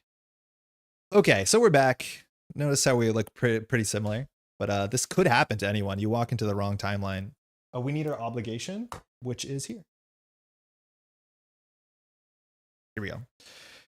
He's on his union mandated break time, Andre. Stop infringing on his legally protected speech. I mean, I feel like there's things I could say if I worked at a company on social media that would get me removed from the company. I'm not saying they should remove Axu. In fact, I would be the first to pick it. Yeah, Quicksilver versus Quicksilver. Let's do the mirror match. Man, Valkyrie is a absolute disappointment. And again, I want to be very clear. I have played a lot of Valkyrie decks, and I have enjoyed Valkyrie. I've beat expert campaigns solo Valkyrie. You can do it. It's just like you draw your Nemesis set on top of a bad board state. Draw Nemesis on a good board state, you're done. All right, this feels too small, but I think this is right. Yeah, let's do the mirror match. Okay, let's go. So Setup on Quicksilver, it's just find the friction resistance. Again, when Quicksilver attacks, doesn't get a boost, then attacks again with a boost, right? I want to try Valkyrie. The hero, you should. Play it in multiplayer. It's fun. It's really good fun. I've had some of my most fun playing aggression multiplayer thing. What's it called?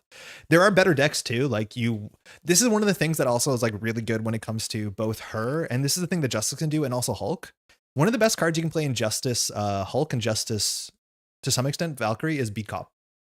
And the problem is like Hulk and Valkyrie don't have any cards on the table that give them like confirmed value every turn. And Beat Cop is a very powerful card. It is expensive, like don't get me wrong, but if you play enough of these, you play the Power of Justice. This card just says remove a threat a turn. And these are the sort of cards that you need because your deck has no consistency. You have no table presence, and Beat Cop is one of the few cards in any aspect that can confirm table presence. And so like anytime I've had success with mostly the Hulk, but sometimes also with Valkyrie, I'll play 3 Beat Cops in it. Obviously, this text also can destroy minions, and because it's a support, technically you didn't do it, which does suck for Valkyrie.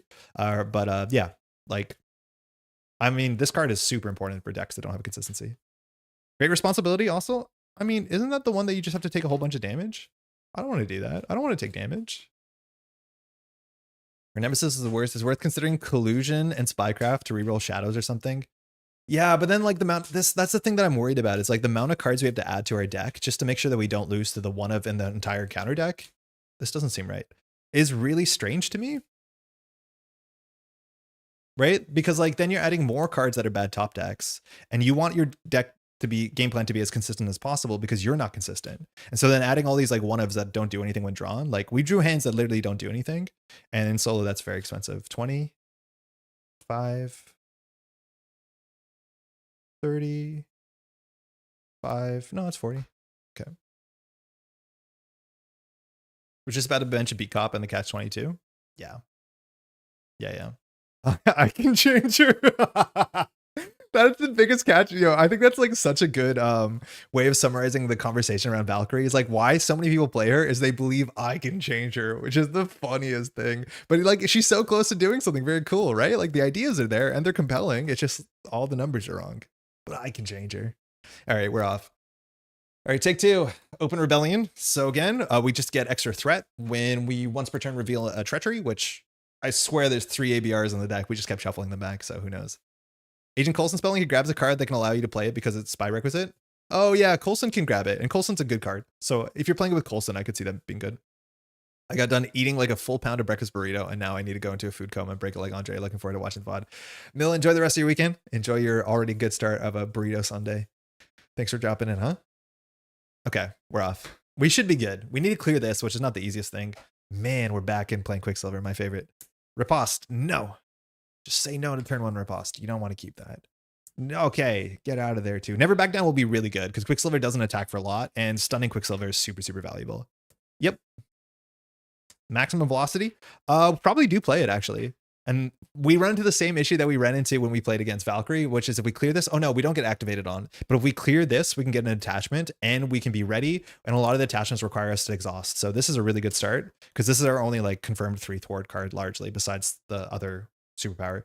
Can't play that. ABR, I don't actually think we keep an ABR. We don't have that much to do on this table. And I think drawing into our friction and our upgrades are more important. We want to get our defense stat up. Oh, that sucks to drop both because you can't play both, right?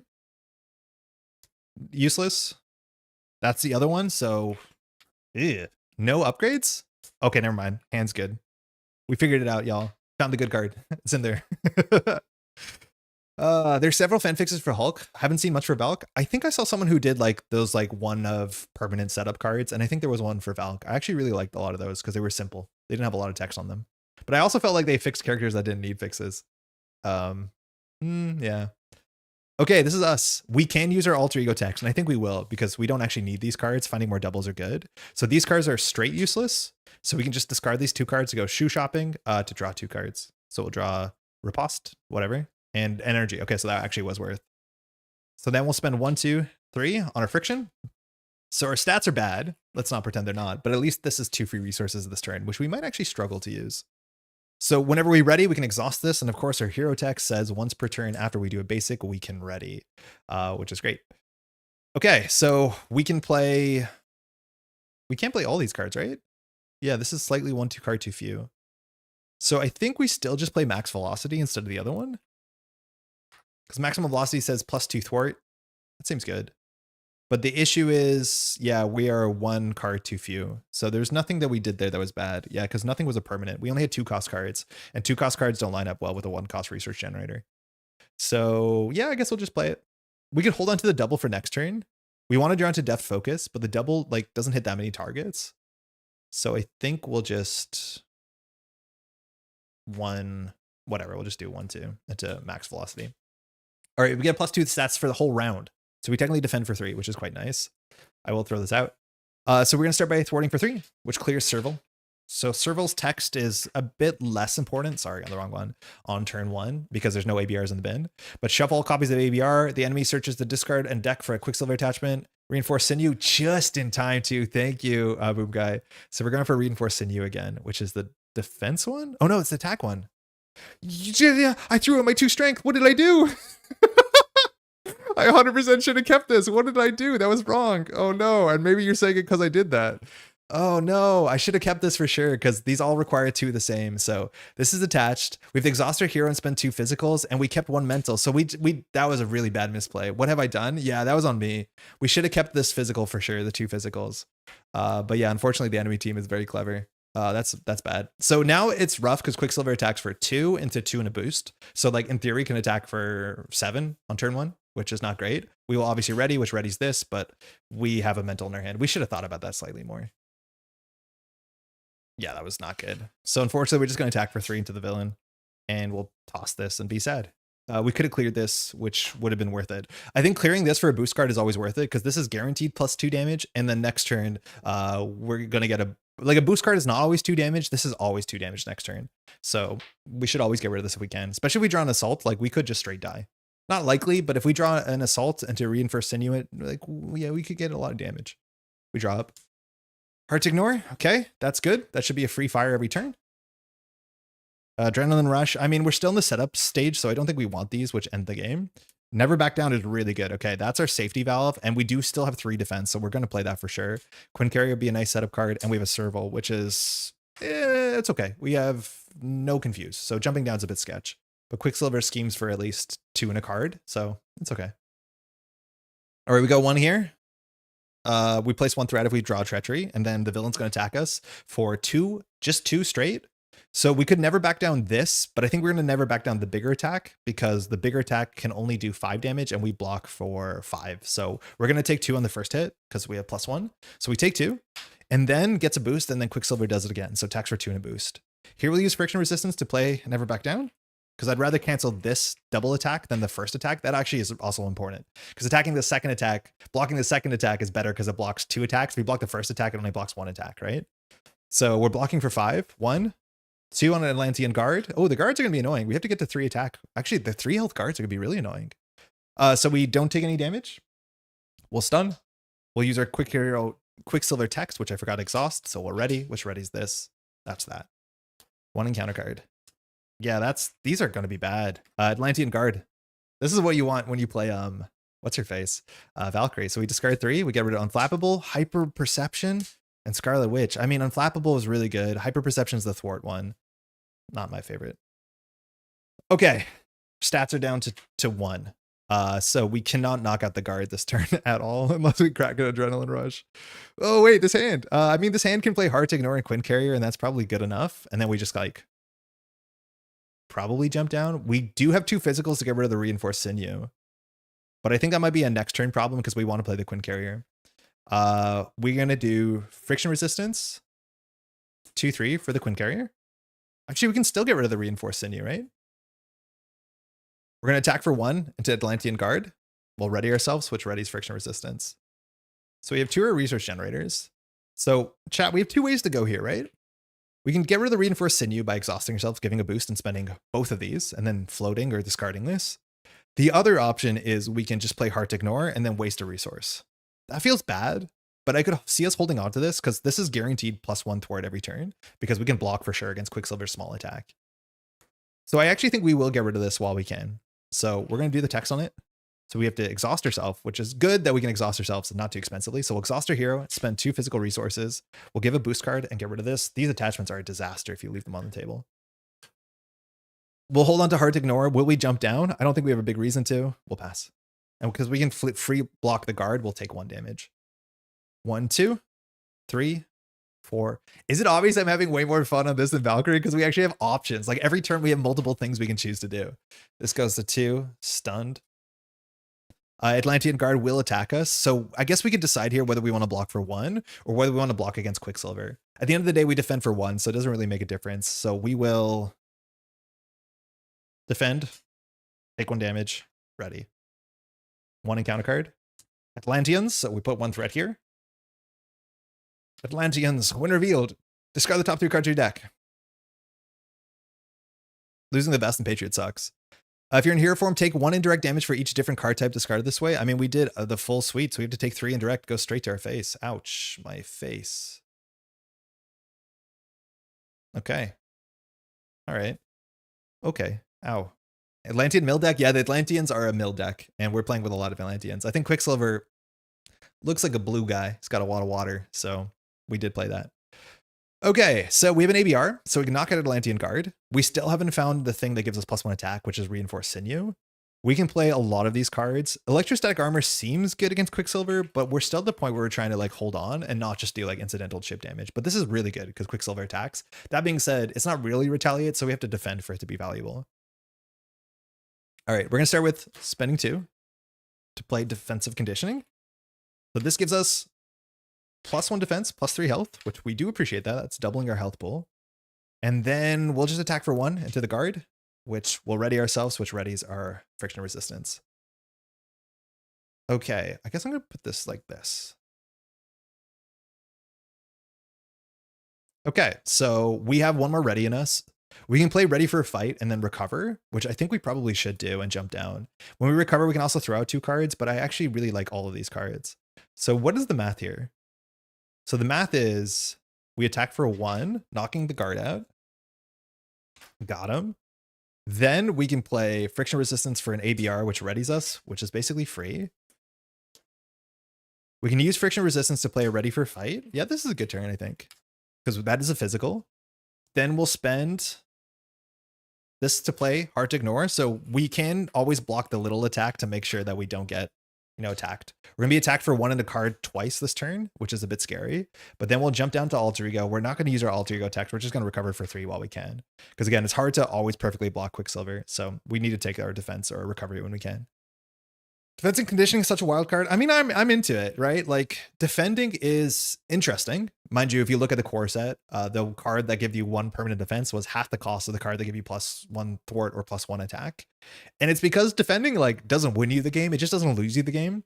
Now it's kind of funny too, because there's a lot of decks where if you get +1 defense, you don't need the +3 attack. So there are genuinely decks where armor plating is a better card, which is not always the case. Oh, not that armor vest. So yeah, it's interesting. I've actually played some decks where I don't need +2 defense, +1 defense is enough, and I don't play this. But I mean, that's a really good card. 2 cost for a stat and +3 health is like again, if you see this card and you look at Aragorn gives you +4. This gives you a stat and +3, and it's an aspect card. It's weird. I guess Ariel should or could matter. I'm not sure. Merfolk Middle Tribal deck. Yeah, that's about right. Draw 6. What doesn't kill me? Perfect. We have 3 of these. Double time, so that's a deal 2 threat, remove 2 damage. NBD, which we can play here. We might hit the triggering conditions, not guaranteed because we're only blocking for 4. Oh, we probably get there. Oh, no, we do get there for sure. 5 is a disarming defense, which like we want to draw this at the right time. And this is another scenario where that matters because we saw the conditions. Hey, Nanako the cat, of getting rid of some of the upgrades is actually pretty expensive. All right, goes to 4. Quicksilver would scheme for 1 and a card and then 1 in a card, which is a bit much. In theory, we should ready for a fight right now. So we're going to flip up and we're going to get attacked again. The first attack, we actually want to do NBD on the second attack. So we'll do it on the second attack. So we're going to just take this one to the face, 1 in the card. Wow, 3 boosts, 4 damage. Ow. Ow, my face. And then Quicksilver gets a boost and does it again. So this one will do friction resistance to never back down. We should be safe here. So we're going to be blocking for 4. Attack for 1, 2, 3. Always be running. The shovels back into the deck. So a couple of triggers here. You can't hear that. There's a lot of like ambulance presence outside. That's my little treat, I guess. Nanako's sitting off camera and she's like right over here. Okay, so a couple triggers. Never Back Down resolves. So we get a stun, which is really nice on the second attack. We can ready ourselves, which readies this. And we can do Hard to Ignore, the card I can never remember the name of, which removes one threat, which is nice. Still reveal card. It's Janice from Accounting. When revealed, if you have the Hunted trait, activates. Otherwise, discard the top 2 card of your deck, 3 health minion. Get rid of Adrenaline Rush. Fine. All bees be running. Okay. I think you only have 5 cards instead of 6. Because we spent one. Oh, you're right. We should have had 6 cards because we're an alter ego. Thank you. So it would have been one of the cards that we milled, but they're random cards. So I'm just going to take this one, which turns out to be way better for us. So, I mean, they were random cards. You can't be too upset about that. But yeah, we were meant to have 6. I only drew 5 because we just played the Never Back Down. Good catch. We obviously won our cards. We haven't found a Depth Focus yet, which is in the bottom 6 or 5, which is upsetting. And our +1 defense card and our Speed Cyclone. Like, we have really good cards for our last hand. It sucks that the Speed Cyclone won't be able to be cycled twice, so we're not going to see it for a while. All right, Janice. How do we defeat Janice? 3 attacks pretty hard at 3. Kind of miss the Rumor Mill in the background. Natural Light and Natural Cats are a fine replacement. I do have the other Rumor Mill-esque art over there, but this background is a bit not enough going on. I think I need to put a shelf there or something, but I'm not very good at drilling into the walls and permanents and stuff like that. Okay, so this turn we only have 2 damage. If we play the Reinforced Sinew, we have 4 damage. So I think we do. We have What Doesn't Kill Me, we play that as well. So these are the cards that we want to play from our hand, and we definitely can play these 2 cards. So we will start by, we want to use the Friction Resistance before we do anything. So we're going to use the Friction Resistance, and I guess we'll just use the Quinn Carrier, and we'll play the Reinforced Sinew. So we'll give +1 attack round 2. Okay, that hits Janice in 2. Which is nice. We can't get to 3 attack without playing other like events, I don't think. Then we'll attack for 2 into Janice, which means we'll choose to ready ourselves and ready the Reinforced Sinew. Cool. So that should be fine. We actually have extra resources this hand, but I think we have to waste a card. Oh no, we'll just ABR then. Man, Quicksilver's cool. Villain Quicksilver's really cool. We'll attack for 2 again, knocking out Janice. So in Montreal, I worked at the Ubisoft building, Ubisoft, and like the background of this is like exactly the Ubisoft building in Montreal. It's like really hard to think of it as anything else, which is very funny for Janice. Are you going to focus?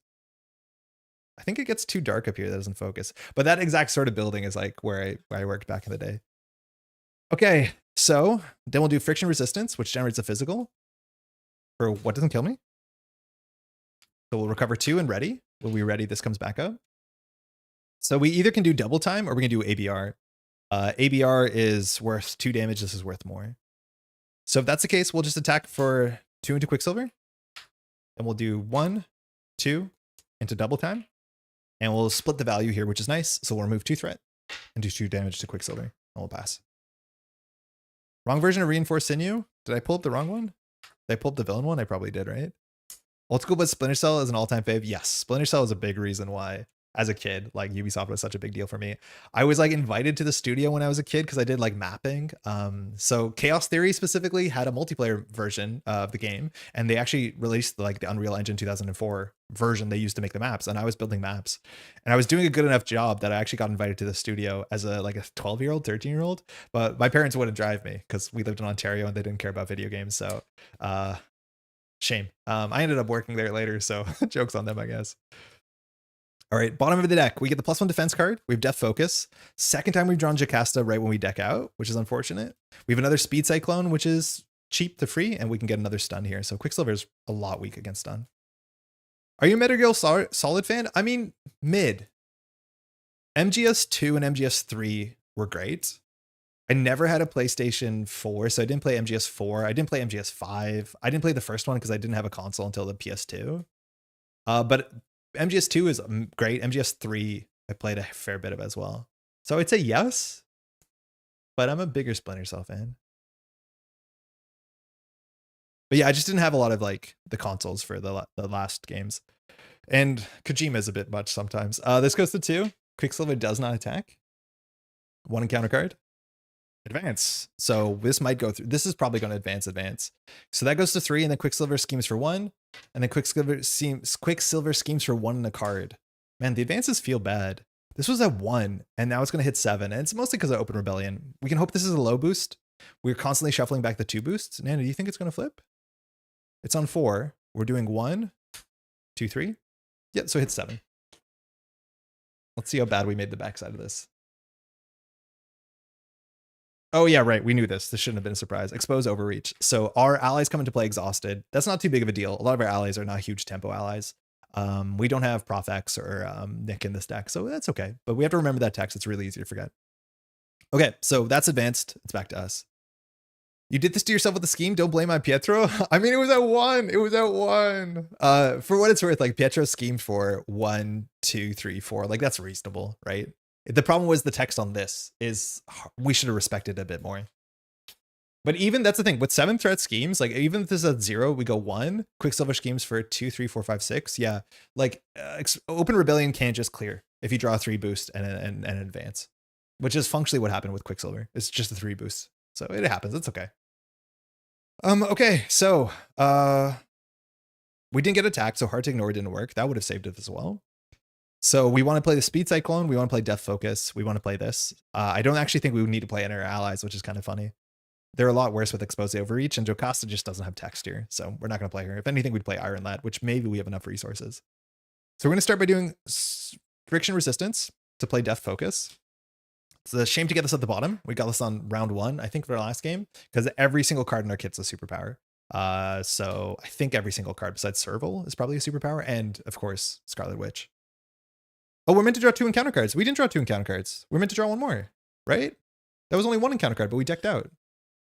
Yeah, we need another encounter card here. Great. Atlantean card, we mill 3. 1. This actually could help Jocasta. 2? No. Oh, 2 maximum velocities again. I need to shuffle the deck better. Yeah, I think we didn't draw our second encounter card. No, this doesn't need that. Rhino trains you to manage 7th red, no excuse. Some excuse. Open Rebellion. Okay, so knocking this thing out is doable. We don't have any readies, but we just want to play our stuff. So we'll do Death Focus and Quinn Carrier for accelerated reflexes. So our defense stat is going up. We're at 3. We can get it up to 4 in this deck, which is pretty good. So then we will attack for 2 into the guard. That will ready us. We'll ready Friction Resistance. Here we want to play Speed Cyclone for 1, but we want to play Iron Lad for 2. I think it's more important that we do the Speed Cyclone because it functionally cancels 2 attacks. So we'll attack for 2 to knock the guard out. Yeah, this is a bit of a sleepy hand, honestly. Maybe we didn't need to play the accelerated reflexes. But I think we will just do Jocasta for Speed Cyclone. Again, allies are not very good, so we shouldn't hold on to them. This will stun 1 enemy. No, yeah, there's no way to do this, right? Because even if we do this into Speed Cyclone, we're left with 2 cards. So Speed Cyclone for 1 for a cheap stun. 1 cost stun is bizarre in this game. And then we have 2 allies which we can hold between. I think Jocasta, we have no defense events here. And if we draw a defense event, at least we can discard them to play Jocasta because Quicksilver is likely not attacking us. So I guess we could hold on to her. She thwarts a bit better. But Iron Lad's easier to play. I'll hold on to neither. I don't actually think we need them. This is a deck that you could easily get away with playing the sort of like Ronin archetype that's coming up. We'll pass. You're out of 5. 1, 2. Nice. These are fine cards. 3. Never back down. Useless. 4. Energy. 5. Hyper Perception. I mean, at least we have a superpower. That's what we want. But not a great hand in terms of like progressing the game. 1. Stun. Encounter card. Amir. All right, so when revealed, if you have the hunted trait, Amir activates. Otherwise, discard the top 2 cards of your deck. We lose armor. We lose Adrenaline Rush. Seems acceptable. I'm pretty sure we discarded these 2 cards at the same time before. No, we had the armor in her hand. So, okay, she's on the table. All right, luckily every turn we're able to knock out the things we want to knock out. So we're going to do Death Focus and Resistance into Hyper Perception. So we have nearly maxed out our stats. I think we still have an Armored Vest, but we have +1 thwart. That's good. We don't mind if Quicksilver attacks us. Our health is pretty good. Knock on wood. We will attack for 2 into Mir. We'll ready ourselves. We will just go ahead and use Friction Resistance to play ready for fight, which we might jump down, but if we jump down, we can't recover, so we probably don't. Yeah, we probably don't. We'll attack for 2 to knock out Amir. Then we'll just play an Adrenaline Rush, and then we're wasting like so many resources. Adrenaline Rush we can crack to give us +1. Let me just stack these a bit better. Yeah, that's it. I'm not holding on to either of these. Actually, we probably should hold on to Never Back Down. Stunning is really good. We'll throw out the double. 1, 2. There's the last piece. 3. Uh-oh. 4. Please give us a playable hand. And we don't have a playable hand. Where's our best boy Lockjaw for these sort of hands? And like we have these research generators that can get wasted. I could see Lockjaw being good. Comes in for 2. Quicksilver is attacking. We want to block the second attack. So we will just take 1 damage. And then the second attack comes in with a card. We will exhaust to defend. We'll use this to play Never Back Down. So we're going to be blocking here for 5. If we take no damage, we get a stun. So 1, boost, reveal this card. Oh, nice. Actually, I mean, no, actually not that nice. We don't have the resources for this. But this now attaches to the villain. So when we attack it, it attacks us back. So we did, technically we'll trade this for a stun, but we take no damage. We can ready ourselves. And we can remove 1 threat from this, which I don't know why that was exhausted. Okay, that's that. Throws a double time to find attachment that needs a double energy. I know, and the wrong one too. Like that was literally the energy attachment. No. Quicksilver double schemes again. So for 1, then for 1 in the card. Okay, not that bad. So that's to 4 of 9. Yikes. We could have canceled that with Ready for a Fight, and I would have traded the stun. Honestly, that might have been worth it because this hand is slop. It's not a good hand. Okay. We'll play our vest. We're at 4 defense. I really just need a hand that does something. The worst part about this is like our first mill, we lost 2 maximum velocities, and that's why we're not having any explosive turns for this whole deck cycle. Skill issue, I mean, I wouldn't be the first to say it.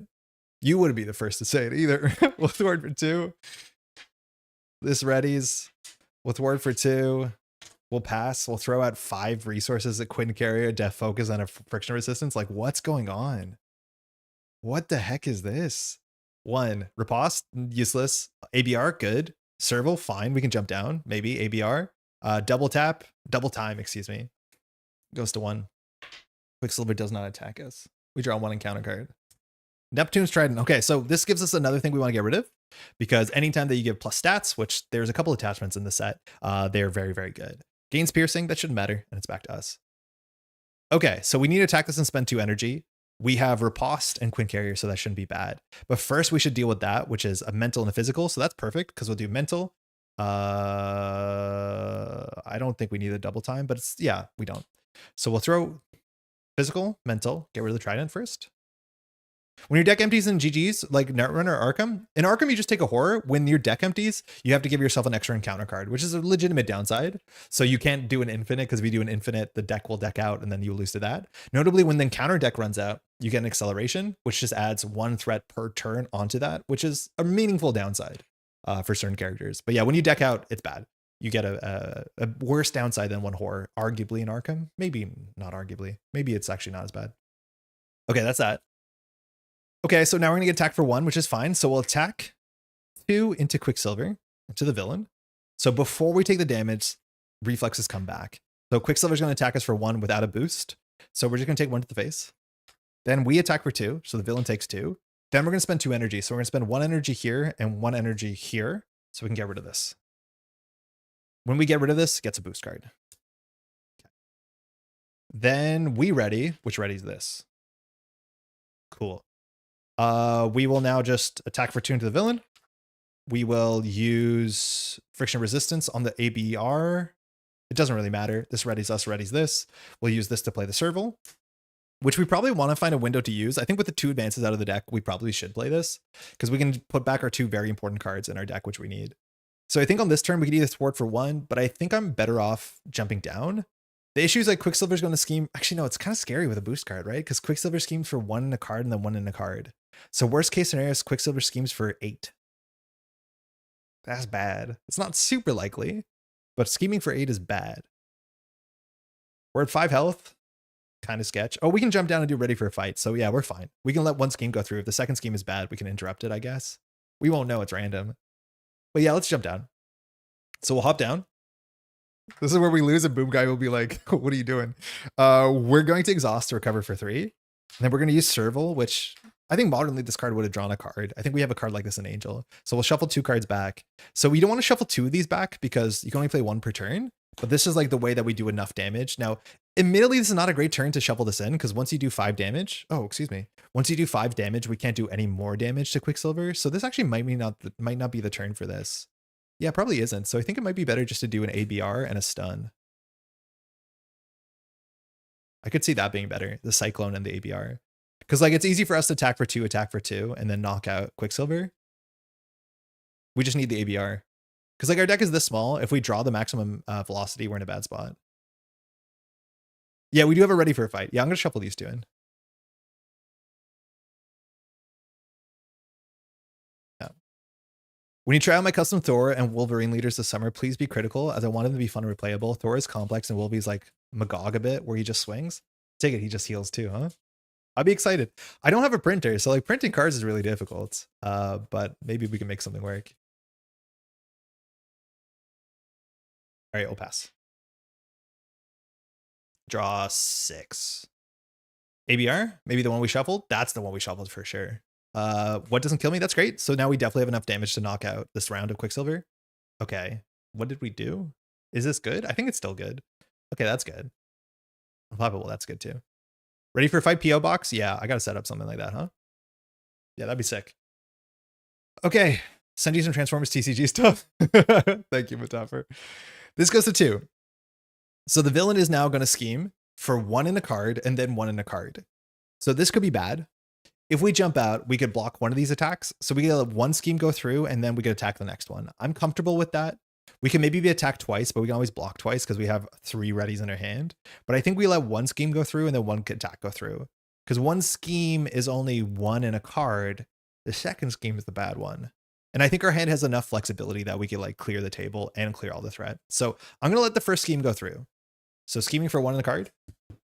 C3, this gets shuffled back in, so it goes up to 5. And then Quicksilver is going to scheme again, but I believe we're allowed to interrupt this because it says when an enemy would scheme, and technically Quicksilver schemes 1 more time. So we're going to go ahead and crack RFAF, which says we can jump up to hero mode, and we're getting attacked instead. So we will choose to block here. Quicksilver will have a boost card. So we're attacking for 1 in the card. We'll do our tempo block, which is free. We're not going to spend our resources. We have nothing here. So attack for 1, 2. Give the activating enemy Imperious Rex, another card. I think we don't know actually where Namor is yet, which is scary. So that's 1, 2. Boost, reveal this card. I mean, glad we got that in that order, I guess. So this is Hyper Perception, which is the thwart version. So we have to exhaust and spend 2 mentals. Otherwise, we will just lose to this. Like if Quicksilver schemes twice at 2 and a boost card, like game is over. So that's at least we take no damage. We'll ready ourselves. 1 encounter card. Yikes. That's not good to draw with the scheme. We let the scheme go a bit. The Royal Guard comes in with 4. When defeated, we have to go attach Blood Debt to ourselves, which is Amplify, which is also very bad for Quicksilver because Amplify gets 1 to every boost and Quicksilver doesn't actually boost that much more, but sometimes does with cards like this, but activates more. So yeah, maybe in the middle. Okay, it's us. We have to clean this and to clean this. 4 is a good breakpoint. Blood Debt will be attached to us. We can do everything with this hand. So the question is, can we also play Unflappable? I think we can. I think this hand is perfectly playable. Yeah, I think this hand is super playable. I just like, the math is not intuitive to me, but I think we can play every single card here, which is like the coolest thing about Quicksilver. Every card here, I think we can actually play a 6-card hand. So I believe we start by doing friction resistance for Unflappable. I don't know whether we have to pop the Adrenaline Rush this turn. If we don't, we will if we have to, because we want to advance Quicksilver cleanly. So this goes to 5. I think with the 2 advances out, I don't think we have to deal with Hyper Perception this turn. I'm not sure if there's a Quicksilver card that just says Quicksilver activates. My guess is not. Oh, only 1 advance is out. Okay, never mind. No, 2 advances are out. Okay, so we don't have to worry about that right now. We could lose to it, but okay. So now we will thwart for 2. We'll use our baked and ready to ready to ready. Okay. Then we want to use, it doesn't really matter. We'll thwart for 2, which clears this. So we have to search for Blood Debt and attach it to us. Or no, not even attach it to us. Deal as a face down encounter card. So that's actually a bit better because then the Amplify won't matter this round. This is Blood Debt. Blood Debt just says you gain the Hunted trait. I was wondering how you gain that trait. I think we've seen all the characters that care about it. But discard the top 8 cards of your deck and alter ego to discard this card. If you don't have 8 cards, you can't do this. So if your deck only has like 2 cards in it, so like next round, we won't be able to clear this because we won't have enough cards. What does the Quicksilver leader always be running text? We haven't drawn one, which is kind of surprising. It just says get a boost surge, which is like pretty sick. That's good tax. But yeah, just get a boost and surge, which is surprisingly annoying. And I think there's 3 of them, and the boost just shuffles it back. So you're always going to be drawing into this 2 boost. But like very, very fun, flavorful text. Wolverine's permanent claws went through so many changes. In this end, we decided that Wolverine can just have his unpredictable nature. So his claws give him piercing and an amplify icon. Oh, amplify is a really nice way of showing the claws off. Yeah, I like that. Because you know they're scary. You just don't know how scary. Okay, so we've done what we've done. We can now just use friction resistance to play. Yeah, we'll do friction resistance and Quicksilver for what doesn't kill me. But now we have to start doing some math whether we hit breakpoints. So we recover 2 and ready. We technically can have up to 12 health, so we're good. When we ready, this comes back. So we can thwart for 2, thwart for 2. That's 1. That's 1. Then we can attack for 2, attack for 2, attack for 2. I think if the math is right, we can do all of this and defeat Quicksilver. The problem is we're going to be drawing a bunch of encounter cards, but we know what this one is. Okay, so then we're going to thwart for 2. I'm pretty sure we don't have to crack this. This math is not always intuitive. We'll do a friction resistance for ABR, which just readies us. So we ready. We'll thwart for 2. We'll do the same thing. We'll play ABR. So we can attack for 2, attack for 2. No, we're short 1 damage, right? Yeah, we have 4 damage left. So we can leave Expose Overreach on 3 with 2 advances out. But if Quicksilver schemes, we definitely lose. So I'm not sure if there's an encounter card that says if Quicksilver schemes. So I think we're going to crack the Adrenaline Rush, which is a bit unfortunate because cracking this for 1 damage is obviously not great. But now we will attack for 3 into Quicksilver. We will use the friction resistance to play the ABR. And then we'll attack the 3 into Quicksilver just to advance him. So pretty bad Adrenaline Rush, but we'll take it. We advance. Quicksilver goes on to the second side, which we haven't seen yet. Has Steady, which actually... Oh, actually the Steady is perfect because we can spend 2 Speed Cyclones to get 2 stuns on there. I forgot about that interaction. That's kind of sick. When revealed, deal each player an encounter card. So we don't know what this is. We know what this is. And cannot take damage for this phase. Only has 20 more health. Now, if I'm not mistaken, we can do Death Focus to reduce the cost. I think you can reduce X costs. And we'll do Friction Resistance to make Speed Cyclone cost 2. And oh no, it's stun X enemies. So that actually doesn't work. We can only put half a stun. Because it's not... Wait, no, you can stun the same enemy twice, right? X enemies? So the problem is like Quicksilver is 1 enemy. But can I stun Quicksilver twice for 2? I could see this being ruled 2 different ways. This is definitely in the FAQ somewhere. This has to be in the FAQ somewhere. I'm not sure. X enemies. So you have to point at X enemies. So I'm assuming it's just 1. Because you have to choose. So I'm going to just say it's 1.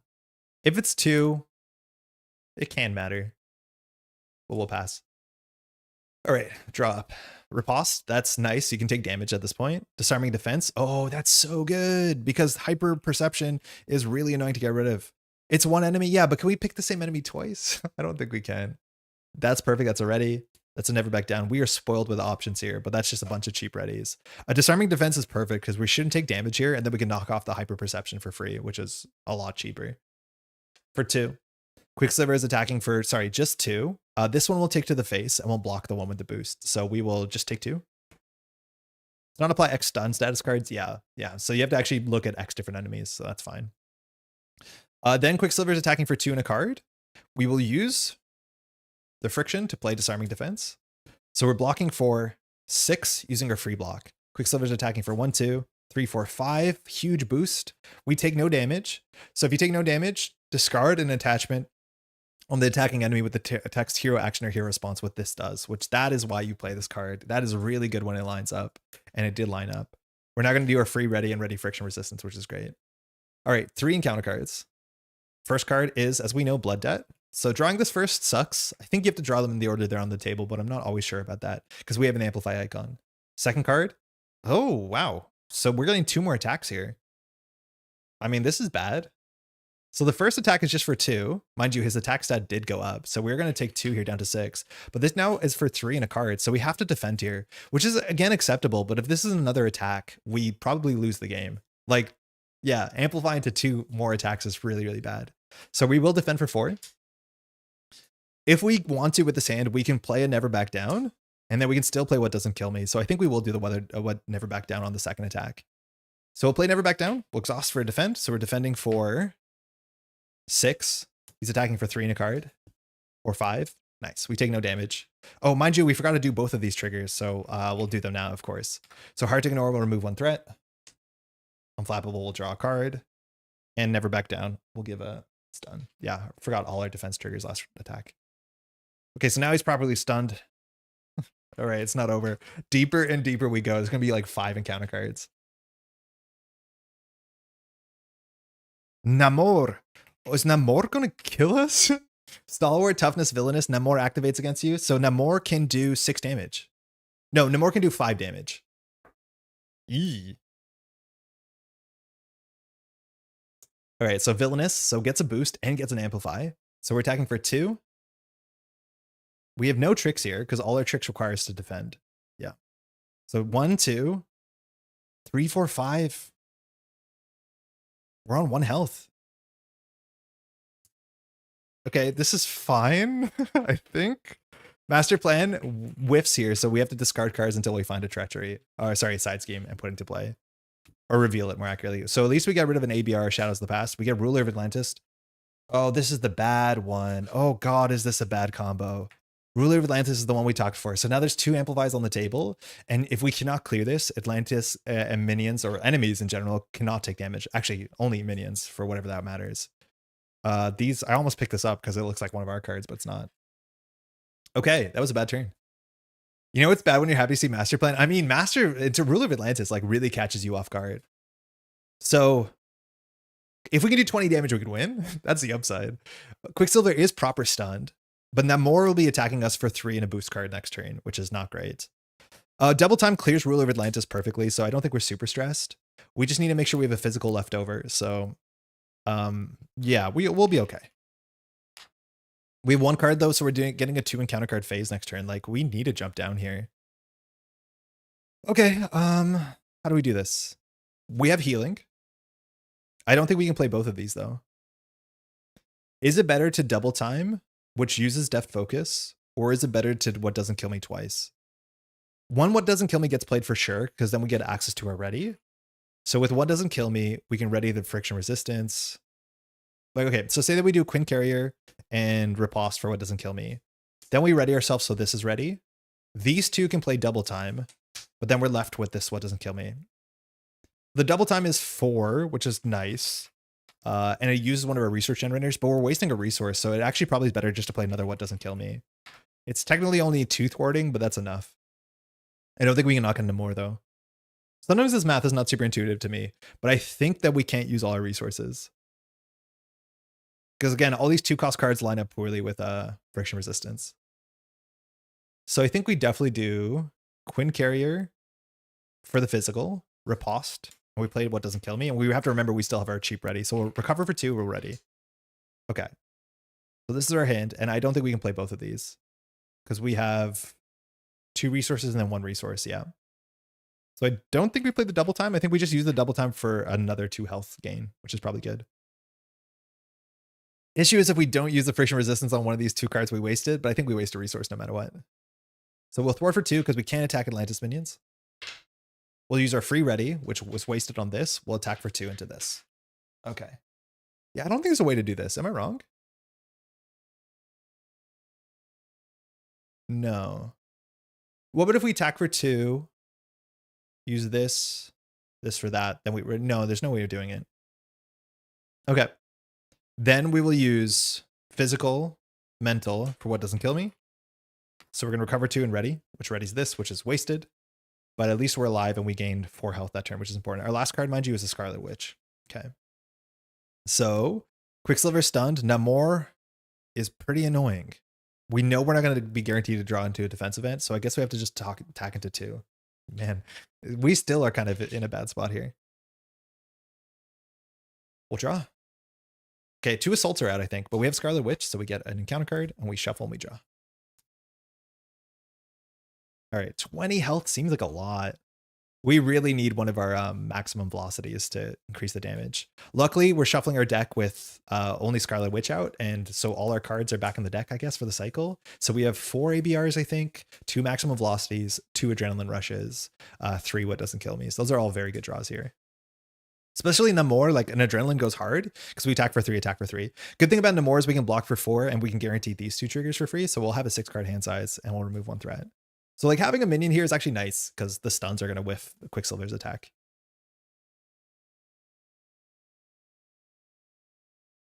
This deck probably should have another Ready for a Fight instead of Adrenaline. Ready for a Fight's really quite good with Serval. Okay, 1, 2. It's also easy enough to heal. Oh, that riposte is really good into Namor. 3, never back down. 4, genius. 5, double time. Okay, that's a good enough hand. Goes to 2, steady stunned. Namor is going to attack us for 1, 2 and a card, technically. So this could be up to 5 damage. So we're going to use our free defend, and we're going to use friction resistance, and we're going to play riposte, which will bring Namor down to 3 health, which is not a real break point, but he has stalwart, so there's no point playing the stun. So riposte, we're blocking for 6. Namor is attacking for 1, 2, 3. All right, so we have a bunch of triggers here. We take no damage, so halves his health. We'll get our free ready. We'll do hard to ignore. And we'll unflappable to draw a card. We draw a never back down. I mean, not good. Okay, 2 encounter cards. First. Oh, Jesus. I thought there's no more assaults. It could be worse. Are we dead to that? Is that going to kill us? So Quicksilver attacks us for 2. So actually how we use the never back down here is really interesting. Because we might have to use the never back down on the first attack, which sucks. Okay, because Quicksilver, we can either take no damage from Quicksilver, because Quicksilver now is attacking us for 3, and then we'll attack. No, Quicksilver is attacking us for 2, and then into 3 in a card. If we never back down right now, we will take no damage, but Quicksilver will be ready. Then Namor attacks us for 2 in a card, which already could defeat us. I think if Namor draws a 3 boost, we die. There's no way around it. Ooh. Sidestep. We stopped playing this card. When you would take any amount of damage, that's why you want to play it. He is steady? Oh, you're right. It doesn't even matter. Well, we could play 2 NBDs. Yeah, we'd have to play both of them. But yeah, you're not wrong. And then we don't have a ready in our hand. But yeah, if we draw 3 boost on Namor, we die. I think we have to block Quicksilver's 2 attack with +4 defense. Because otherwise we take 2 from this and Namor hits us for 2 guaranteed. So unless it's a 0 boost, which the boosts in this deck are actually relatively high, we will die. So I think we have to double never back down the first attack. All right, so I think we do. We'll exhaust. Man, this blood debt sucks. Yeah. Oof, it's bad. At least we'll defeat Namor guaranteed next turn if we survive. Oh, we have 1 more encounter card. Man, I forgot Gang Up was there. I was playing around 2 assaults being out. So we're going to be defending for 4, 5, 6, 7, 8. Quicksilver is attacking for just 2. We fully block. The Quicksilver is double stunned. Immediately we'll get rid of the double stun. The question is, does he get the boost? Because is the boost attached to the attack or not? Sorry, of course that was going to happen. So the boost is attached to, after Quicksilver activates against you, give him a face down boost, then he activates. Okay, so he actually does still get the boost no matter what. Interesting. All right, no more attacks for 1 in a card, 2 in a card, and if this is a 3 boost, we lose. Quicksilver's 3 because of blood debt? Nah, because so Amplify only works on boosts. Because Quicksilver specifically didn't reveal a boost, it's only 2, so we're fine. But if he attacks again, it'll be 3 in a card, yeah. Yeah, he still gets a boost. Yeah, interesting. Because if there was one sentence, if it was worded the other way, it wouldn't happen. But no matter what, gets the boost. So that's not great for us. Namor now is attacking for 2 in a card. 2 boosts. So we take 4. It's technically still alive, I guess. 1 more encounter card. You're just farming aura. So give a face down boost card. I mean, if he attacks us, no matter what, we die. Oh, also the deck decks out. So all the assaults are back in the deck. This is not. Uh-oh. So we're drawing 1 random card. There's a card that says take 2 damage or unless you put 2 threat on the main scheme. That's our choice. Well, if we draw anything that says attack, we die. We could even draw the same gang up again. Surge? Yeah, that's what we're shuffling. Because we have to draw 1 more card.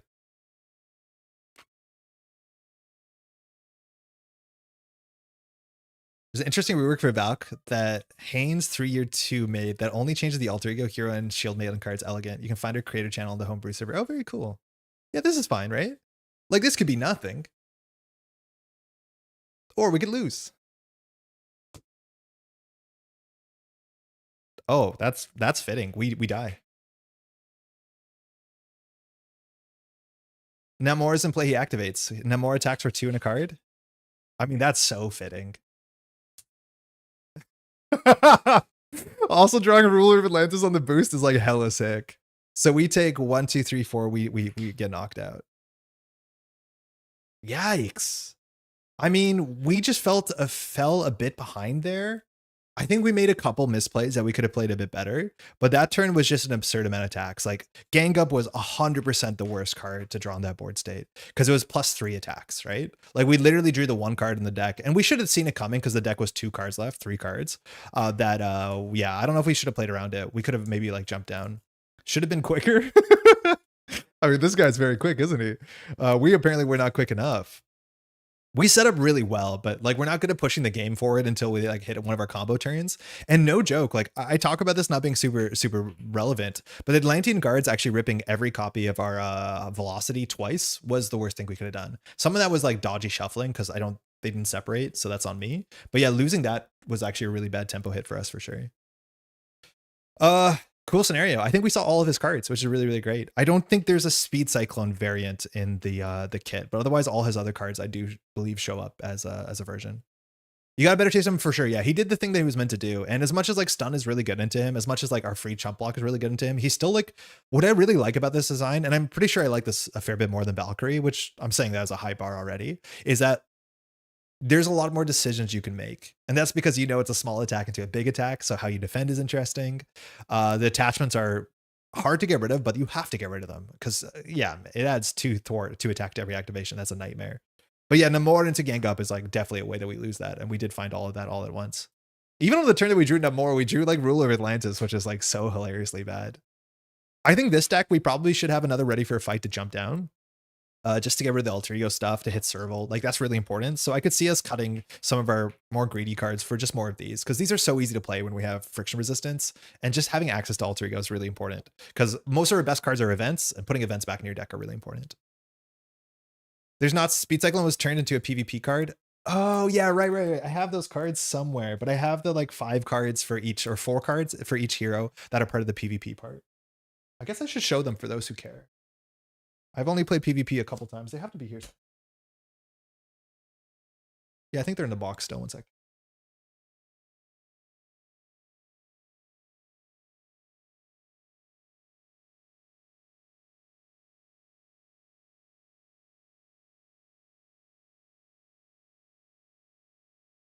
Okay, so for the full experience, there were 8 extra cards for the PvP side. So some of these will be cards similar to some of the ideas, but you got to see how these work together. So we're going to start with the cards from our friend here, our speedster. So this is super speed. So these are the cards that you can add to your hand through PvP. I forget how the mechanic works if you're playing PvP. After you attack an enemy, this is a 1-cost upgrade. Stun that enemy. If that enemy is the enemy leader, discard this card. Whoa. Were there upgrades in the PvP kit? After you attack an enemy, stun that enemy. If that enemy is the enemy leader, discard this card. So you can just stun minions infinitely if you attack them. I mean, that's awesome. This you attach to yourself? I like that a lot. Not super power traded. Speed mutation. 3-cost event. Really ambitious frame break. I like it. Search the enemy encounter deck and discard pile for a Quicksilver attachment and reveal it. Quicksilver activates the enemy leader. That's brutal. Now, it's a 3-cost card, but this should do an extra, especially if he has a boost on him already. Like, this can end up doing like an extra 6 or 7 damage. Yeah, that's really cool. I like that a lot. Yeah, wow, that's rude. That's really rude. Are you insane? Okay, superpowered siblings. The frame break is really challenging the title box. Hero interrupt. When you spend this resource, there's a whole bunch of these. Most of the PvP leaders have these with double wilds. Search the top 3 cards of the enemy encounter for a card. Give that card to Quicksilver as a face down boost card. I think that is a template that shows up on most of the leaders. I might be mistaken. And we have speed support that shows him and his brother, I think. Oh no, that's Captain America and the other fast guy. Or is that just Quicksilver? Action, 2-cost event. You get +2 attack, +2 thwart, and +2 defense until the end of the round. Oh my god, that's sick. That's literally just his text on his best card, which is great. Because I think this card doesn't show up as an equivalent in his hero kit, so it shows up here. Neat. There's obviously certain characters that want that. And when you get to choose one of these cards, you can look through all 4 and choose one. So if this works for you, it works for you if you have a lot of readies. Strength of the Allfather. So obviously we're in Valk. After you spend this card, give Valkyrie and your hero tough status and ready your hero. I mean, that's good. You want to be ready as Valk, I guess. I say the Nay, which is the other say the card version. Hero interrupt 1 cost defense event. When you would take any amount of damage, prevent all that damage. Deal damage to the character with Deathglow attached equal to damage prevented that way. That is messed up. Especially when you have like a Flight of the Valkyrie on the table and then like this blows up and suddenly the whole board shifts. That is a messed up event. Because generally you're playing around and protecting your thing with this. Technically it could be dead on some board states, but it still prevents all the damage, which seems good. Mark for Death. This card, a lot of these card names have been used before on other cards, but not in PvP cards. Jesus, that's some armor design, I guess. Action, if Deathglow is in play, you may attach it to the ally of your choice. Wow, if Deathglow is not in play, flip the shield maiden and Deathglow to your ally of your choice. Okay, so you can be mean and like kind of turn the screws a fair bit. That seems okay, especially if they're playing with a certain ally that you want to like really work down and they've chump blocked Deathglow. Asgardian armor is our last one. Attach to your Valkyrie leader. This is the same art that we had on the Brunhilde alter ego. When Valkyrie would take any amount of damage, place it here instead. If there is at least 4 damage, discard this card. So it's just a little armor card. For 2 cost, I don't know if I'd play this, but I don't understand the PvP meta. Maybe this is good enough. 2 cost for 4 damage is good. All right, let me catch up. Hey, Boomguy, can I get an invite to your server here? I'll put one in chat right now, but there will be one in the description. But here it is. If you want to join the server, which is a nice place regardless, let alone it has all the printed stuff in it. This is sick. Sadly, the leader kits are smaller than hero kits, so you can't fit every card in it. Yeah, for sure. It's totally different server for homebrew content for MC. Oh yeah, there is a homebrew MC content. I found that by Googling it, so maybe you can too. But there is also a very specific Discord that's all about homebrew content. I know I'm in that, which is also a really nice place. That's mostly it. We streamed for 4 hours and 11 minutes on a Sunday. Hopefully it finds you all well. Huge shout out to Boomguy, not only for making this, but sending all this stuff over, which is an absolute treat to be able to show it off on camera. Also, there's a whole bunch of like mutant X-Men alter cards for the hero side, which I'll be playing with those slowly over time, but just a great package to receive in the mail. Boomguy, thank you so much. Again, if you want to print any of this stuff out, and there's more stuff, not only is Boomguy making more stuff, but obviously there's like leagues and leagues of great content online where people make custom stuff for Marvel Champions. You can find that either in the Discord, I'll link in the description, or if you can get to the Marvel Champions custom content Discord, there's a lot of great stuff there. Wow, I shuffled that poorly. I think they're both quite nice. Like, I guess I should give some feedback about Quicksilver, but like, I am so just pleased with how you represent a fast like hero or a fast villain, that they double strike you. And the fact that it actually does feel like a 1-2 is like really cool. It's a little fight into the fast fight. And basically for every action you take, it takes 2 actions. I think that's super, super, super charming. There's a lot of text on friction resistance. I don't know if you can reduce the amount of text. It is a big text box, not you, the other one.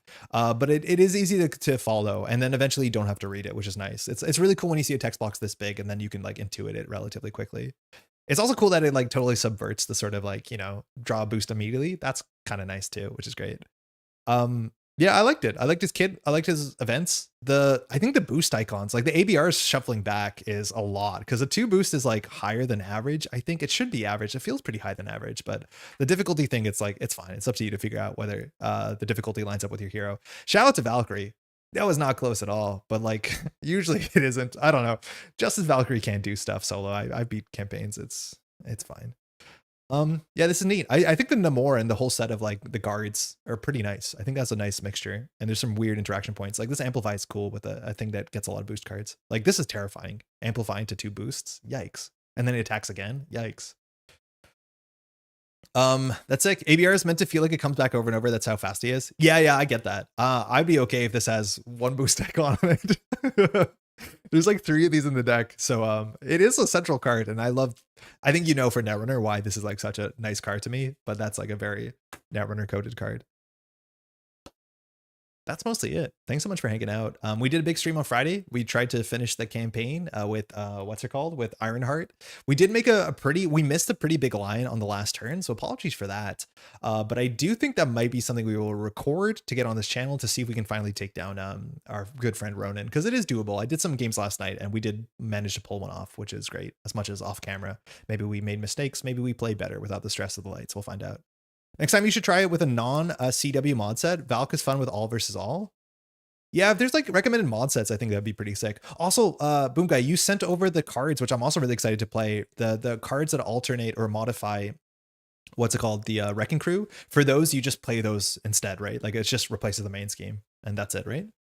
It should be like 12 to 3 boost icons per leader, 14 cards, I believe. So, well, I can show you what it is, right? So for this one, in terms of the boost itself, it's 1.3 and 6 star icons. So that 1.3 is actually lower than it should be because a lot of those cards get shuffled back because they have the star icons that shuffle them back. So it's probably higher than 1.3 because you can't not pull and always be running. It always will show up. If we look at Valkyrie real quickly, I think her number should be a 1.1, but she doesn't shuffle back. That being said, she attacks minions, so like it's totally different. But yeah, she's 1.1, which doesn't sound like a lot, but it actually is it's a lot. That's a relatively big difference. So I think on average it's like 1.5 probably for Quicksilver. I don't know. I have no idea how you meant to balance that, but yeah, even sometimes the average number doesn't matter. If there's a lot of zeros and a lot of threes, that is, you still have to block like there are a lot of twos, which I do think there's probably more average twos in this one. It's a replacement main scheme plus an additional environment of a Wrecking Crew. I think it makes it really fun. It's an easy way to play it with your existing content. Sick, yeah. I'm for that because that is another thing kind of like Valkyrie. It's almost really great, and just having small changes can make it great. That's mostly it. These are decks that I built myself. I'll link them in the description. The Quicksilver one, you can make some small changes. You can play the Valkyrie one. I promise you it'll be okay. Just don't draw Enchantress. Like, don't do that. Thanks so much for watching. If you enjoy content like this and you want to take a second to leave a like on the stream, that does help a lot. If you're new here, you want to subscribe to the channel, you know when we go live. We're definitely going to be putting out more content, and we're already streaming a lot more than we used to, so that won't change for the next couple of weeks, but we might change the day that we're streaming. So far, Fridays look like they're really good, but I feel like Friday and Sundays are a bit too close. Not only for like YouTube algorithm, but for me to get ready to do the next thing. I probably just have to get ready a bit faster sooner and just have decks locked down. I think that's mostly it. Yeah, we'll catch you in the next one. Take care of yourself. Huge shout out to Boomguy. Again, link in the description to all the Discords and all that sort of stuff. Thanks for hosting, everyone. Like and subscribe. Thank you. And we'll catch you in the next one. Take care, y'all.